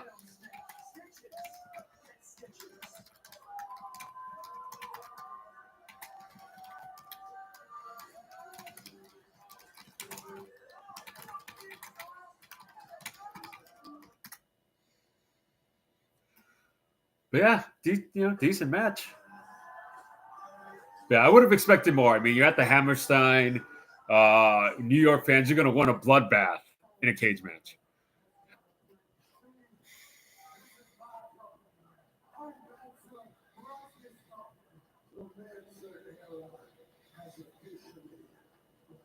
Now they're playing the Mance Warner video package. Hey, JBL. I wonder if JBL is going to be at the show.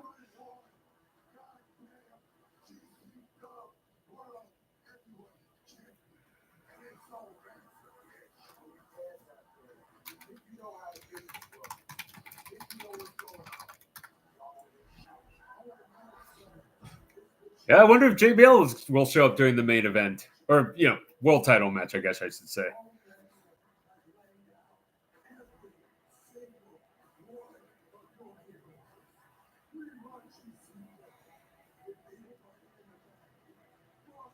And I know Steph DeLander posted that she was in the ambulance with Allie Katch on the way to the hospital, so don't know if she's coming back to the venue. But yeah, Manser's so good.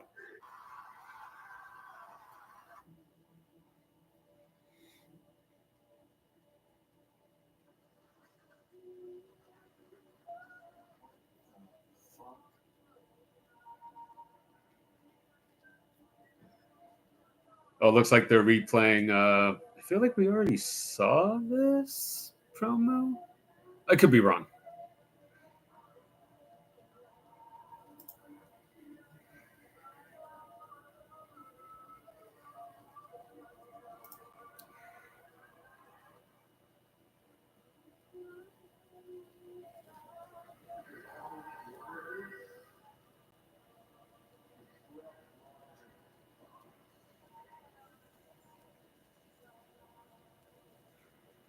Real trippy, trippy promo right now.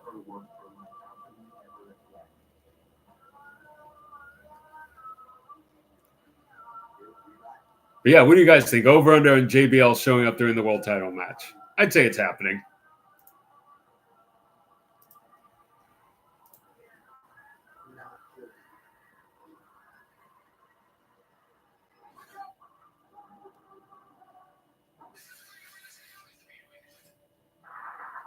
Only 27 days left and you're being transferred.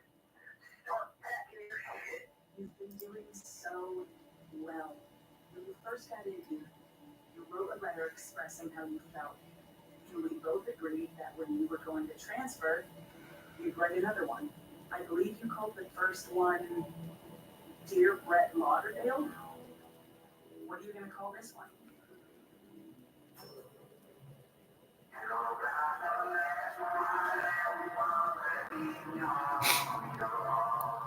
This is just chippy. Sydney Akeem versus Elio Del Vikingo.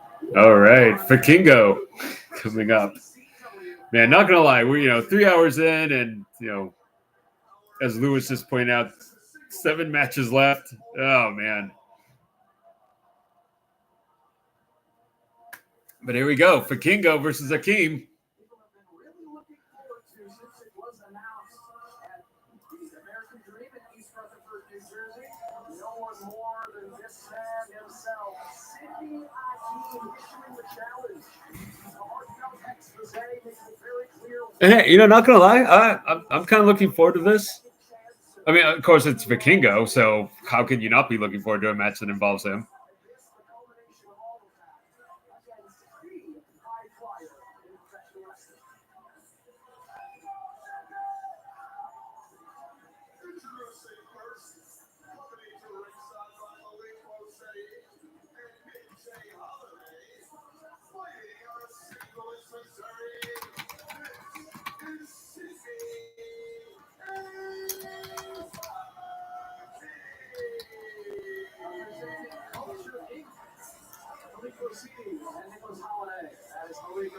Holiday on the right here. Sitting Akeem with friends in high places here in the Hammerstein ballroom. Of course, we saw those videos produced by Fire Jimmy Media, taking us to Sydney's childhood home in St. Louis, Missouri.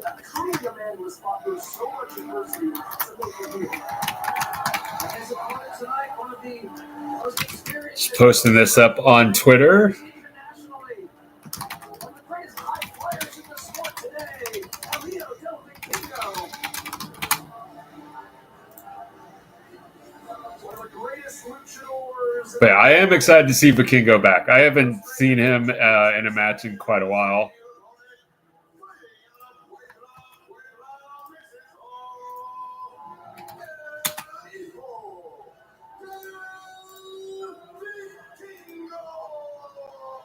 So yeah, looking forward to this. Looking forward to this for sure. This is the match for you.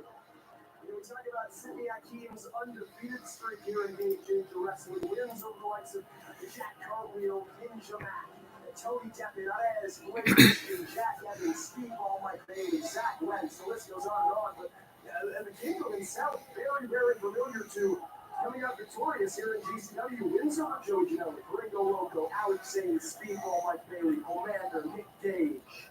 Two of the most successful and winningest wrestlers in GCW, scheduled for singles competition right now. Senior official Adam Galt to officiate this one.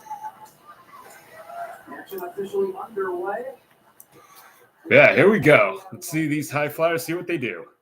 At least only 2 wrestlers he has to deal with in this match. That's true. Weeks and Valleys. The early advantage with Sydney Akeem holding on to the wrist lock here. This is interesting to me. I spoke to Sydney Akeem earlier, and he let me in a little secret. He told me, I know that I can't outwit Elio Del Vikingo. I know that it's a losing battle to try. Instead, I'm going to be aggressive. It will be very interesting to see. Akeem starting off with some, basic chain wrestling here. I mean, it looks good, looks crisp. I mean, Vikingo always looks good, but Akeem holding his own too. Nice. Scissor leg takedown from Akeem onto Vikingo. Very smooth.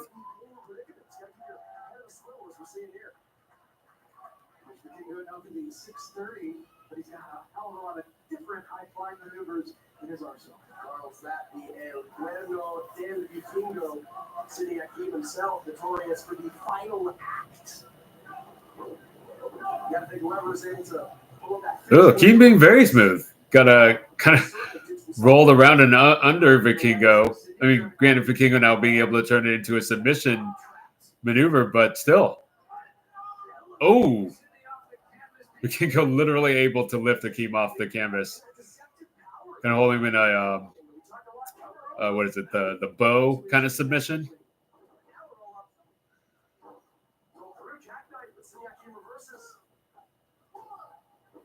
Going back and forth on those pin attempts. Oh, nice. We'll take the Vikingo down, but ready to go. Just unbelievable. These two men Definitely getting the crowd's respect. A lot of good technical maneuvering here. Still the feeling out process of these two.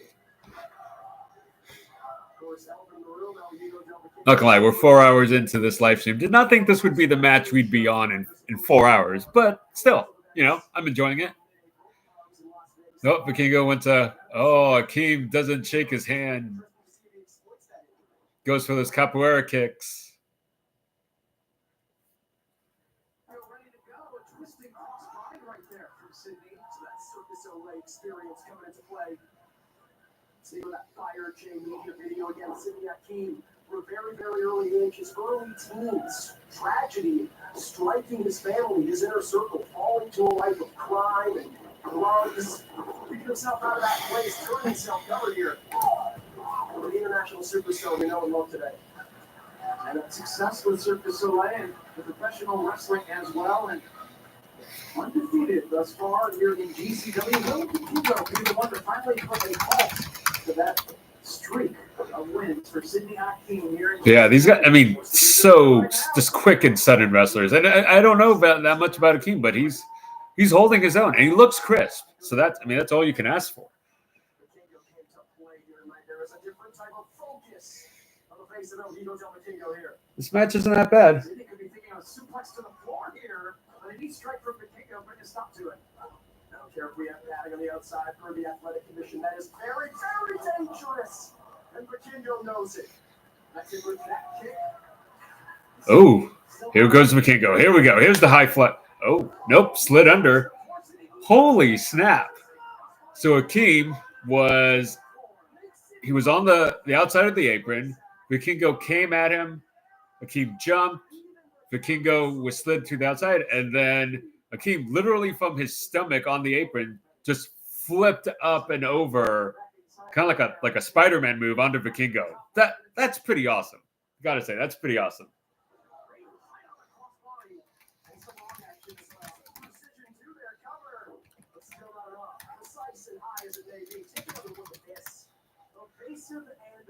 Just some crazy maneuvers. Go back to his stance position. Coming into the corner first. So charging into the uppercut. Now Vikingo, a second home here in Game Changer Wrestling. The first place outside of AAA in North America to book El Vikingo and start this independent revolution we've seen over the course of the last. That's true. GCW definitely deserves the credit for booking Vikingo, really making him, a name here in the U.S. and obviously onto AEW and I think TNA and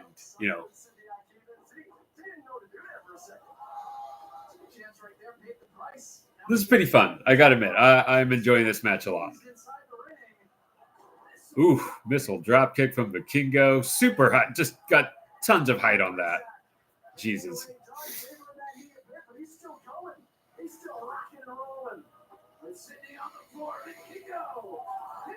Oh, hit the tope. Really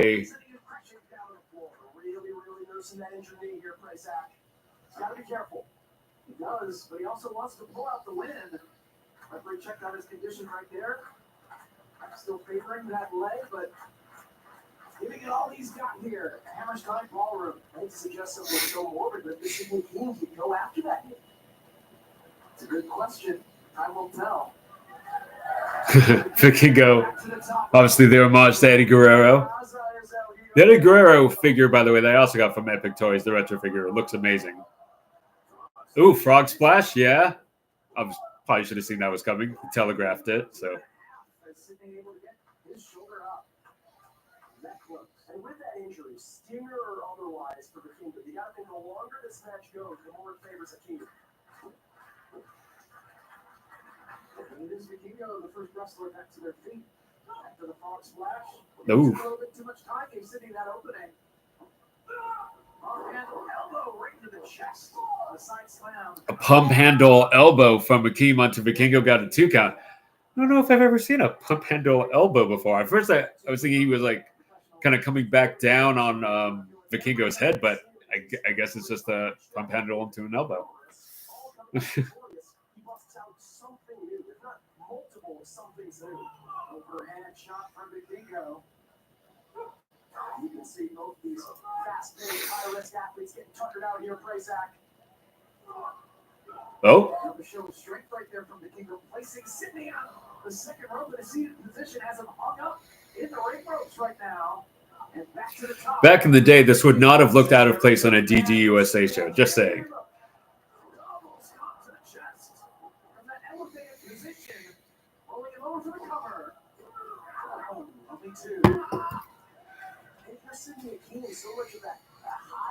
Vikingo breathing real heavy right now, for sure. But obviously, you know, 2 athletic guys, they're going at it for sure. It's crazy.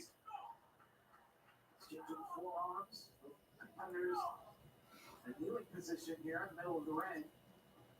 Vikingo back up to his feet first. And back and forth. Forearm strikes from the 2 of them.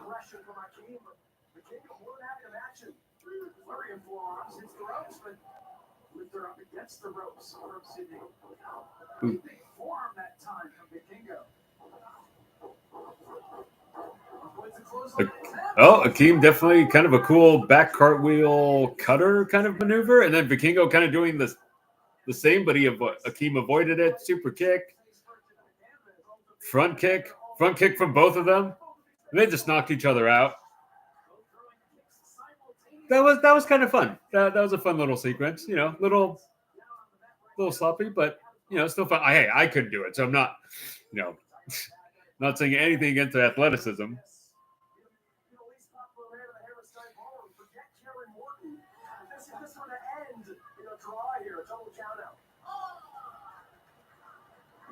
Beginning to stir here.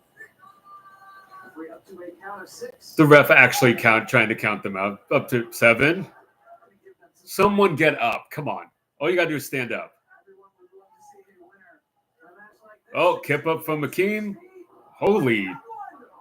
Okay, that was like a 3 or 4 cartwheel cutter from Akeem onto Vikingo. I mean, again, it's one of those wrestling moves where you're like, do the cartwheels really add to the cutter?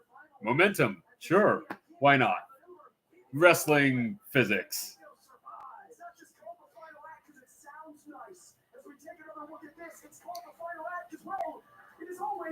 Oh, I guess it's a move that he does a lot. It has an actual name. Okay, cool. Oh, dropped him on the top rope. He was supposed to straddle it, but ended up just hooking his knee. Ooh. Hopefully he didn't like extend the knee, because that would kind of suck, right? Especially in this kind of match. Oh, come on, Vikingo. Canadian Destroyer on the apron from Vikingo coming off the top rope. I mean, you gotta like, obviously Vikingo probably taking it a little easy because he's just coming off of injury, but that move, obviously, like, this is the move. If he was going to do one big move in this match, that was it, and I'm happy to see it. So the final act. So that's what it's like, multiple cartwheels into a cutter. Akeem gets the win. Okay. You know what? Good on Sydney Akeem. That was a good match. That was fun. I liked it. That was fun. I mean, that's his finisher. It's a lot. He should do it while he's young, I guess. So, but yeah, it's called the final act.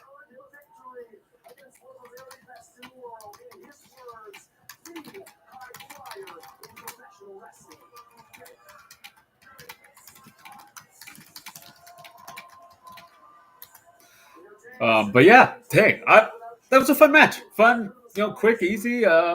They still have so many matches to get through. We're 4 hours into this. But hey, I appreciate everyone who has joined me during this watch along. It's been a lot of fun. Obviously, again, sending thoughts to Alley Catch. Hopefully, hoping her for a speedy recovery.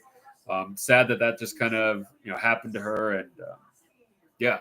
So, but GCW, the show's got to continue. And hey, ECW Originals and the Desperados coming up. It's been a long time since I've seen Tajiri and Little Guido in a match. Not gonna lie. I feel like I just saw Super Crazy. Shoot.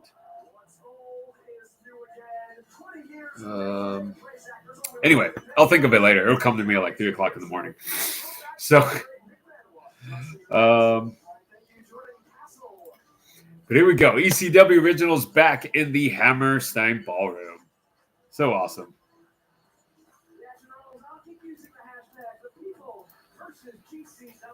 But yeah, let us know your thoughts, some predictions in the chat. I think this is going to be a lot of fun. Oh my God, look at these guys. Look at these ECW Originals.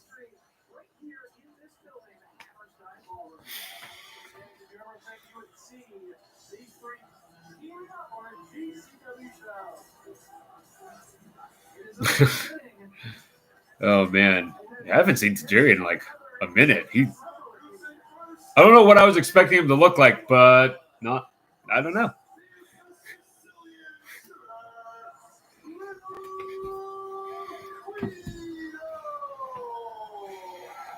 Man, if they could only.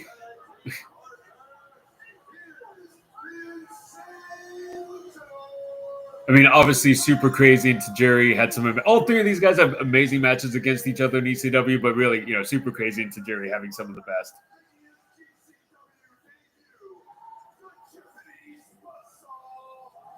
So awesome.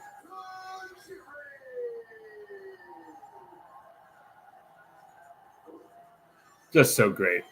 And then, throw in the Desperados, including, Gringo Loco. This is going to be a fun match. Pretty sure I've seen Gringo Loco versus Super Crazy. Yeah. I'm fairly certain I've seen that match. I could be wrong, but.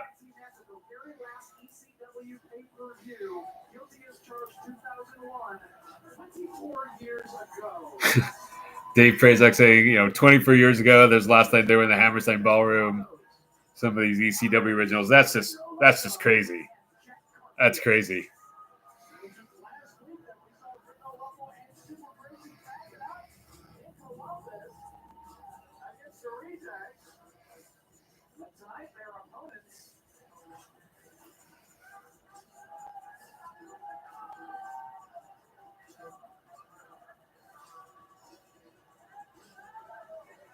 Exciting tag team wrestling matches in GCW over the past several years have featured Los Desperados. But yeah, I'm looking forward to this. This is going to be fun.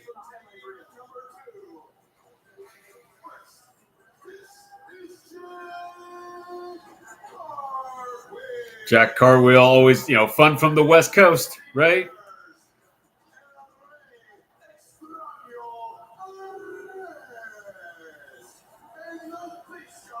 Wasn't a Rez? Like he would.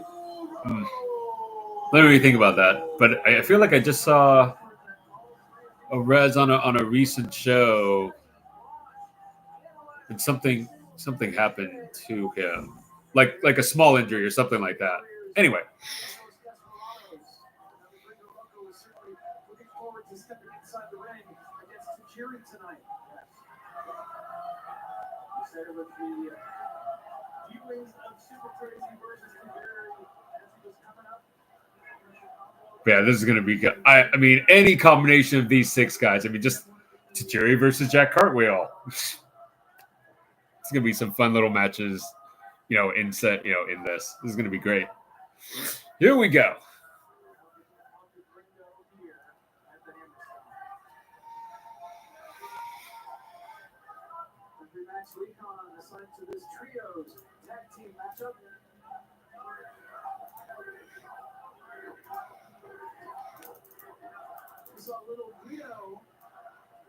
team up with Ricky Morton that green on.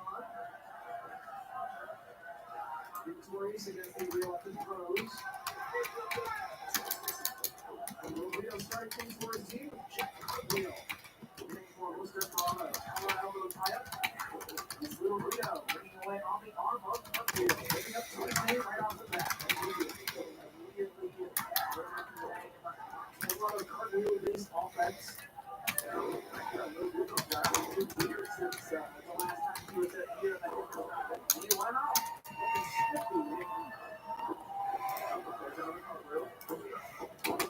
The legs and Jack Carwheel unsuccessful. Terry takeover from Little Guido gets here fall out of it. Also had one elbow unsuccessful. And now we're going to find Terry. And Jack Carwheel as well. Let's go. Hey, Jack Cartwheel, yeah.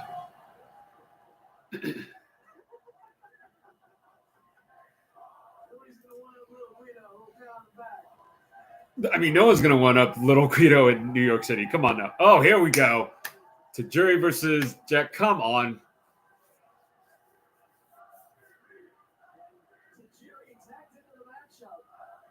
Just keep Tajiri in with Jack Cartwheel. Come on, see what they can do. Or Gringo Loco. Gringo Loco and Tajiri. Here we go.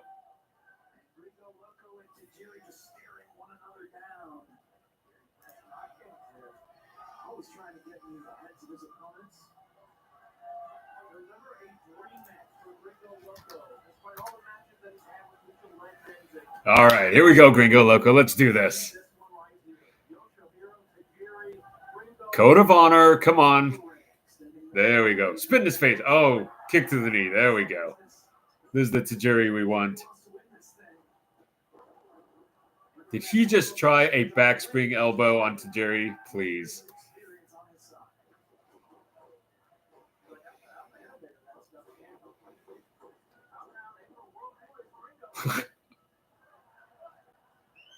Hey, Gringo Loco is my hero. Lethal kicks in the repertoire on Tajiri. And it'll take Gringo down the arm drag. And once again, 3 arm drags from Tajiri. Goes in the off. Osake avoided by Gringo Loco. He's ready for it. With a lot of this crowd here in New York City. That's pretty great. Pretty great stuff.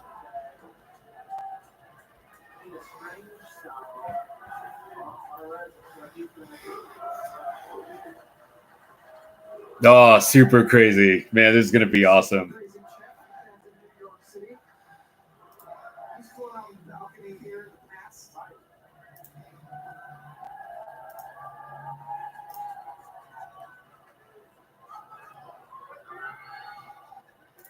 One of the most unique professional wrestlers is Perez. Very unorthodox style, very difficult for the opponent to prepare for. Like that off that second rope without it. The backup super crazy. Desperados. Oh. Nope. Just hit. The Oklahoma roll. Yeah, gets 2. Oh. Super crazy in a res. Here we go. Yeah. That's so awesome. Interesting cradle press there from Perez. But he is a unique wrestler, though. He's got that kind of style.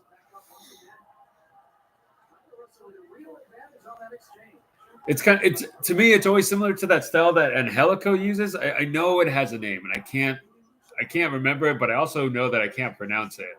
But it always reminds me of that kind of a style.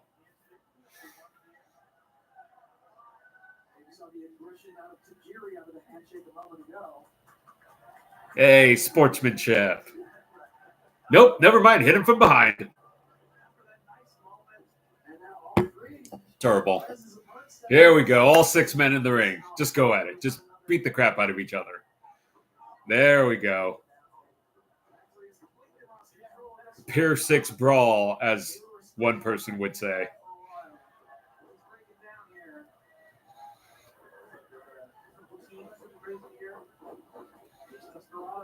And Jack Cartwheel. Extra leverage with spring off the ropes. Teamwork. Los Desperados. DDT.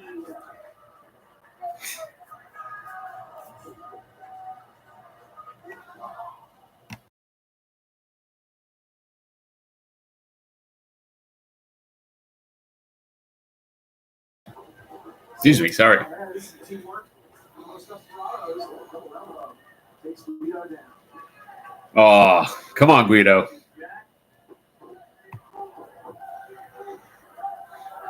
Alvarez with Guido in a seated position. So that's a time or two there.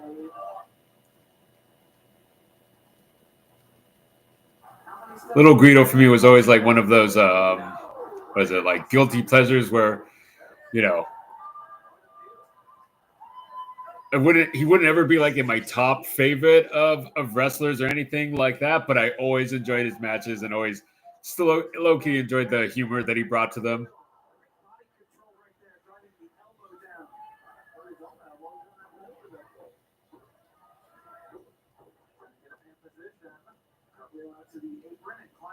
Oh, cartwheel about to go to the top rope. Probably hit Guido with a senton something.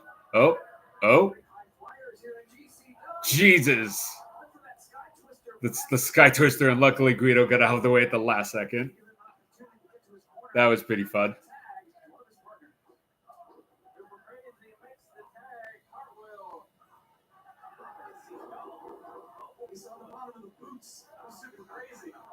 Not gonna lie, these matches are fun. I feel like you can tell that the crowd is getting a little tired, and they have been there for four plus hours at this point. So don't blame them. And then you think about how many matches they have left. But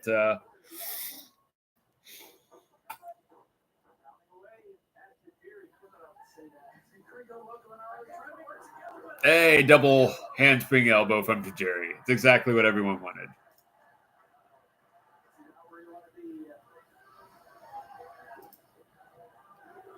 Super crazy and Tajiri with Los Desperados. And Tajiri sitting in the tarantula in the ring ropes. Super crazy. Oh. Little Guido caught Jack Cartwheel coming off a high flying move. He's got him in an armbar. Come on, Jack, just tap.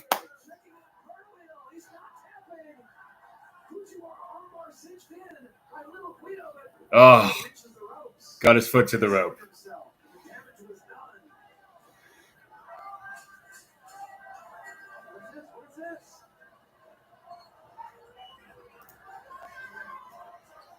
Super crazy Tajiri. They have something in mind here out on the floor.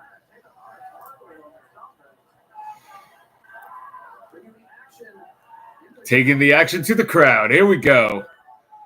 I mean, are they going to have Super Crazy jump off the balcony? Is that going to happen? It's probably going to happen.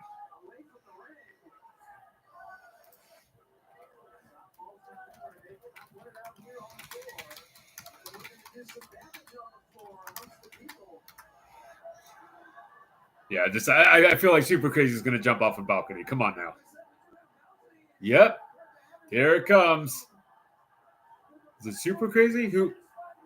Yep, Super Crazy is going to jump off a balcony. I mean, he kind of has to at this point, right? Oh, God, he's going higher. Jesus. How old is Super Crazy right now? Nailed it perfectly. Perfect moonsault. I mean, yeah, that's a legend. That's a legend for you.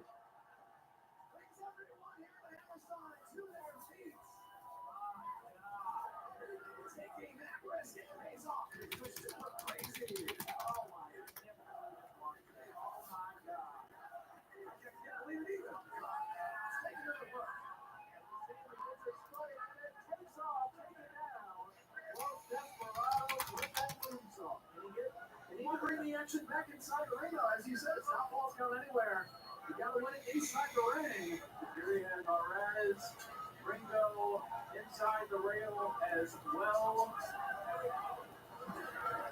So yeah, just an update. It's I feel like getting told that I'm like a little bit behind on the stream, even though hey, I have no control of the stream, so.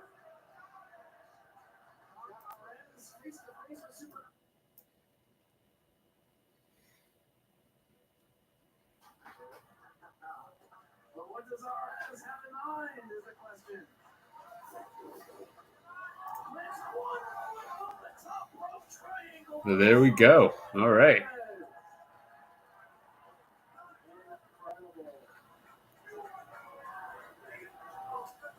Focusing on super crazy is Arez. Oh, Gringo Loco. Tajiri right behind him. He's holding out the referee. Oh, Tajiri hold on to the referee. Is he gonna spit into his face? Come on now. Oh, the mist.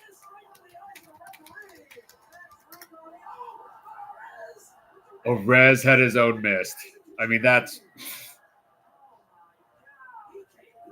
awesome. Heck yeah, you want dueling mist action. They're still focusing on Little Vito, even with the referee out of commission. Gringo Loco standing on the top rope. Oh, Gringo Loco split-legged moonsault. Cover. The second referee slides in. Boom. Los Desperados. Good win for Los Desperados. Good win for them. That was a fun match.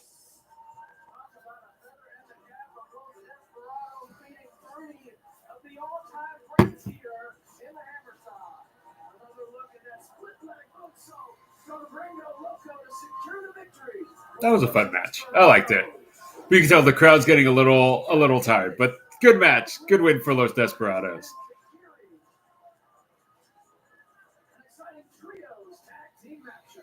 But hey, they let the ECW Originals get all their spots in. So fun match. Good times. And I'm glad that these matches are going by a little bit quicker now.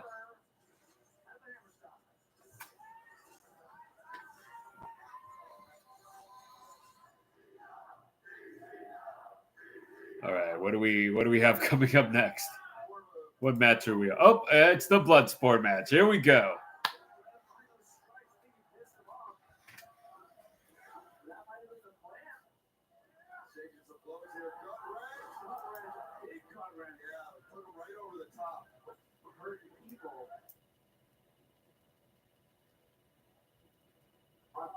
There he is, opens himself up.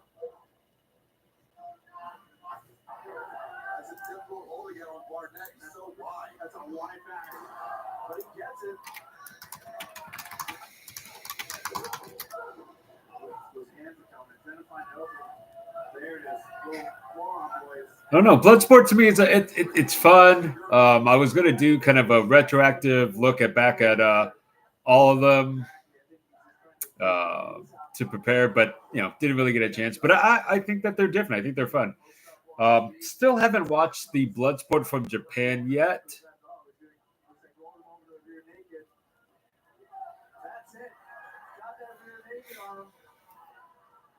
But I think it could be. I just like what I like with what Josh Barnett is doing with it.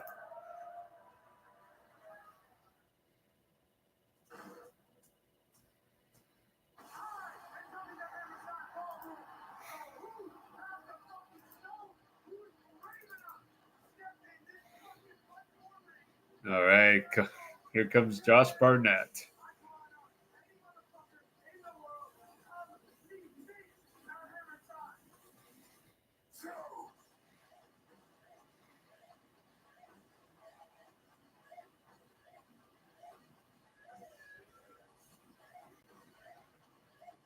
And we're getting all the stats for Tom P. Stock, so.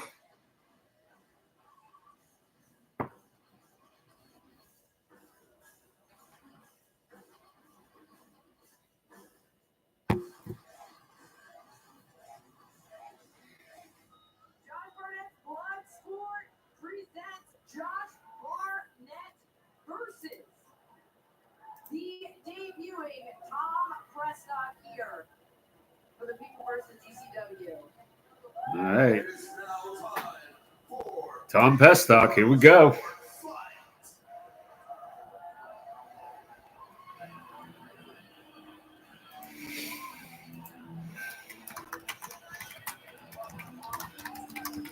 Well, Beta, Double J with you here for the People versus GCW Bloodsport fight about to come up Here's a man who puts his All right, Josh Barnett. Always awesome to see him. Kind of surprised he's not announced for that GFL league. I don't know if any of you follow MMA, but If the fight falls outside of the ring, the fighter must allow the other fighter to get back into the ring. The referee will administer a 10-count on the floor. There is no biting, no eye gouging, no hair pulling, no small joint manipulation, no low blows, no foreign objects, no fighting after the bell. Any violation will result in immediate disqualification. And for this fight, there will be a 15-minute time limit.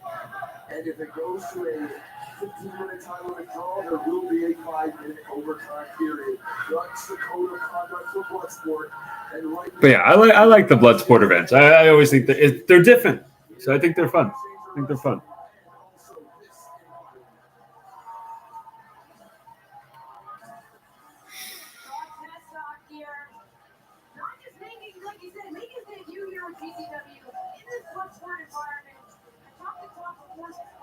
I've seen Tom Pestock compete in BJJ competitions before, so we'll see how that translates to this. I'm sure it'll be fine. It'll be fine.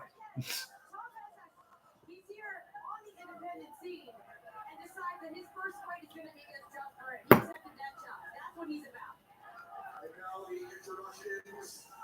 Introducing first, fighting out of Seattle, Washington, with an official weight of 275 pounds, the War Master, Josh Barnett. Hey, the crowd happy to see Josh Barnett. That's awesome. Fighting out of Kansas City, Missouri, with an official weight of 280 pounds. This is Tom Pestock.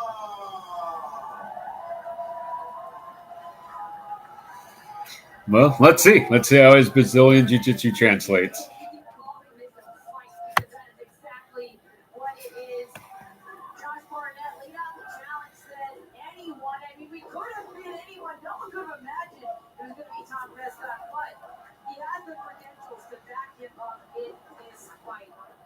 Absolutely. I think we're going to have a chance to see a different side of Tom Pestock than we've seen over the course of the past decade or so. Two-time gold Striking game for Tom Pestock, obviously not his strong point. Obviously. He is not stepping into this fight unprepared, but he is stepping into this fight against Josh Barnett. And what Pestock? Nice double leg pickup there into the takedown. Now Josh Barnett on his back. Of course, Josh Barnett, former UFC heavyweight champion. All right, here we go. He was the youngest man to do so. So we know the kind of pedigree. I mean, I don't know what people are expecting during this match. Going for that early knee bar, but Barnett, though, is shifting the hips. Trying to get some ground here. Yeah, he got it. He's trying to graduate to a full mount position. He's not going to be able to get it here. Not with the way that Tom is defending himself. Tom trying to get out from underneath. yeah, there's definitely a way to mix the MMA and pro wrestling aspect, storytelling of the guys in the moves. But like I said, I enjoy it, but that's because I do watch a lot of MMA and BJJ. But hey, it seems like the fans are into this. You know, they're into Josh Barnett's.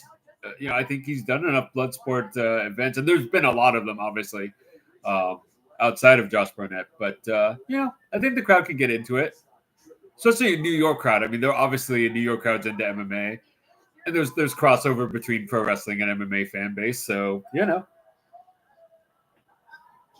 playing great defense, holding Pestock close to his body, not allowing Pestock to get that distance to rain down either the right hands or forearms, elbows, whatever it may be.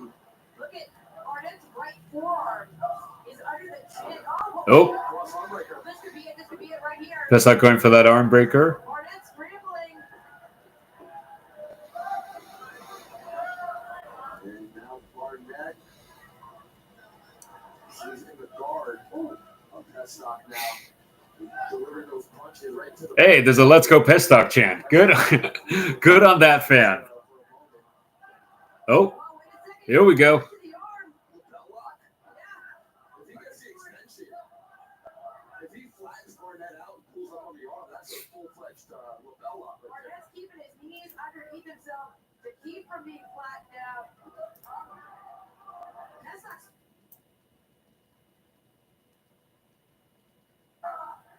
Learn some elbows into the floating rib area. It seemed like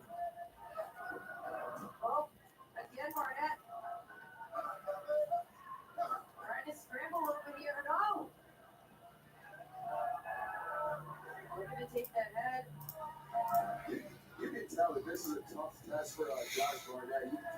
I've known a lot of his bloodsport fights. And, it's rare that you see him, kind of gasping for air.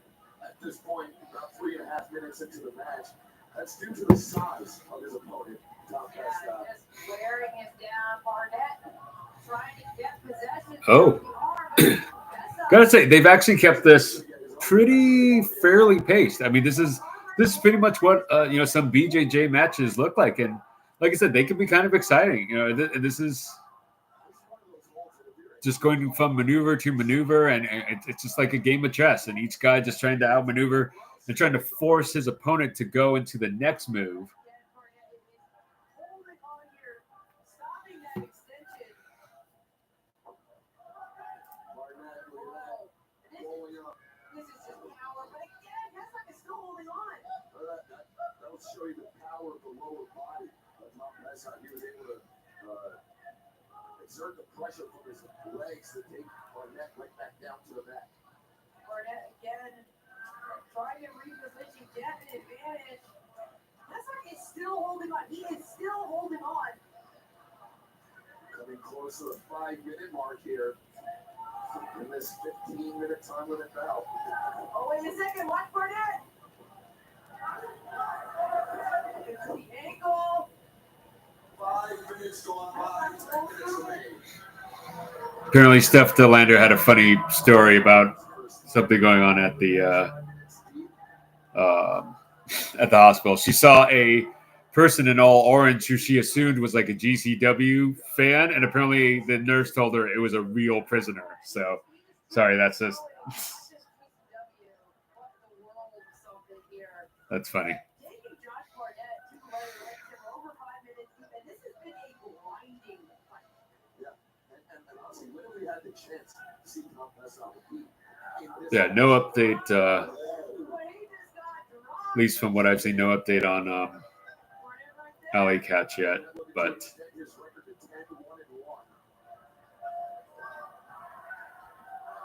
10-1-1. yeah, again, we'll see. We'll see. But this match, like I said, typical Bloodsport. I don't know how people feel about them. You look them up on Cage Match. They don't always get good ratings from people, but He's about to get the tap out with his cross arm breaker. Peststock doesn't hold on. And honestly, Barnett, we've been expecting any. I mean, when you have Peststock, debuting here, makes you kind of wonder if they're going to have him beat Josh Barnett. I mean, who knows? Whoa, you're looking for the arm. Peststock. Especially on this big of a show at the Hammerstein. I don't know if Josh wants to lose there. I wouldn't. I wouldn't have Josh lose. But they're doing this in a competitive way, so Peststock would look good whether he came back or not. Able to get the first team bar here. Let's not do it. But it's funny, the crowd is booing Josh Barnett. Oh, yeah, they were cheering for Peststock to win. This is a two-time Golden Glove champion. You do not want to get into a strike with him. That is to say nothing against Josh Barnett. Oh, no, Barnett can throw hands too, but when you're in this advantageous position like that. Oh, suplex. Vertical suplex from Peststock to Barnett. Look at that. That was awesome. Barnett again utilizing the clinch. We've seen him utilize that a few times throughout this matchup. Not allowing Tom to create that distance that he needs to swing those Golden Glove-like fists. Like we've been saying, this is Man, the crowd really against Barnett here. Again, Can't really think of why the crowd would be against Barnett. But again, maybe it's something happened at a current GCW show I was just unaware of.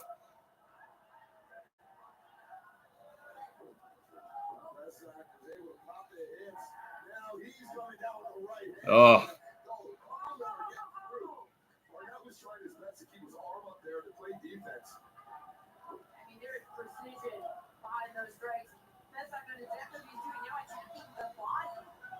I'm not gonna lie. I'm kind of surprised that this is entertaining the fans that are there. You know, for as long as they've been there now, almost coming in on close to 5 hours. So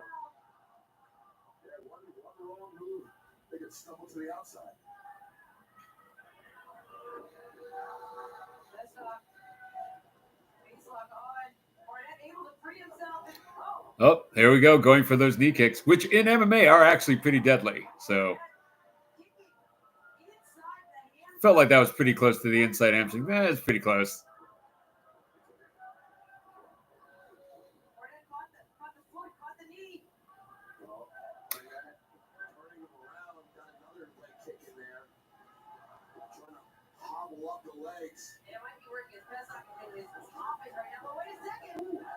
Hey, Pestok coming back with these. Ooh. Caught him with a clothesline there. Oh, back suplex.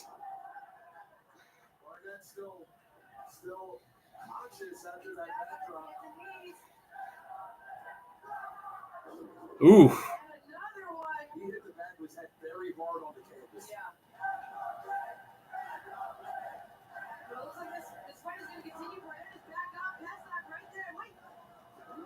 I think the crowd's saying "Let's go, Pez," which is pretty awesome.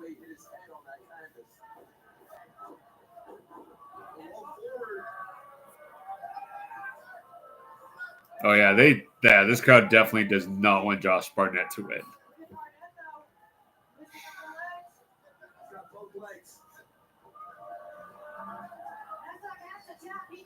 Oh, Tom, he tapped. Crowd not happy with it. But that was fun. That was good. That was a good one.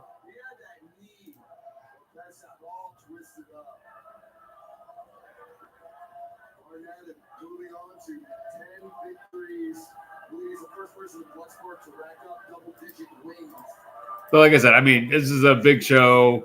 Josh Barnett's a big part of the brand going forward. I wouldn't have beat him. So.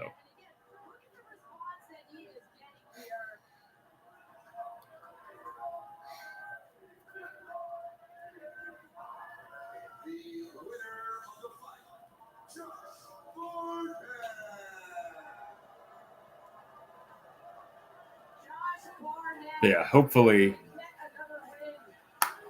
Sorry, I just switched headphones just in case because been on the been doing this live stream now for about over 4.5 hours. So I think that headphone was definitely dying. So earphone, whatever. So wanted to just switch it over just in case.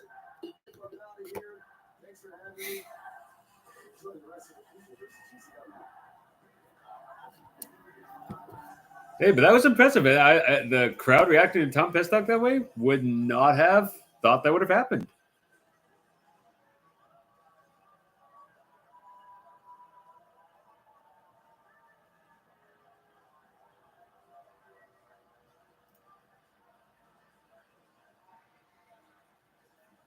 All right.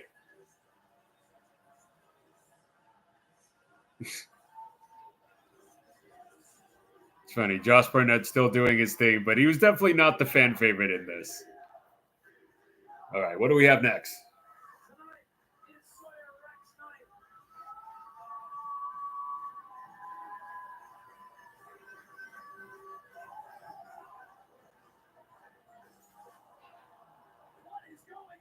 Oh, they're showing Sawyer Rex retirement and.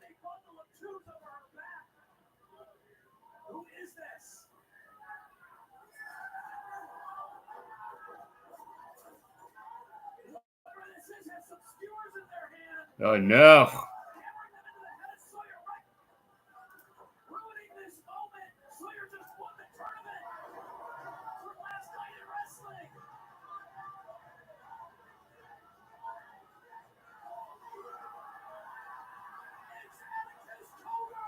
Yep. All right, here we go.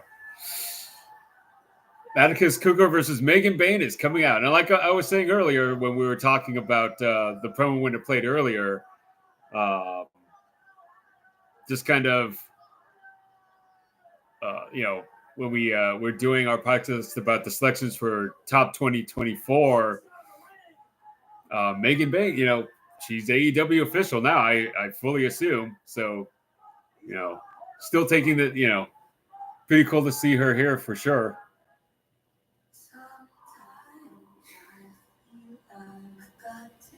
So we'll see.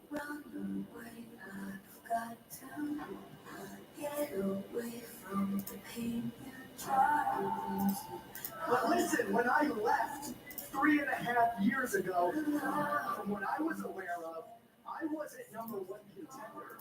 So when I come back here, regardless of how wrestling works, I don't look like that. I'm not going to be number one contender. I did, however, have the opportunity to wrestle whoever walked out of Hammerstein with that GCW World Championship, and that was stolen from me. That was ripped out of my hands, and that's the day that I met her. All right, here we go.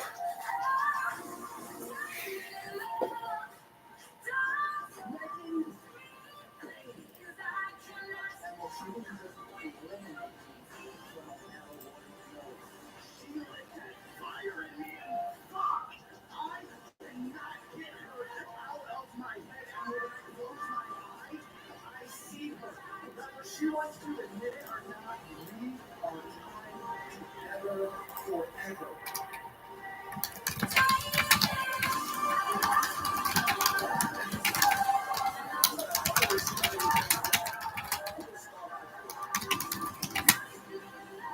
This isn't just a match at the Hammerstein Ballroom. This is everything that I have been. All right, just tweeting out to Chris Grosso, who's always got some cool shots from GCW shows. So looking forward to it.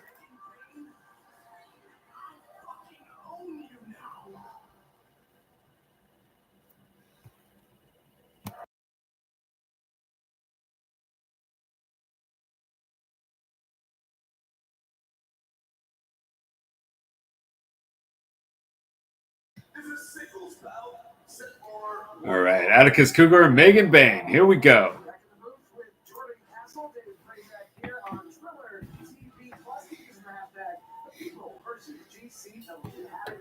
Alongside you, Dave, but I gotta say, I've only just witnessed a little bit uncomfortable. This entire situation with Atticus Cougar and Megan Bane, it's strange to say the least. A bit unhinged, definitely strange. A sort of obsession Atticus Cougar has developed for this woman, the very dominant Megasis Megan Bane, in a relatively short period of time, has quickly established herself as just a quick update. Apparently, PW Insider is reporting that this was that the PCO incident with the digital title is legitimate and PCO is done. He's done with TNA. So, and apparently so is Josh Alexander. Josh Alexander had a match tonight with Mike Santana, and I guess he announced he's done with TNA too. So yeah, for anyone wondering about that moment with PCO.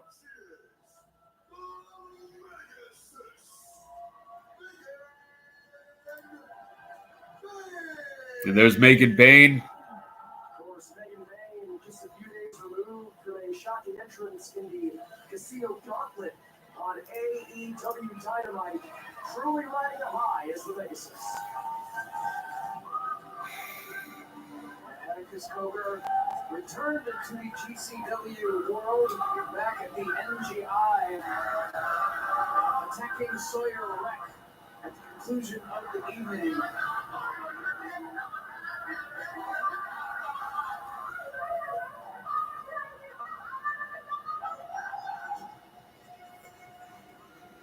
All right.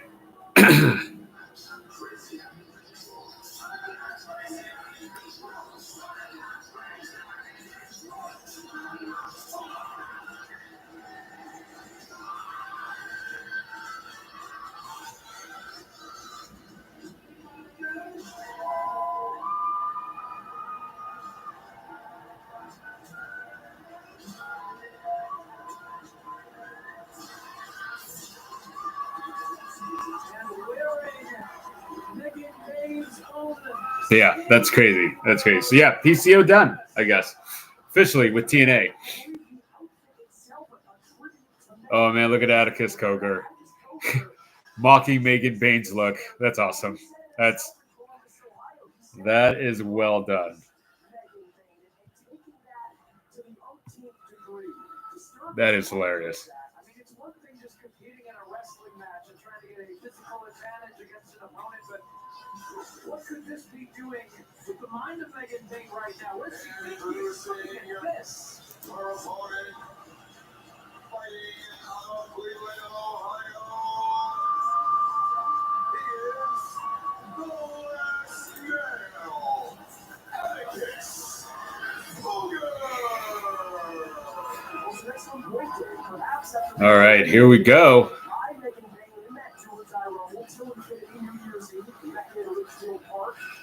Atticus Cougar realized if he wanted to exact revenge on Megan Bane, he couldn't do it physically. This cerebral, demented mind game from Atticus Cougar. It's the only way. Has a weird obsession with Megan Bane ever since. Atticus Cougar, Megan Bane. What a photo this is. Hopefully Chris Grasso gets this photo. That's freaking awesome. It's hilarious. The same time. We've seen Atticus Cougar wearing the orange jumpsuit, almost the theme of this event, but is saying not guilty. Of course, he wasn't even in a match the last time GCW was here at the Hammerstein. And I'm so glad you brought that up, Dave. Let's turn back the clock 3 years ago. In many ways, that's the turning point for Atticus Cougar's career. Sitting so close to challenging. That's hilarious. For the World Championship back in the World on GCW, January of 2022. The only reason that didn't happen is because, again, he was eliminated one of the final two in the do or die Rumble. That led to, as you said, him not being involved in a match, him being embarrassed by ECW legends, eventually him being expelled or expelling himself, depending on who you ask, from Game Changer Wrestling. But now he is back on the scene here in GCW and making waves. And his Here we go. Such a dominant professional wrestler. But will the mind games being played by Atticus Cougar take their toll on Megan Bane and take her off her game tonight? Wanted to make sure history did not repeat itself. You have to think, had flashbacks to homicide. Oh my God, spear! Oh, spear from Megan Bane instantly on Cougar. Oh, almost. That was kind of crazy. Yep, no. Switched it up.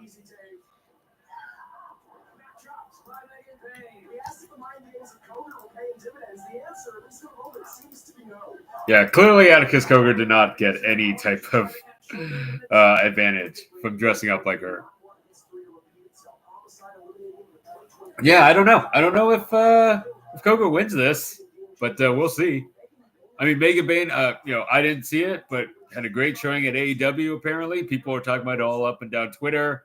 I guess it's also one of a highly watched segment. So, pretty good. Megan Bane obviously doing well in AEW so far for one time. Butterfly suplex from Megan Bane.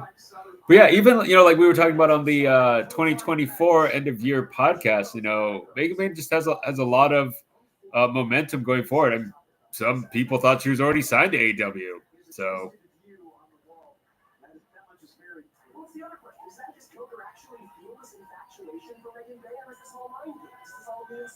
Only he knows the answer to that question. So back on his feet, charging at Bane to get that boot up in the face, though. Oh no! Here my cat comes. Just warning you all. He's it's just how he is. Oh, I don't know what he.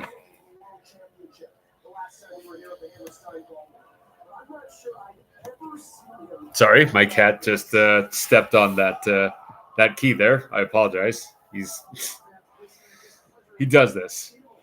He does this during my meetings too. So.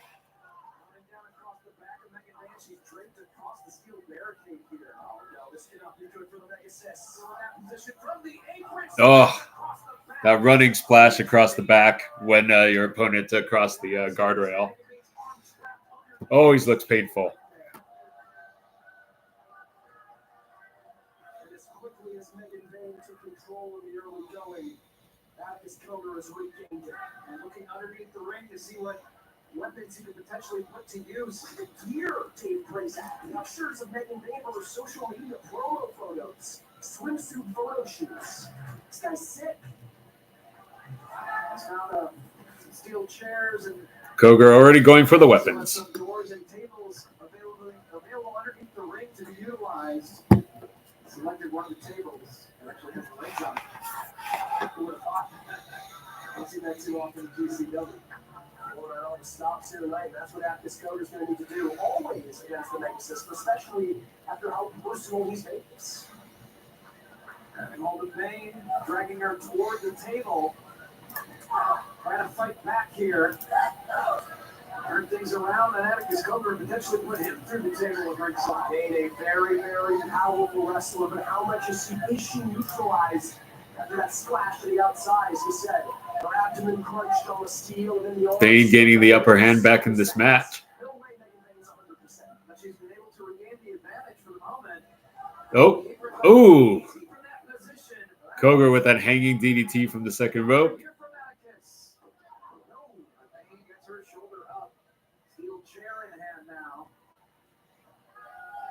Atticus Cougar with a victory over Effy in Rochester. Oh, Cougar, I guess, got a... We do not know. We know that he was injured as a result of being chokeslammed through the table. I didn't know he got a win over Effy. That's kind of weird that you would do that to your... to presumably who's your number one contender. But, I mean, I guess they're bringing back Cougar strong also, maybe. Everything about Atticus Cougar is so deliberate. Oftentimes with these deathmatch wrestlers, I feel like there's a stigma about crazy car crash violence. Couldn't be further from the truth. That's Atticus Cougar with his signature weapon. As those skewers in hand, looks to jab them. Oh, Cougar bringing out the skewers again. Did so against Sawyer Wreck back at the NGI. Nobody home in the corner. Oh. Oh. Great German suplex from Bane. Oh, I think she was going for the skewers. She absorbs the impact but gets back to her feet. Fighting spirit from both of these athletes. Cougar lands on his feet. Waist lock once again from Atticus. Half and half. And a low kick. Half and half followed by a super kick from Cougar. Oh, he looked at the skewers. I don't think he was going to use them at this moment. Staying on top of it. What do you make of that, Dave? He needs to stay on that. You can't give Megan Bane an opening. You can't. Oh, he threw her into the turnbuckle that had the skewers on it. Right there, but Megan Bane, such impact back first into the turnbuckles, punching her back in pain as a result. Honestly, this might have been Cougar's playing with his food. Could have gone for the cover after that. Instead, just to look out at the hundreds in attendance. We went back into another pocket. Some more skewers. Now in the fist of Oh, now he's putting skewers in the other turnbuckle. So is he just going to throw her into skewers in each? Skewers on each side of the ring. Three sides. He's looking to launch those skewers, I believe, here plays at in every corner of the ring. Okay, yeah. Or is he just, yeah, if he puts it in every turnbuckle, is he just going to throw her into them or something? I mean, what's the point of that? The rest of Cougar run is such a calculated, meticulous athlete. She's back on her feet. She hears him all right. Oh, this pushes her. Walks at it, several forearms now in succession from the Mega Six. Cougar's woozy. Overhead release belly suplex from Megan Bane. Overhead belly-to-belly suplex from Bane to Cougar. Oh, so now she could whip him into... nope. Thought she was going to whip him into one of the turnbuckles with the skewers in it. That didn't happen.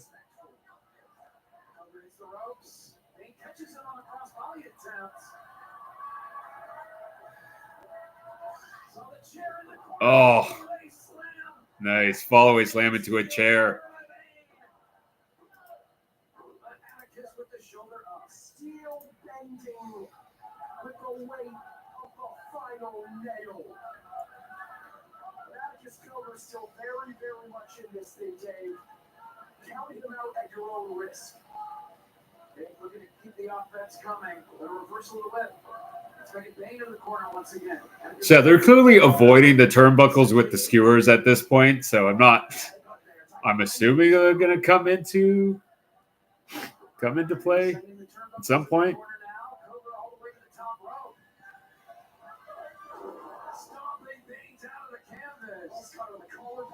Kind of a meteora from Cougar to Bane. You can see frustration starting to seep into the face of Atticus Cougar.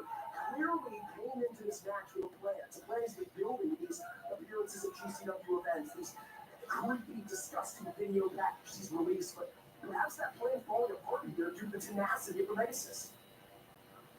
Oh, going for an air raid crash on Bane. Oh, power bomb. Sit out power bomb. Bane almost getting the pinfall.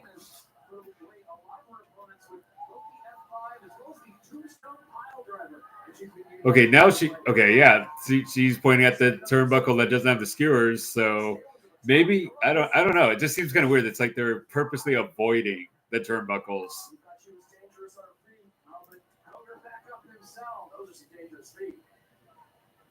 Stuck to whatever Megan had in mind from the top rope, and it's like Cougar is going to join her up on the ropes. What is he thinking now? As we're back in that fireman's carry position once again. Standing on the second rope, Atticus Cougar with Megan Bane. It's a fireman's carry. He's thinking air. Oh, an air raid crash from Cougar delivered to Bane all the way to the apron. Jeez.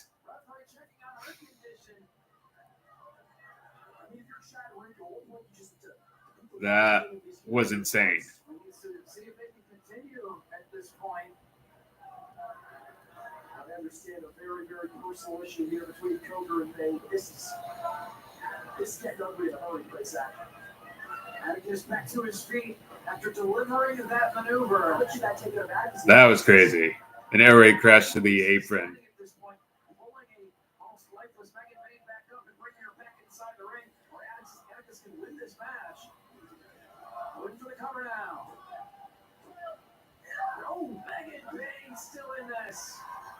Okay, well, so Bane kicked out, but I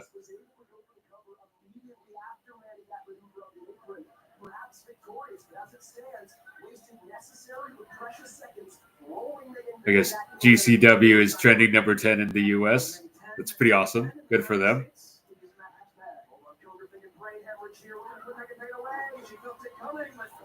Okay, but is he going to use the skewers? What was the... Okay, Megan Bane hit the F5 on Cougar. She's going to crawl into the pin. Again,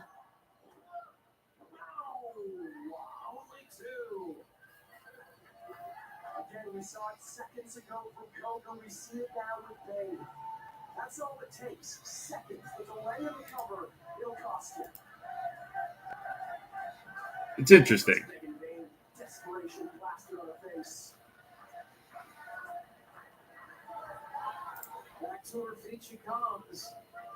Cougar draped across the second rope. Megan Bane with an awful idea. She sees. Oh, Megan Bane now going for the skewers herself. She's about to use them on Cougar. Oh. Otis Cougar is now here. He stopped Bane. Choke slams her.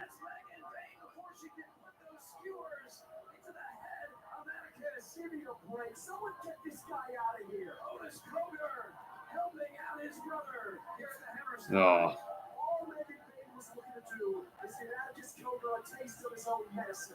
Oh, is he gonna go in for the moonsault?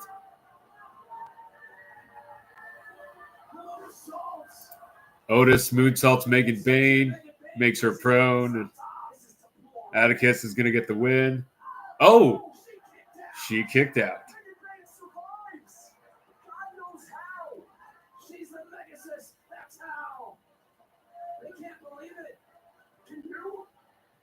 can believe it. We've seen how dominant Megan Bane has been since her arrival here at GCW. He's going for it again. And the grace of God, she kicked out once. There's no way in hell she's kicked out again. Oh, who just helped her? Someone just helped Megan Bane. Oh, and he went through a table. That's Sawyer Wreck. Sawyer Wreck for the save. And she's going to choke slam Atticus.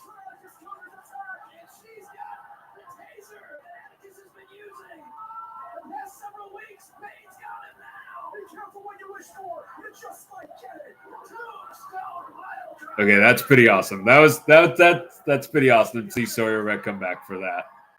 Well done. Well done, GCW. That was pretty cool. Neutralizing Otis Cougar for being involved in this match and having a 2-on-1 situation. And Megan Bane securing the victory. Let's replay that one over and over. That was pretty cool. That was worth the ending. Granted, the skewers never came into play, so it is what it is. Probably shouldn't have assumed that they would. With Bane, being a part of AEW.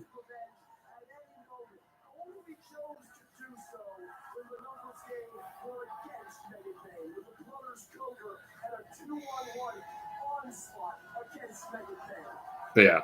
Okay, that was a pretty cool moment. Pretty cool moment for the people there at Hammerstein. Cool moment, obviously, for Sawyer as well. Exacting some revenge after being attacked at the end of the NGI in Orlando. Sawyer Wreck.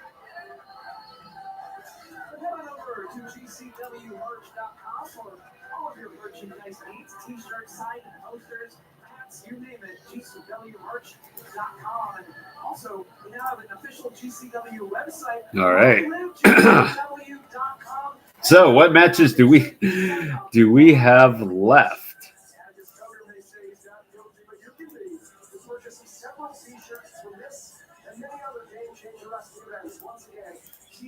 So we still have the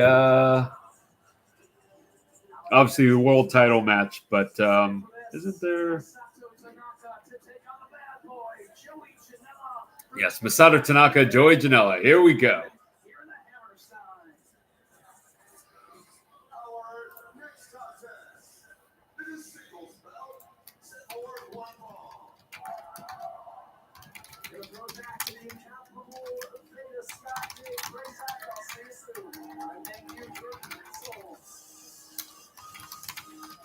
This match I've definitely been looking forward to. So this should be a lot of fun. Joey Janella, the bad boy. One of the most prominent figures in Game Changer Wrestling is the bad boy, Joey Janella. He is GCW. GCW, and he is here in the Internet Ballroom. Boom. Here we go. Masato Tanaka, Joey Janella. Definitely been looking forward to this.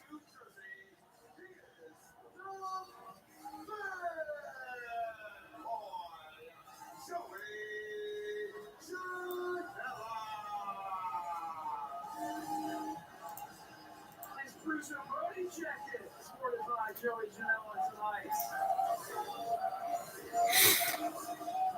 Can't wait to see what these two do to each other. I mean, Masato Tanaka and Hammerstein and Joey Janella is always doing crazy stuff. So The brains behind Joey Janella's spring break, which happens as part of the collective every year. We head to Las Vegas during the month of April. Speaking of Joey Janella's spring break, let's go. Let's see this. Masato Tanaka in a GCW ring and was teaming up with Minoru Suzuki against Masha Slamovich and Rini Yamashita as part of Joey Janella's Spring Break 8 in Philadelphia. God, Spring Break was the last time Tanaka was in GCW. That was doesn't feel like it was that long ago, but clearly it was. Hey, there he is.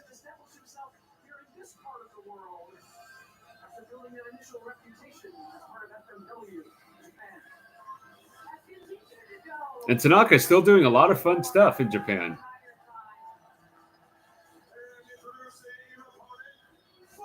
Still going, which is crazy.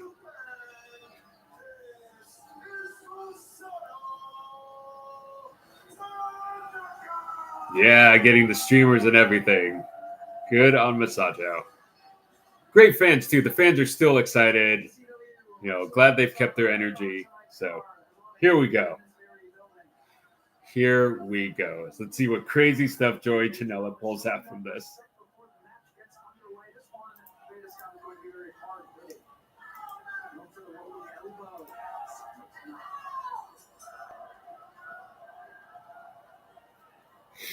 Yeah, I mean, after this, it's probably going to be the Matt Cardona Open Challenge, and yeah, so crazy.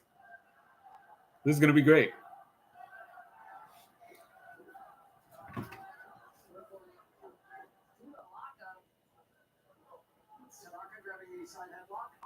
Joey Janella obviously looking in good shape too.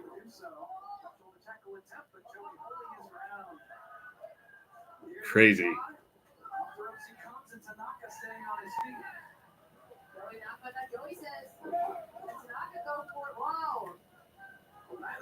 Wrestler wanting to give their opponent Mitch here face to face. Back and forth with the forearms now. Trading forearms between the two of them. Kind of figured, you know. Was duking it out to start this one. Into the midsection from Janella. This is just going to be crazy.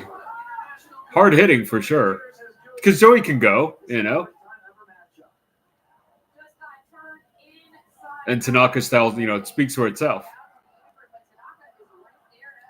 There's actually a recent Noah match that I think Tanaka's in that I just saved, so probably will check that out later. Yeah, thank you again to everyone who is joining us this late. We're 5 hours into this live stream and still going strong. So, but hey, put in the chat who you think Matt Cardona's mystery opponent's going to be.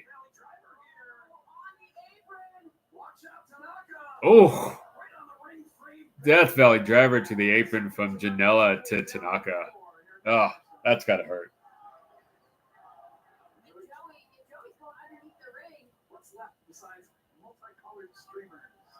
There's so many streamers underneath the ring right now. It's kind of hilarious. Might as well use the streamers as weapons. Yep, Janella going for the table. Oh, God, more doors. Got to save some of those doors for the title match, man.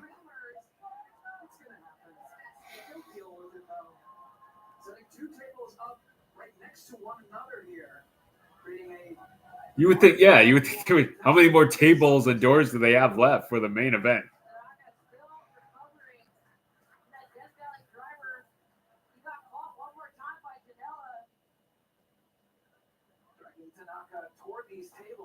Also, kudos to Janella. I think recently saying he's been sober for 6 months, something like that. So kudos to him on that.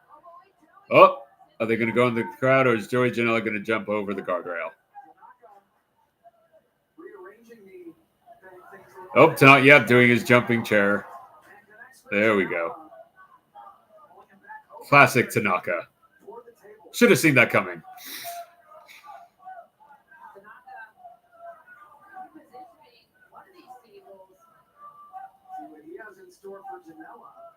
Oh, this is awesome. See, that's what this match just needs to be. Just a lot of big moves, high spots, and oh, Janella on the table. Let's see what happens. And Tanaka climbing to the top rope now. Watch out, Joey Janella. Oh, splash from Tanaka to Janella through the table.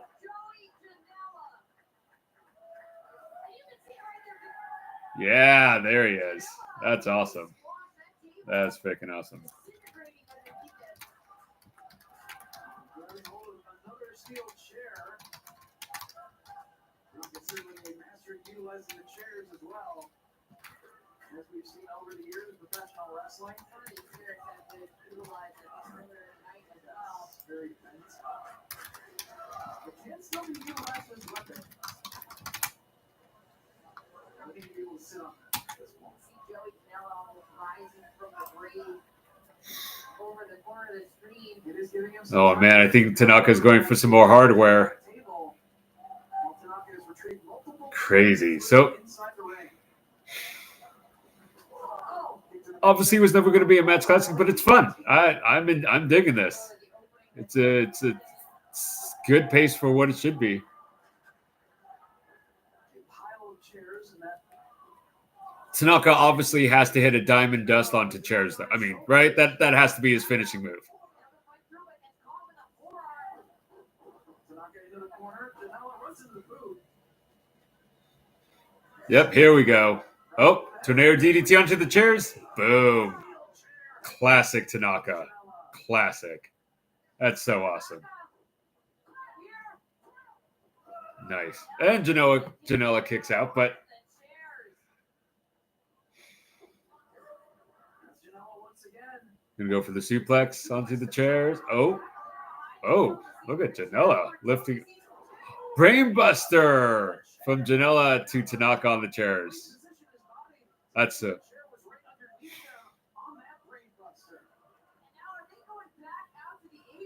Certainly seems to be the case. We still have another table out there. Oh, he's gonna pile drive it through the chair. Oh no. Oh. Jesus. Basically a razor's edge from Janella to Tanaka through a table.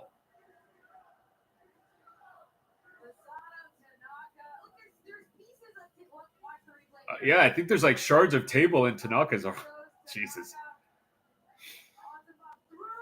Oh, because he like barely caught the table. He kind of grazed it, but his arm, it's almost like Tanaka elbowed the table and broke it with his elbow.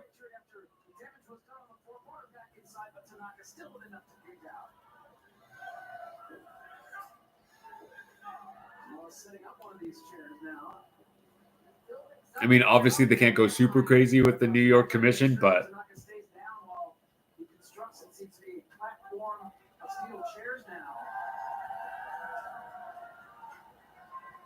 Joey Janela setting up 4 chairs, clearly making some type of platform.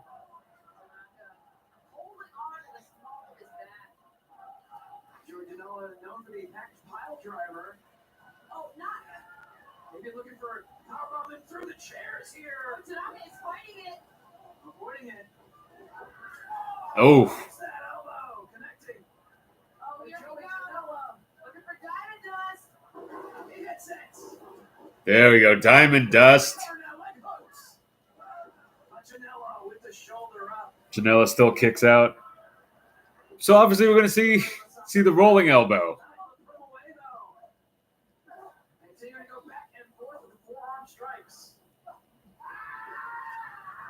Oh.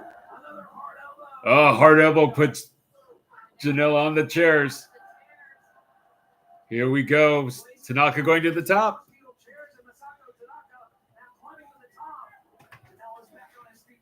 Oh, he got down. No, Richard, Cardona has not come out yet. So it seems like Cardona's match will probably be the co-main event. So you got to think that his mystery opponent's going to be a big one. Hopefully. Oh, it's going to be Blue Cane. You never know. But no, Cardona has not come out yet. But it's Cardona and then the world title match. That's all we got left.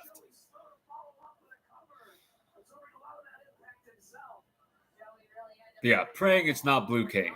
But you never know, right? Because you think if they're going to put Cardona's match in the co-main event spot, it's going to be someone big. It's probably not going to be Joe Hendry. Oh, shoot. Janella just went for chair shot. Didn't finish off Tanaka because Tanaka's super tough. Yes, Blue King would be hella funny. Yes. Could be Gage. Yeah, I mean, they've had a lot of, seeing Sawyer Wreck come back, you just never know. Maybe Gage and, Brett tweeted earlier that, some of his comments earlier, they weren't shots. I mean, obviously they were, but, but maybe, that's to, give us subvert our expectations of it being Gage. Sean, yes. Sean with the spoiler for the TNA Championship. But yes, yeah, I did see that. Big win, obviously, for him. Super happy. And now with that WWE connection, pretty cool for Joe. Which I think we all assumed Joe was going to sign with WWE anyway. Janella setting up a table. Or door, sorry. Oh, is he going to put the table on the door? Nope, he's putting the table on the other side. Okay. So we're going to see something violent here.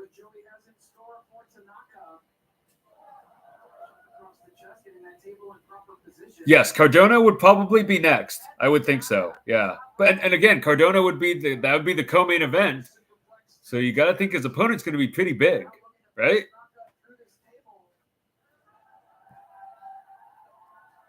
Okay, hold on 1 second.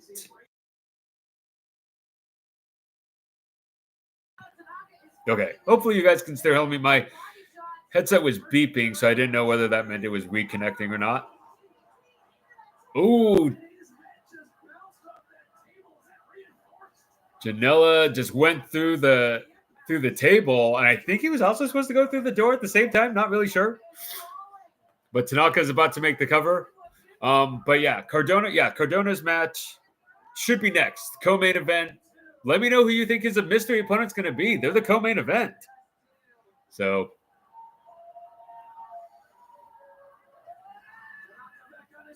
Oh, rolling elbow. Nope. Janella Death Valley driver through the table. Obviously, much to Mike Awesome's matches with Tanaka. Super awesome. Oh, God, it's like they didn't break through that table. That looked painful.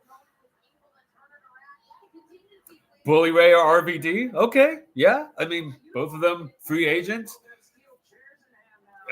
Yeah, and I know Bully Ray was talking to JBL, and JBL brings up GCW, who undoubtedly will see JBL in the main event. So yeah, you never know. It most likely will be some type of ECW original, I would think.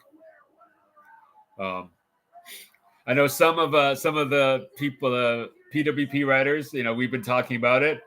You never know. Matt Cardona versus Sabu. It could happen in the Hammerstein.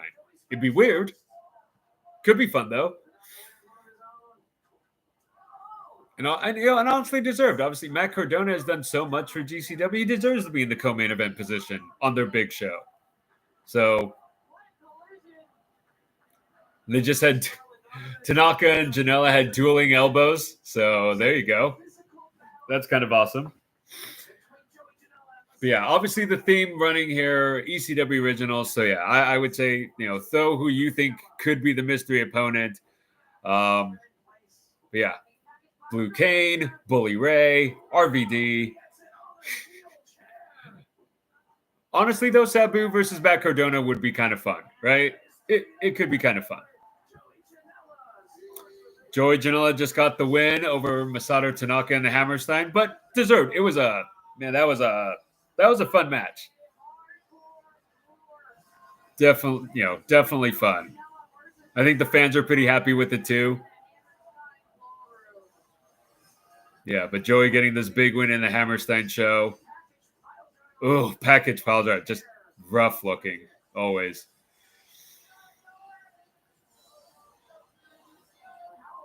It's like Janella and Kevin Steen, right? Just utilize that package pile driver so well. I saw another independent wrestler using the package pile driver, and it just looked not so great. Not gonna lie. Not gonna say who it was, but it wasn't great. It was not great.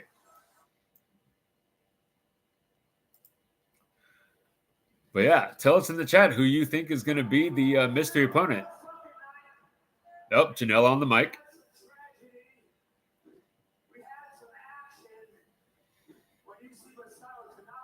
Saying we had some tragedy, some action.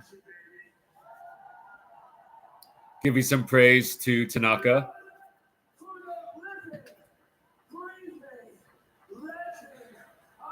Showing some respect to Tanaka for sure.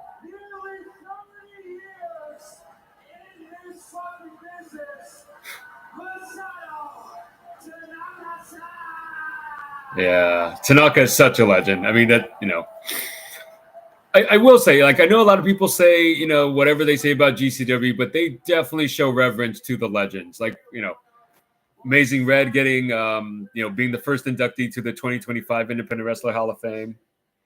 No, Kevin, the Cardona match should be next. Should be next. So let us know who you think the mystery opponent's going to be. Joey Janella, you know, bowing to Masato Tanaka. Tanaka showing the same respect. I mean, these two guys just fantastic. Yeah, an amazing. That was a good match. That was great. Kevin, are you saying Tommy Dreamer? Probably. I mean, yeah, I guess so. Yeah, Cardona versus Tommy Dreamer in the Hammerstein. Why not?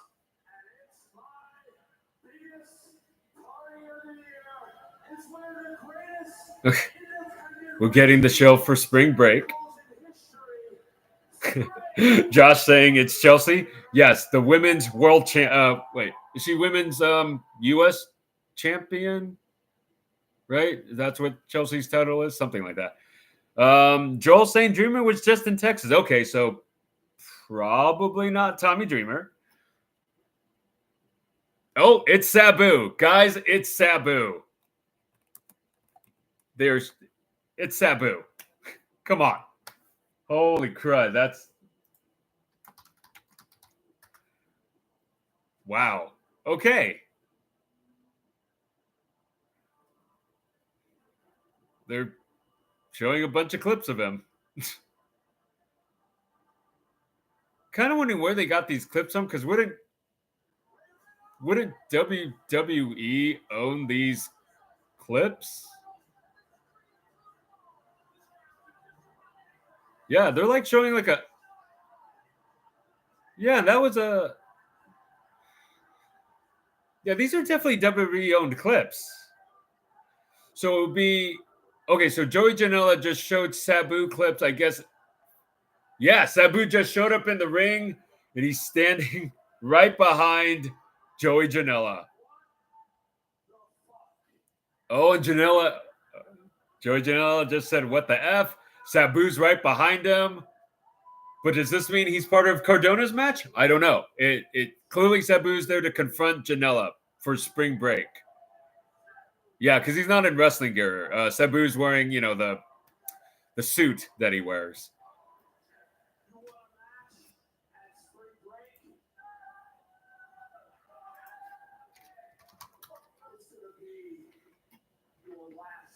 Yeah. So this is Sabu versus Joey Janela at spring break. So Sabu was in the building, but yeah, I guess he's not Cardona's opponent. Oh, declaring it to be Sabu's retirement match. Don't know if that'll be true or not. And hey, I guess we'll all be surprised if Sabu shows up. No shade, I'm just saying, right? I mean, got to be honest. But that's crazy. That's a hell of a match. Sabu versus Joey Janela at spring break. So, okay. So Matt Cardona's got to be next. And so Sabu's not his opponent. So yeah, Bully Ray. Joel, thanks for letting us know that Dreamer was just in Texas. So yeah. You said Dreamer was just in Texas. I don't know if you mean like that was tonight. So obviously you couldn't fly to New York. But yeah, okay. I don't. Okay, let's see. Let's see who Cardona's opponent is. Fans obviously very happy to see Sabu there. Pretty awesome to see the ECW legends, as always. Yeah. Definitely giving some time to Sabu. Okay, here we go. Matt Cardona, mystery opponent. Come on.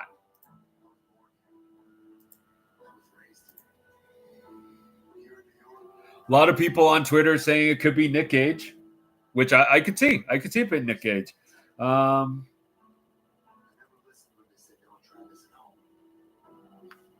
Yeah, absolutely, Kevin. Hopefully I'm pronouncing that correct. Let me know if I'm not. But But Lewis, who was in New York, also was saying that the snow wasn't too bad. So, Josh saying Dylan Postal, the former Hornswoggle, hey, you know what? Fit Finley's son deserves to be in a match anywhere he goes. So yes, definitely could co-main event with Matt Cardona because he's Finley's son. Which wasn't he also supposed to be Vince's grandson or something like that? Anyway, the guy who I guess we can't talk about anymore. So, not that I'm sad about that. I'm just saying.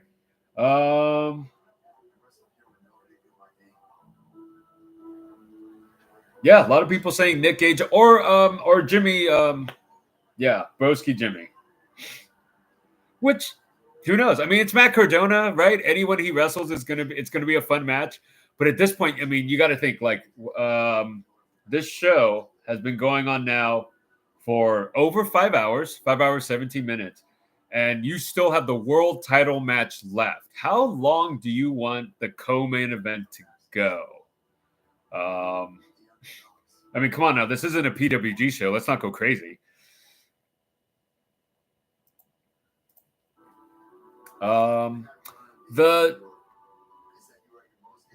Okay, so Kavin's asking about the delay. The delay, I mean, when they had the commission stuff, maybe about 10 minutes or so. I wasn't clocking it, so I couldn't say.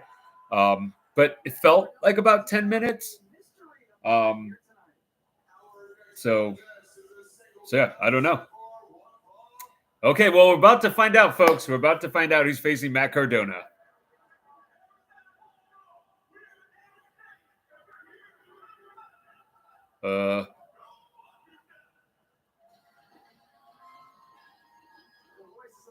Yeah, probably took off some minutes off the matches for sure. Okay, they've got some band there that I don't know. I gotta ask.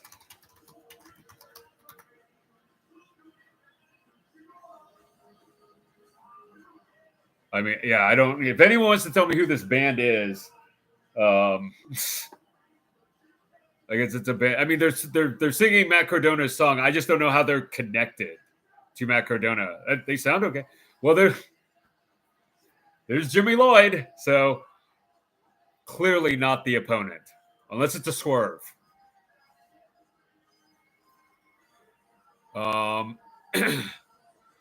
You know what would be a real letdown is if it was Brian Myers, and I like Brian Myers, but I'm just saying that would be kind of a letdown as an opponent at a GCW show. But hey, you never know. And I know some of the people who are on the TNA show. I don't know everyone, so you know. And hey, we got that Medusa moment with PCO, right? Which again, PW Insider is saying is legit. So what? Josh Alexander, PCO now done with TNA. Jordine Grace possibly done with TNA. She was actually at a signing up here in my area just yesterday. So yeah. But yeah, so I guess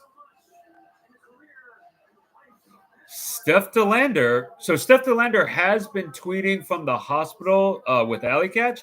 I don't know if she's still there, but she was tweeting stuff from there before the last two matches. So yeah, maybe. So we'll see.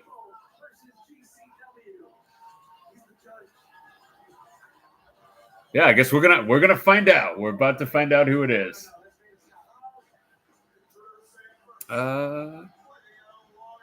Yes, Cardona definitely charges for signatures. You can either like that or you don't like it. Yeah, I mean, this is a business, right? So, and playing devil's advocate, how does Cardona know that you're like a real fan trying to get his signature, or you're just the guy who has him sign something and then you flip it on eBay? It's a business. So what can you do? I was at Designer Con in Las Vegas and definitely saw a lot of people buying merch at the Designer Con. And it's for like vinyl toys, that kind of stuff. But they would take that stuff and posters and bunch of stuff and then go to the celebrity signings and then you'd instantly see them like taking the photo of it and flipping it on I think it's called Whatnot, like flipping it that minute. So what are you gonna do? It's all a business. So yeah, Whatnot, I think is what that app was called. And yeah, like we were in line at Designer Con and we got these exclusive figures in the gift bags. And there was this guy going around trying to buy those exclusive figures up and then flipping them for 3 times the amount he paid for. So, yeah. Yes. Yeah. Whatnot. Yeah. It's an auction app for sure. Okay. Matt Cardona. He's about to say some stuff. Hey, New York City. Gave him a real tepid response. They're like, guy, we're 5 hours in. Come on.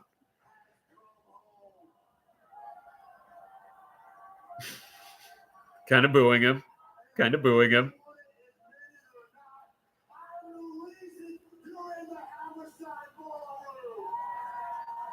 Cardona saying he's the reason that they're in the Hammerstein ballroom.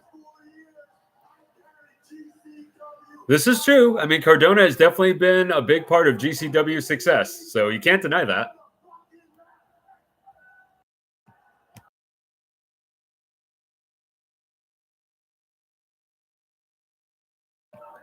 Sorry. Like I said, I was always trying to catch my coughs a little bit.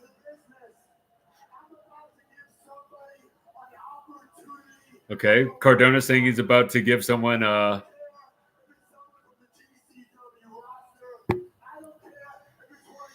So Jay Kenny saying hoping for Tommy Invincible. Okay.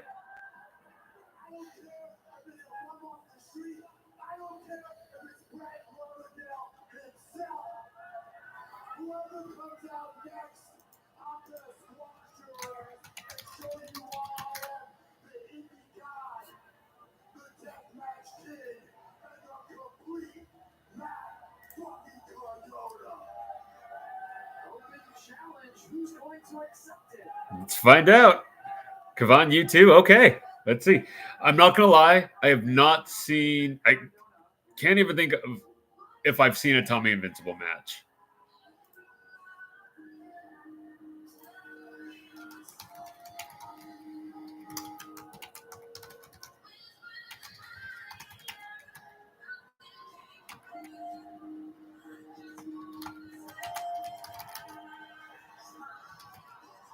Oh.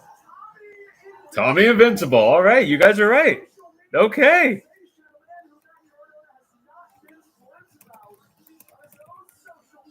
Okay, so that's his music. Okay, I didn't see. I would not have known that.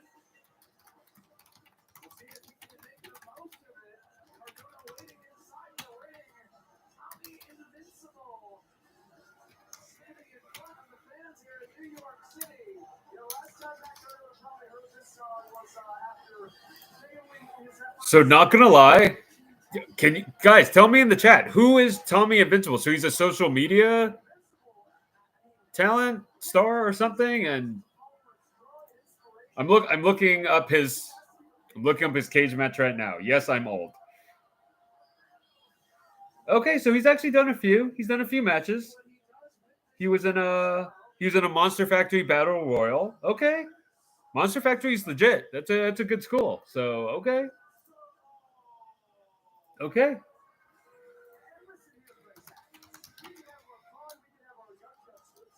you guys all knew it. So yeah, tell me about him in the chat. Tell me, like I said, looking up his cage match, he's some Victory Pro. Okay.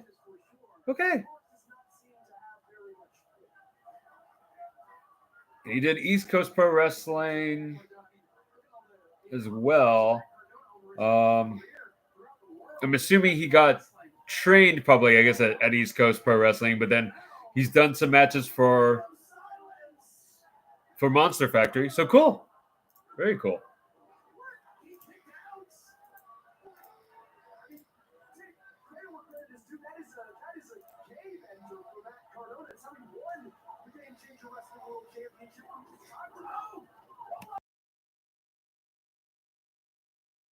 your fall. Let's get showing something tonight. Knee strike takes Cardona off his feet. Another knee. The PWP writers are convinced that someone else will be coming out, though. So, but it sounds like you guys were pretty excited for him. And so far, they're having him basically hold his own against Cardona. He's a straight edge guy from the Bronx. Nice. He's like a local hero, like everyone in New York knows him, and he always screams invincible and is a great guy overall. He's a great guy. Nice. Cool. Thanks for letting me. I don't know where I'll watch Monster Factory matches, but I'll try to. I'll look him up. That's cool.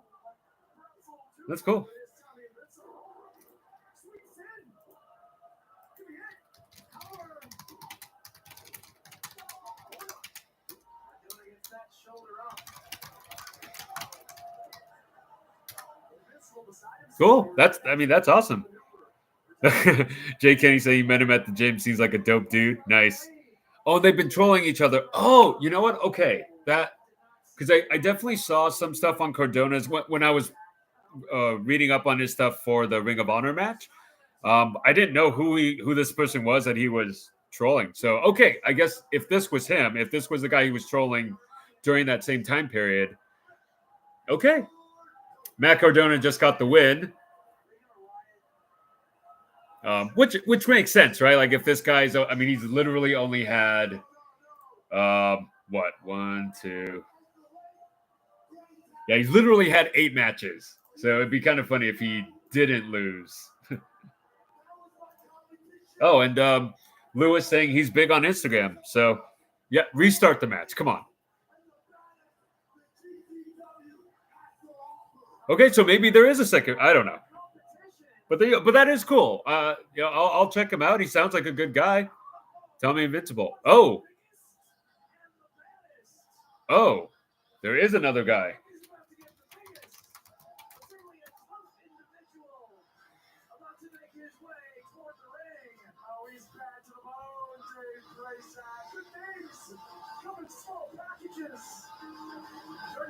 You're in the jungle, baby. Because here in the Hammerstein ballroom, it's Micro Man. It's Micro Man. Frickin' Micro Man. This also, I assume, has to be a joke, right? Probably. But whoever said Dylan Postal earlier, you're pretty close.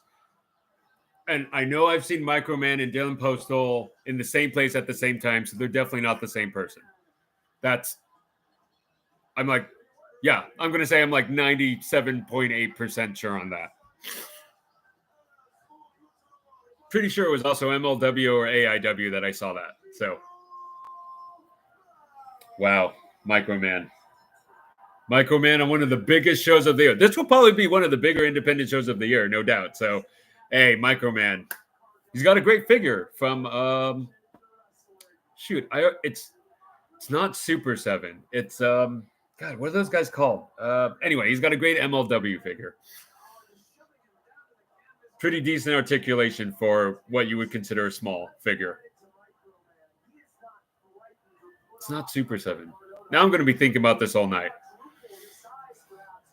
Someone's got to know. You know what? Now I'm just looking it up because it's going to bother me.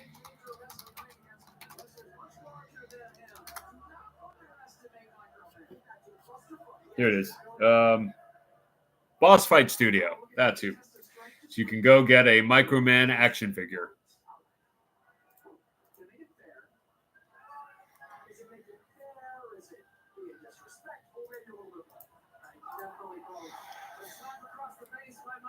Hey, Microman just did a drop toe hold on Matt Cardona and a 619.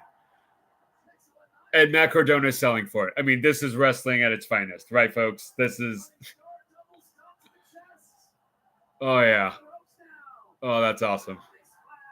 Big splash from Microman.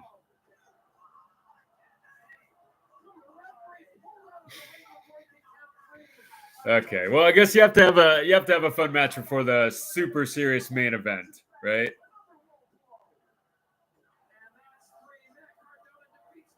So Matt Cardona just got 2 wins. on this show.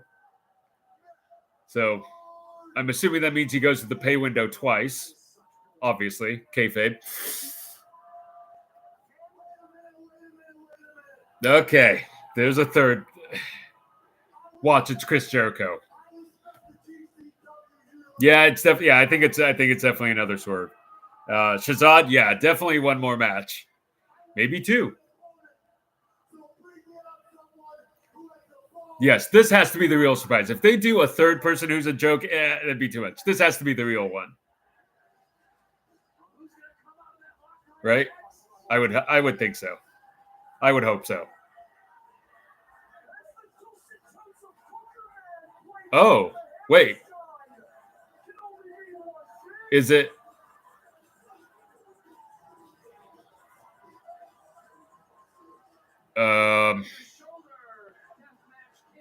Okay.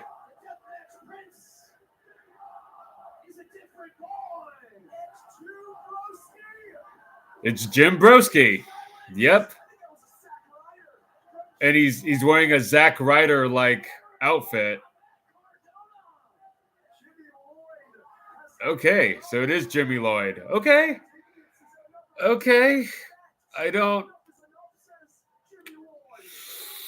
Not gonna lie, that's gotta be a big disappointment. I mean, the Tommy Invincible thing was cool, and I would have been happy with that.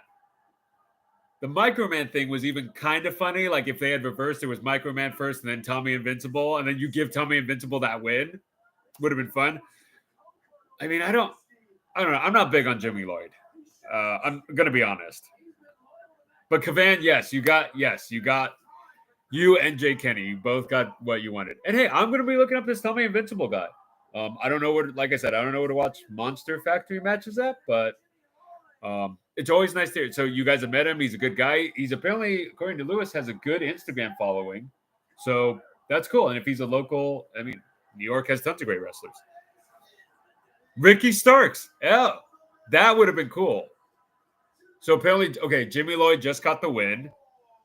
Because, of course, it would have been nice if it was Ricky Starks. Ricky Starks, I said this at the beginning of the live stream. I haven't seen what he said at the House of Glory show, but I guess it was a pretty hot promo. So, yeah, that would have been nice. I would have preferred Ricky Starks to Jimmy Lloyd. Not gonna lie. I mean, honestly, I probably would have preferred Blue Cane to Jimmy Lloyd. And the crowd doesn't seem all that excited that it was Jimmy Lloyd either, not going to lie. So yeah, Justin, you're right. It would have been nice if Ricky Starks comes out, that'd be nice. But it doesn't look like it at this point. Maybe Ricky Starks comes out at the end of the night after the world title match. No. Kavan, you're I don't know if they could afford to run the Hammerstein every month. Hammerstein is incredibly expensive. Even with those ticket prices, I don't know if they clear it. Shazad saying Ricky is possible. He was in Chicago last night. Yeah, maybe. Maybe. And hey, we got the world title match on right now. Yeah, oh yeah, no, they definitely gotta go hard. They gotta go crazy. But they're literally going to France. Next week, they're going to a ton of international markets. GCW is not holding back, but I don't think they can afford the Hammerstein every month. That's a bit much. I know, Shazad. Yeah, this show is just, trust me. I told my wife that, oh hey, I'm gonna start the stream at 3:30. I'm on Pacific time. Yeah, I'll be done by 8. Nope, not at all. Yeah. So this isn't their WrestleMania per se. So this is only the second time they've been at the Hammerstein, Shazad. But the Hammerstein is a legendary arena for pro wrestling. So it's amazing when independent wrestling gets to be there. So while it's definitely a very special show, it is not their WrestleMania. The Collective is their group of WrestleMania shows. So Jimmy Cullen saying, I signed up for a free trial for that BS. LMAO, that was terrible. Yeah, man, you signed that up for Microman. you almost want them to pay you money right now.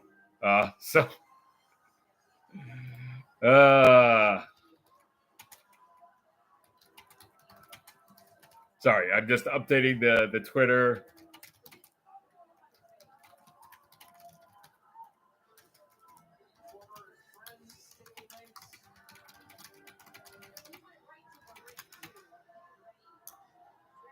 All right. But yeah, so they're definitely doing some big things. But yeah, I don't know. I don't know that they couldn't be in the Hammerstein every month. Hey, Ryan Rosansky. Yeah, this show. Hey, Ryan, they had Facade on. How dare you say that this show has been a slog? How dare you? Honestly, like for me, the show. Okay, so you can follow me on Twitter at Suplex News. I have a pinned tweet of my 2025 recommended matches. So far, 2 of the matches that I've seen tonight are on there. So, but honestly, for the rest of the show, I mean, okay, Joey Janella versus Tanaka was fun. The tag match is one of the matches that I put up there. Them putting, oh gosh, I can't think of the word. The ultra violent match at the beginning was fun too. But yeah, I don't know if this whole show has been worth it. I have not seen the TNA show either. But yeah, anyway, Ryan, yeah, Jerome and you, yes, Jerome would definitely have made you review it, especially because it had Facade and Microman.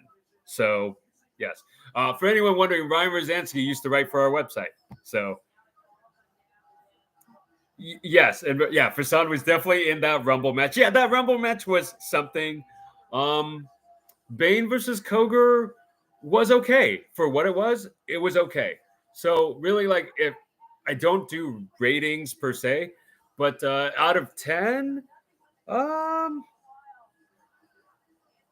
but yours is a 10, Kavan, just because of Tommy Invincible, and that's awesome. No, now that I know a little bit more about Tommy Invincible, that's great.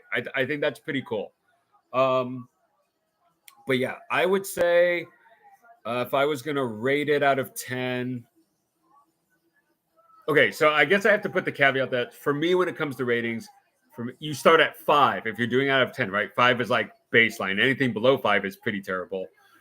I honestly would so far like a 7.5, maybe even an 8 out of 10. Like, I wish it wasn't this long, but the tag match and the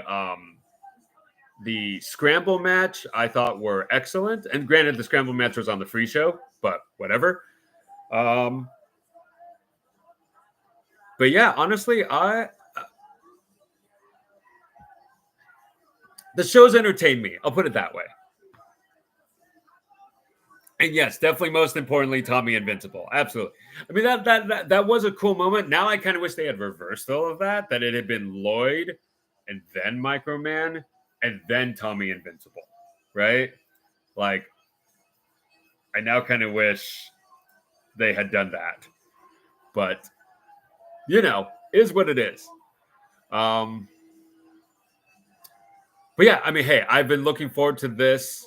Mance Warner was my wrestler of the year for 2024. And Effy versus Mance Warner was my feud for 2024. So I'm looking forward to this.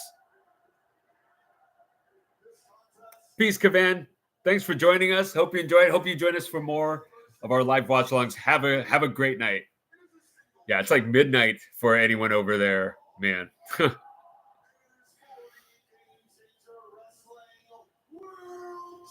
But this is the world title match. And again, this was my feud of the year.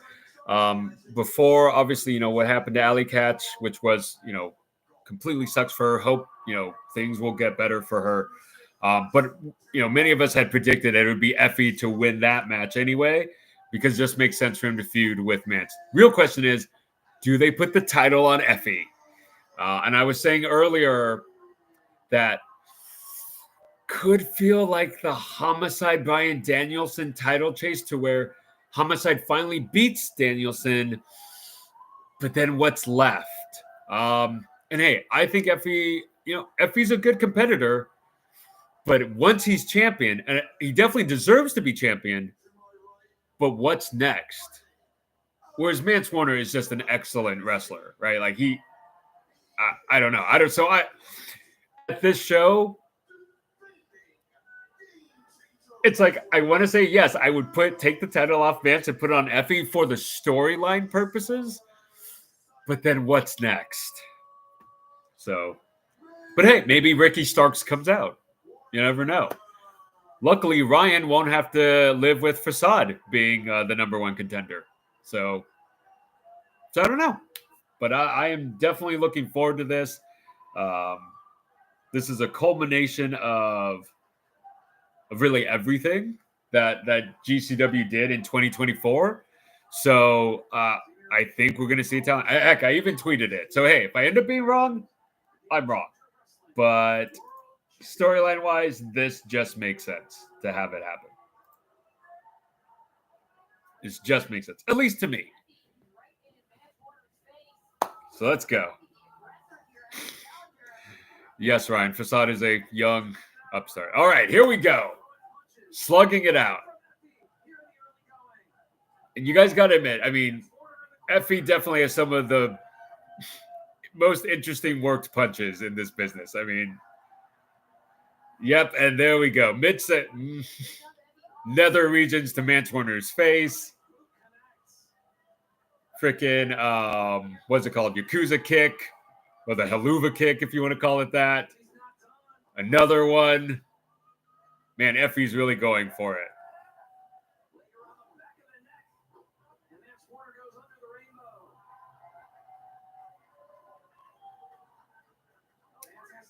Mance Warner, Mance Warner hitting him with the title. Oh, I wonder if they're going to have so it's a New York commission. Probably not going to see a lot of blood in, well, any of the matches, even if it's this one. I don't.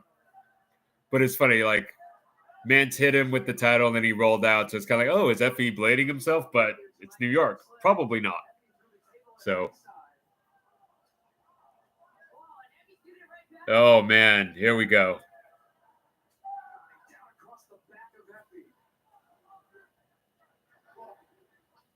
There we go. Both guys just chopping each other outside of the ring.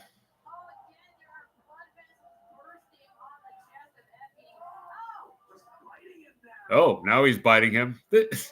What's he trying to do? Get blood the hard way? Come on now. Come on. New York Commission is not going to put up with that. We all know this.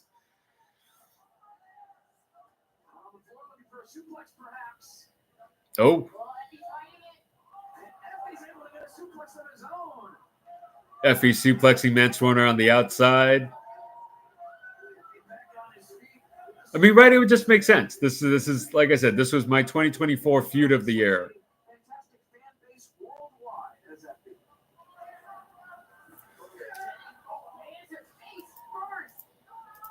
Then you got to ask yourself, if Effy does win it, who is he going to face at his big gay brunch? It's not going to be Sabu because Sabu's already facing Joey Janella at Spring Break. There's no way he's going to work twice, if once. Some people on Twitter are wondering if Megan or Cole can cash in. I don't know. I guess technically, yes. That would kind of suck for them to cash in on Effy immediately.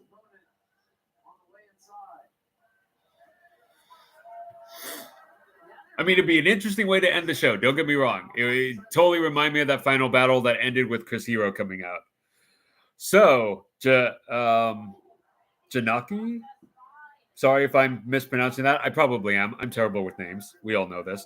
Matt Cardona faced, in this order, Tommy Invincible, Microman, and then lost to Jimmy Lloyd. So, yeah, that happened. I don't know if there was anyone else who was scheduled originally and maybe it just couldn't happen, but that's who Matt Cardona faced. So, cool.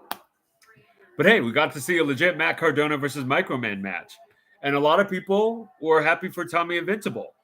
And I'm looking him up. He he has 8 matches, but he is growing, and apparently he has a big Instagram following. So, and he's known to the New York crowd. So for that crowd, that was the right opponent for Matt Cardona. So really, I think Tommy Invincible was probably the big get. Microman, and then Jimmy Lloyd. I would have preferred Blue Cane at that point. Ryan, tell me you know who Blue Cane is. Because if you don't, you should look it up. You would love it.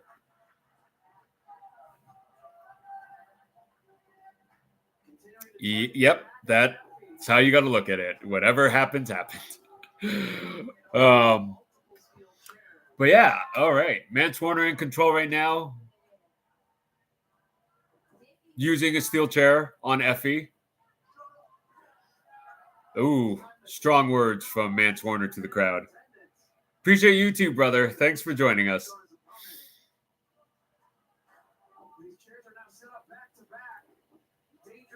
Yeah, I'm so happy to hear that Ryan knows who Blue Cane is. Good, good. I'm kind of sad that you don't write for the site anymore about Blue Cane. Oh, choke slam, backbreaker onto the 2 chairs from Warner to Effy. Thanks, Ryan. I mean, hey, like I said, this was my feud of the year. I've been building to this match. I've been looking forward to it. So yes, I may be 6 hours in to this live stream, but I'm all in. It's pro wrestling. I'm all in. So, and like I said, that tag title match, to me, honestly, worth the price alone. If you consider that technically this only cost me less than $7.99 to watch it, plus all the other content that Triller TV has, yeah, this is totally worth it.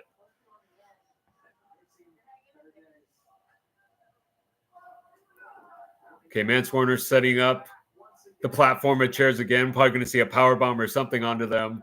But yeah, I mean, obviously, I think Effy's gonna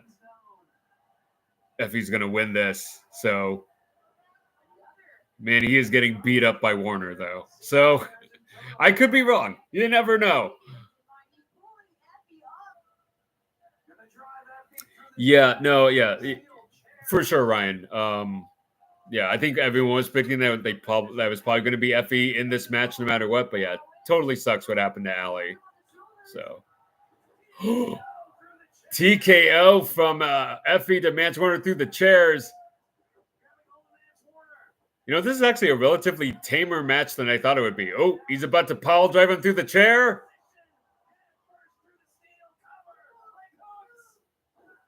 No, okay. Not gonna lie though, this is what it's midnight at 12:20 on the East Coast, so the fans have been there a long time. I'm sure they wouldn't mind this match not going so long. So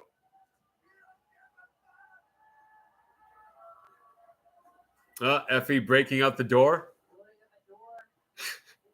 I really hope they save some tables for this match because, like, when Masato Tanaka and Janella were like using all the tables, and then you had that scramble death match and all that stuff. I'm like, guys, you got to save some tables for the main event. I mean, you can't just leave the main event with doors.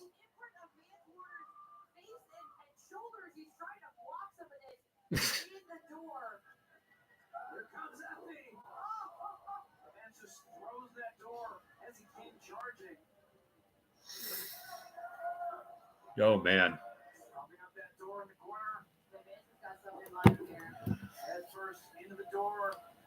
Warner able to use the door against Effy. Now he's just pushing Effy's head through it more and more, laying him out on it.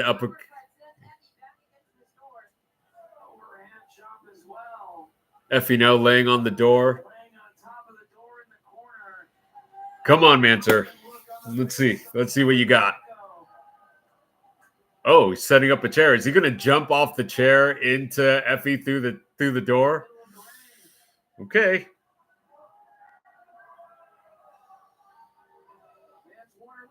Yeah. Oh, Effy caught Mance Warner and speared him through the door.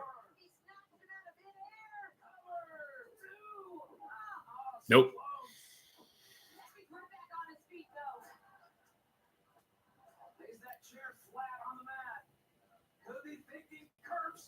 Oh, he's going to curb stomp Mance Warner onto a chair. Do it. There you go. Oh, that looked brutal. Just the way Mance Warner's head bounced off the chair, like. See, this match is already fun. Just the pace that they're going. You know you have a tired crowd, but you're just trying to get the crowd back into it.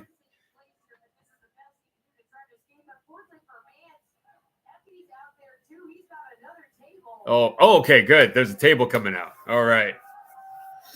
Let's go. And the crowd has stayed into this. Kudos to the Hammerstein crowd. You know, they have stayed with this. They were kind of fading a little bit for during the Cougar and Bane match, which sure, but they've stayed in this. Shout out again to Lavi Margolin, who is there. Check out the Business podcast on our YouTube page and on their own. I think, Spotify, Apple Podcasts. He wants to become world champion and finally end this between himself and Mance Warner that has raged on for such a long period of time here in Game Changer Wrestling. Yeah, Mance Warner and Effy, I mean, they've basically been feuding now for, depending on when you decide the feud started, but like at least 8 months to a year, if not even longer. Kind of. Oh, so they got a table set up, both men fighting on the apron. Oh, pile. Oh, kind of a botched pile driver from Warner to Effy. The table didn't even break. Effy just fell to the floor. Mance is laying on the table. Oh, that's going to be on Botchamania for sure. That's got to be a Botchamania moment.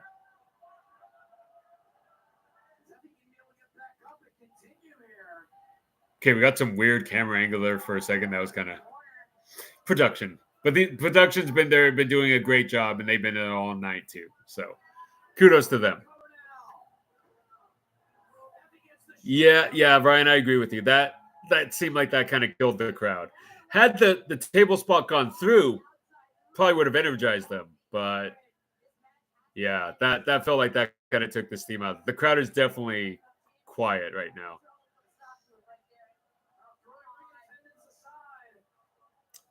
Ring boys getting beaten up.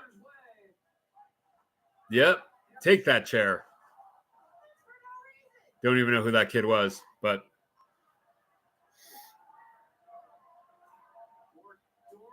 more doors, because that's what this match needs. More doors.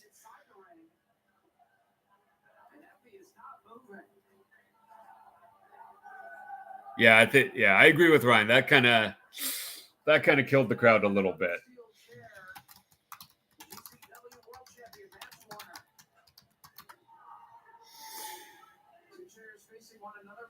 Okay, Warner's creating a bridge with the door between the chairs. Man, this is where you kind of wish they had more tables.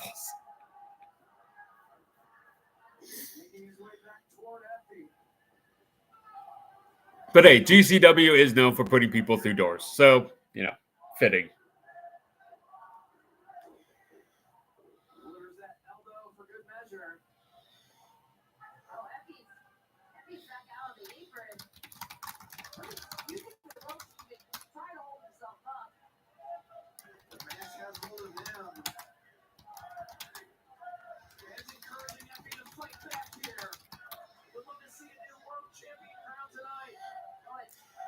Come on. Okay, they're climbing to the top rope. Let's see what happens.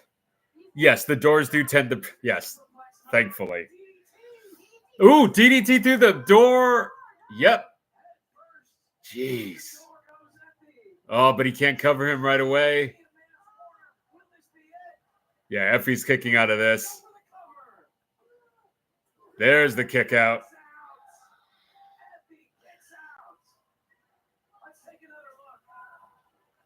Oh.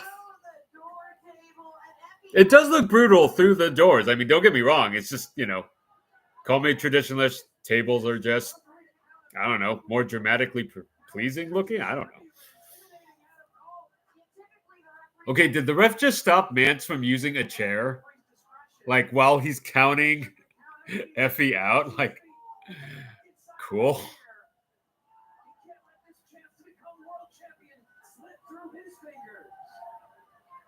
Hey, smart from the champ. All you gotta do is stand in the ring. So hey, Effy gets back in. Drama, folks. Drama. Series of hard punches from Manchester, just close fist to the jaw. Throws it back out. Telling the referee to count him once again.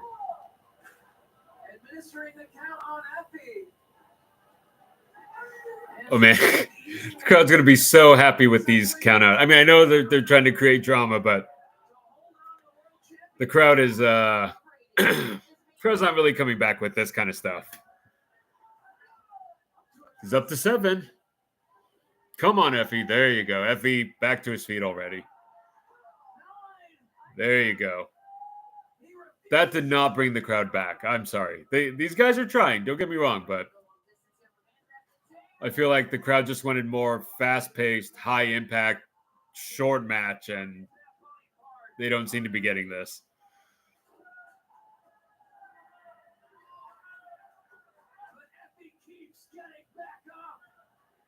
Like, I see what they're going for.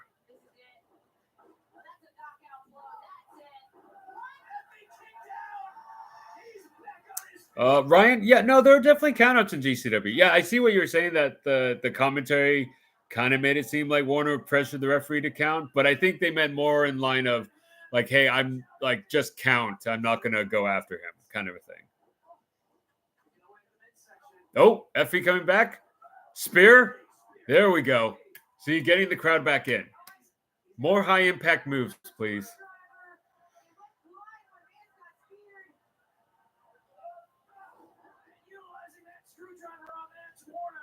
Oh, didn't even see that. Yep, he's using that screwdriver on him. Honestly, they should have kept that fork that Homicide had in the turnbuckle this entire time, and then he ended up using it. That would have been tremendous. All right, Effy picking up Mance. Gonna put him through a door. Yep, through the door in the corner. Come on. Ooh, Mance kicked out at 1. Okay, here we go. Oh, he's stabbing him with the screwdriver.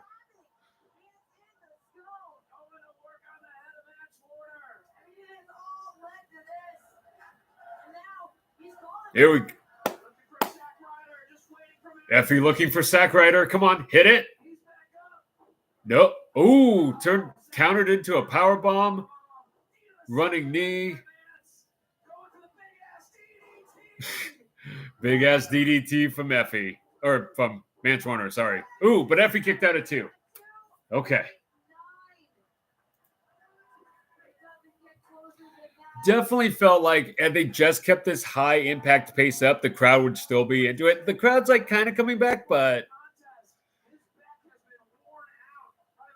the crowd has also been there for like over, 5.5 hours, 6 hours at this point. So actually, and a lot of seats have emptied. I mean, I don't know if people like going to the bathroom, but if you look in the balconies, feels like some people have left.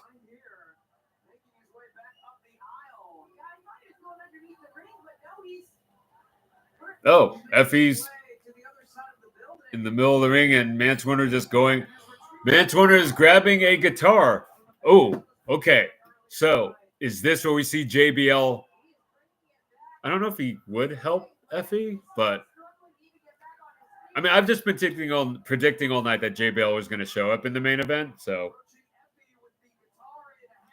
I don't know if he was at TNA or not. So if he was at TNA, then never mind.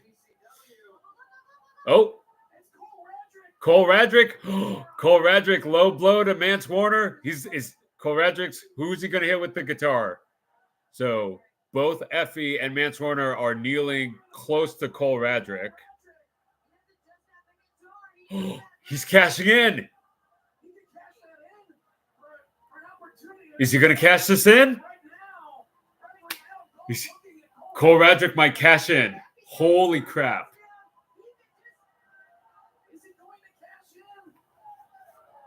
Oh, it looks like he's deciding not. Nope, not cashing in. He's handing Effy the guitar. Oh, Jay Bale's going to be on Raw tomorrow? Oh, okay. Yeah, probably. But, oh, that is not a gimmicked guitar. At least maybe it was, but not very well gimmicked. Jesus. Boom. Effy's your new GCW World Champion. Freaking fantastic. That was the right way to end this show. And like I said, that makes this show an 8 out of 10. Solid 8 out of 10 for me. I'm entertained. The tag match and the scramble match in the beginning, granted it was on the free show, but still fantastic matches. So this was worthwhile. Some of the other stuff probably could have lived without. Joey Janella versus Tanaka made this worthwhile. Bane versus Cougar, kind of, sort of. I'll say it was worth it.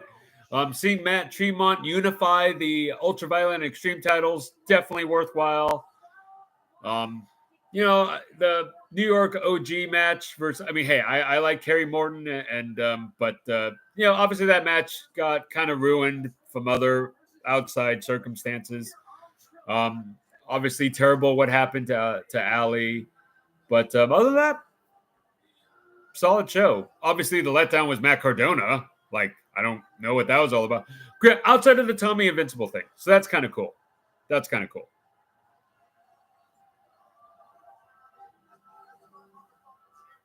All right, there you go. Well, hey, guys, thank you. As always, you'll get to see recaps at pwponderings.com. Tons of other results there as well. I want to thank everyone who joined us. Leave us your thoughts in the comments. Shoot us emails, mailbag at pwponderings.com. Tweet at me at Suplex News or at us at pwponderings. Really appreciate all of you joining us. This has been great. Kind of a preview, like I was saying when I did the watch along for Wrestling Open. I want to do more of these. But I want it to be sustainable, works with my schedule. So for right now, I want to say I would like to do at least one watch along per month. But we'll see. I know that I like catching up on, like DPW. I know Deadlock Pro has a show that just will probably drop on their platform pretty soon. Maybe I'll do one for that. But yeah, other than that, thank you for everyone for supporting PW Ponderings. As always, we truly appreciate it. All the writers do. Shout out to all the writers doing great jobs. Check out pwponderings.com. Tons of results. Hog, Limitless, just so many. And really, really appreciate all of you and all the support for PW Ponderings. As always, feel free to send me your thoughts at our email or tweet at us on our Facebook as well. And for everyone at PWP, thank you again for your support. We really appreciate it. Have a great rest of your night. Have a great MLK weekend. And we'll see you again real soon.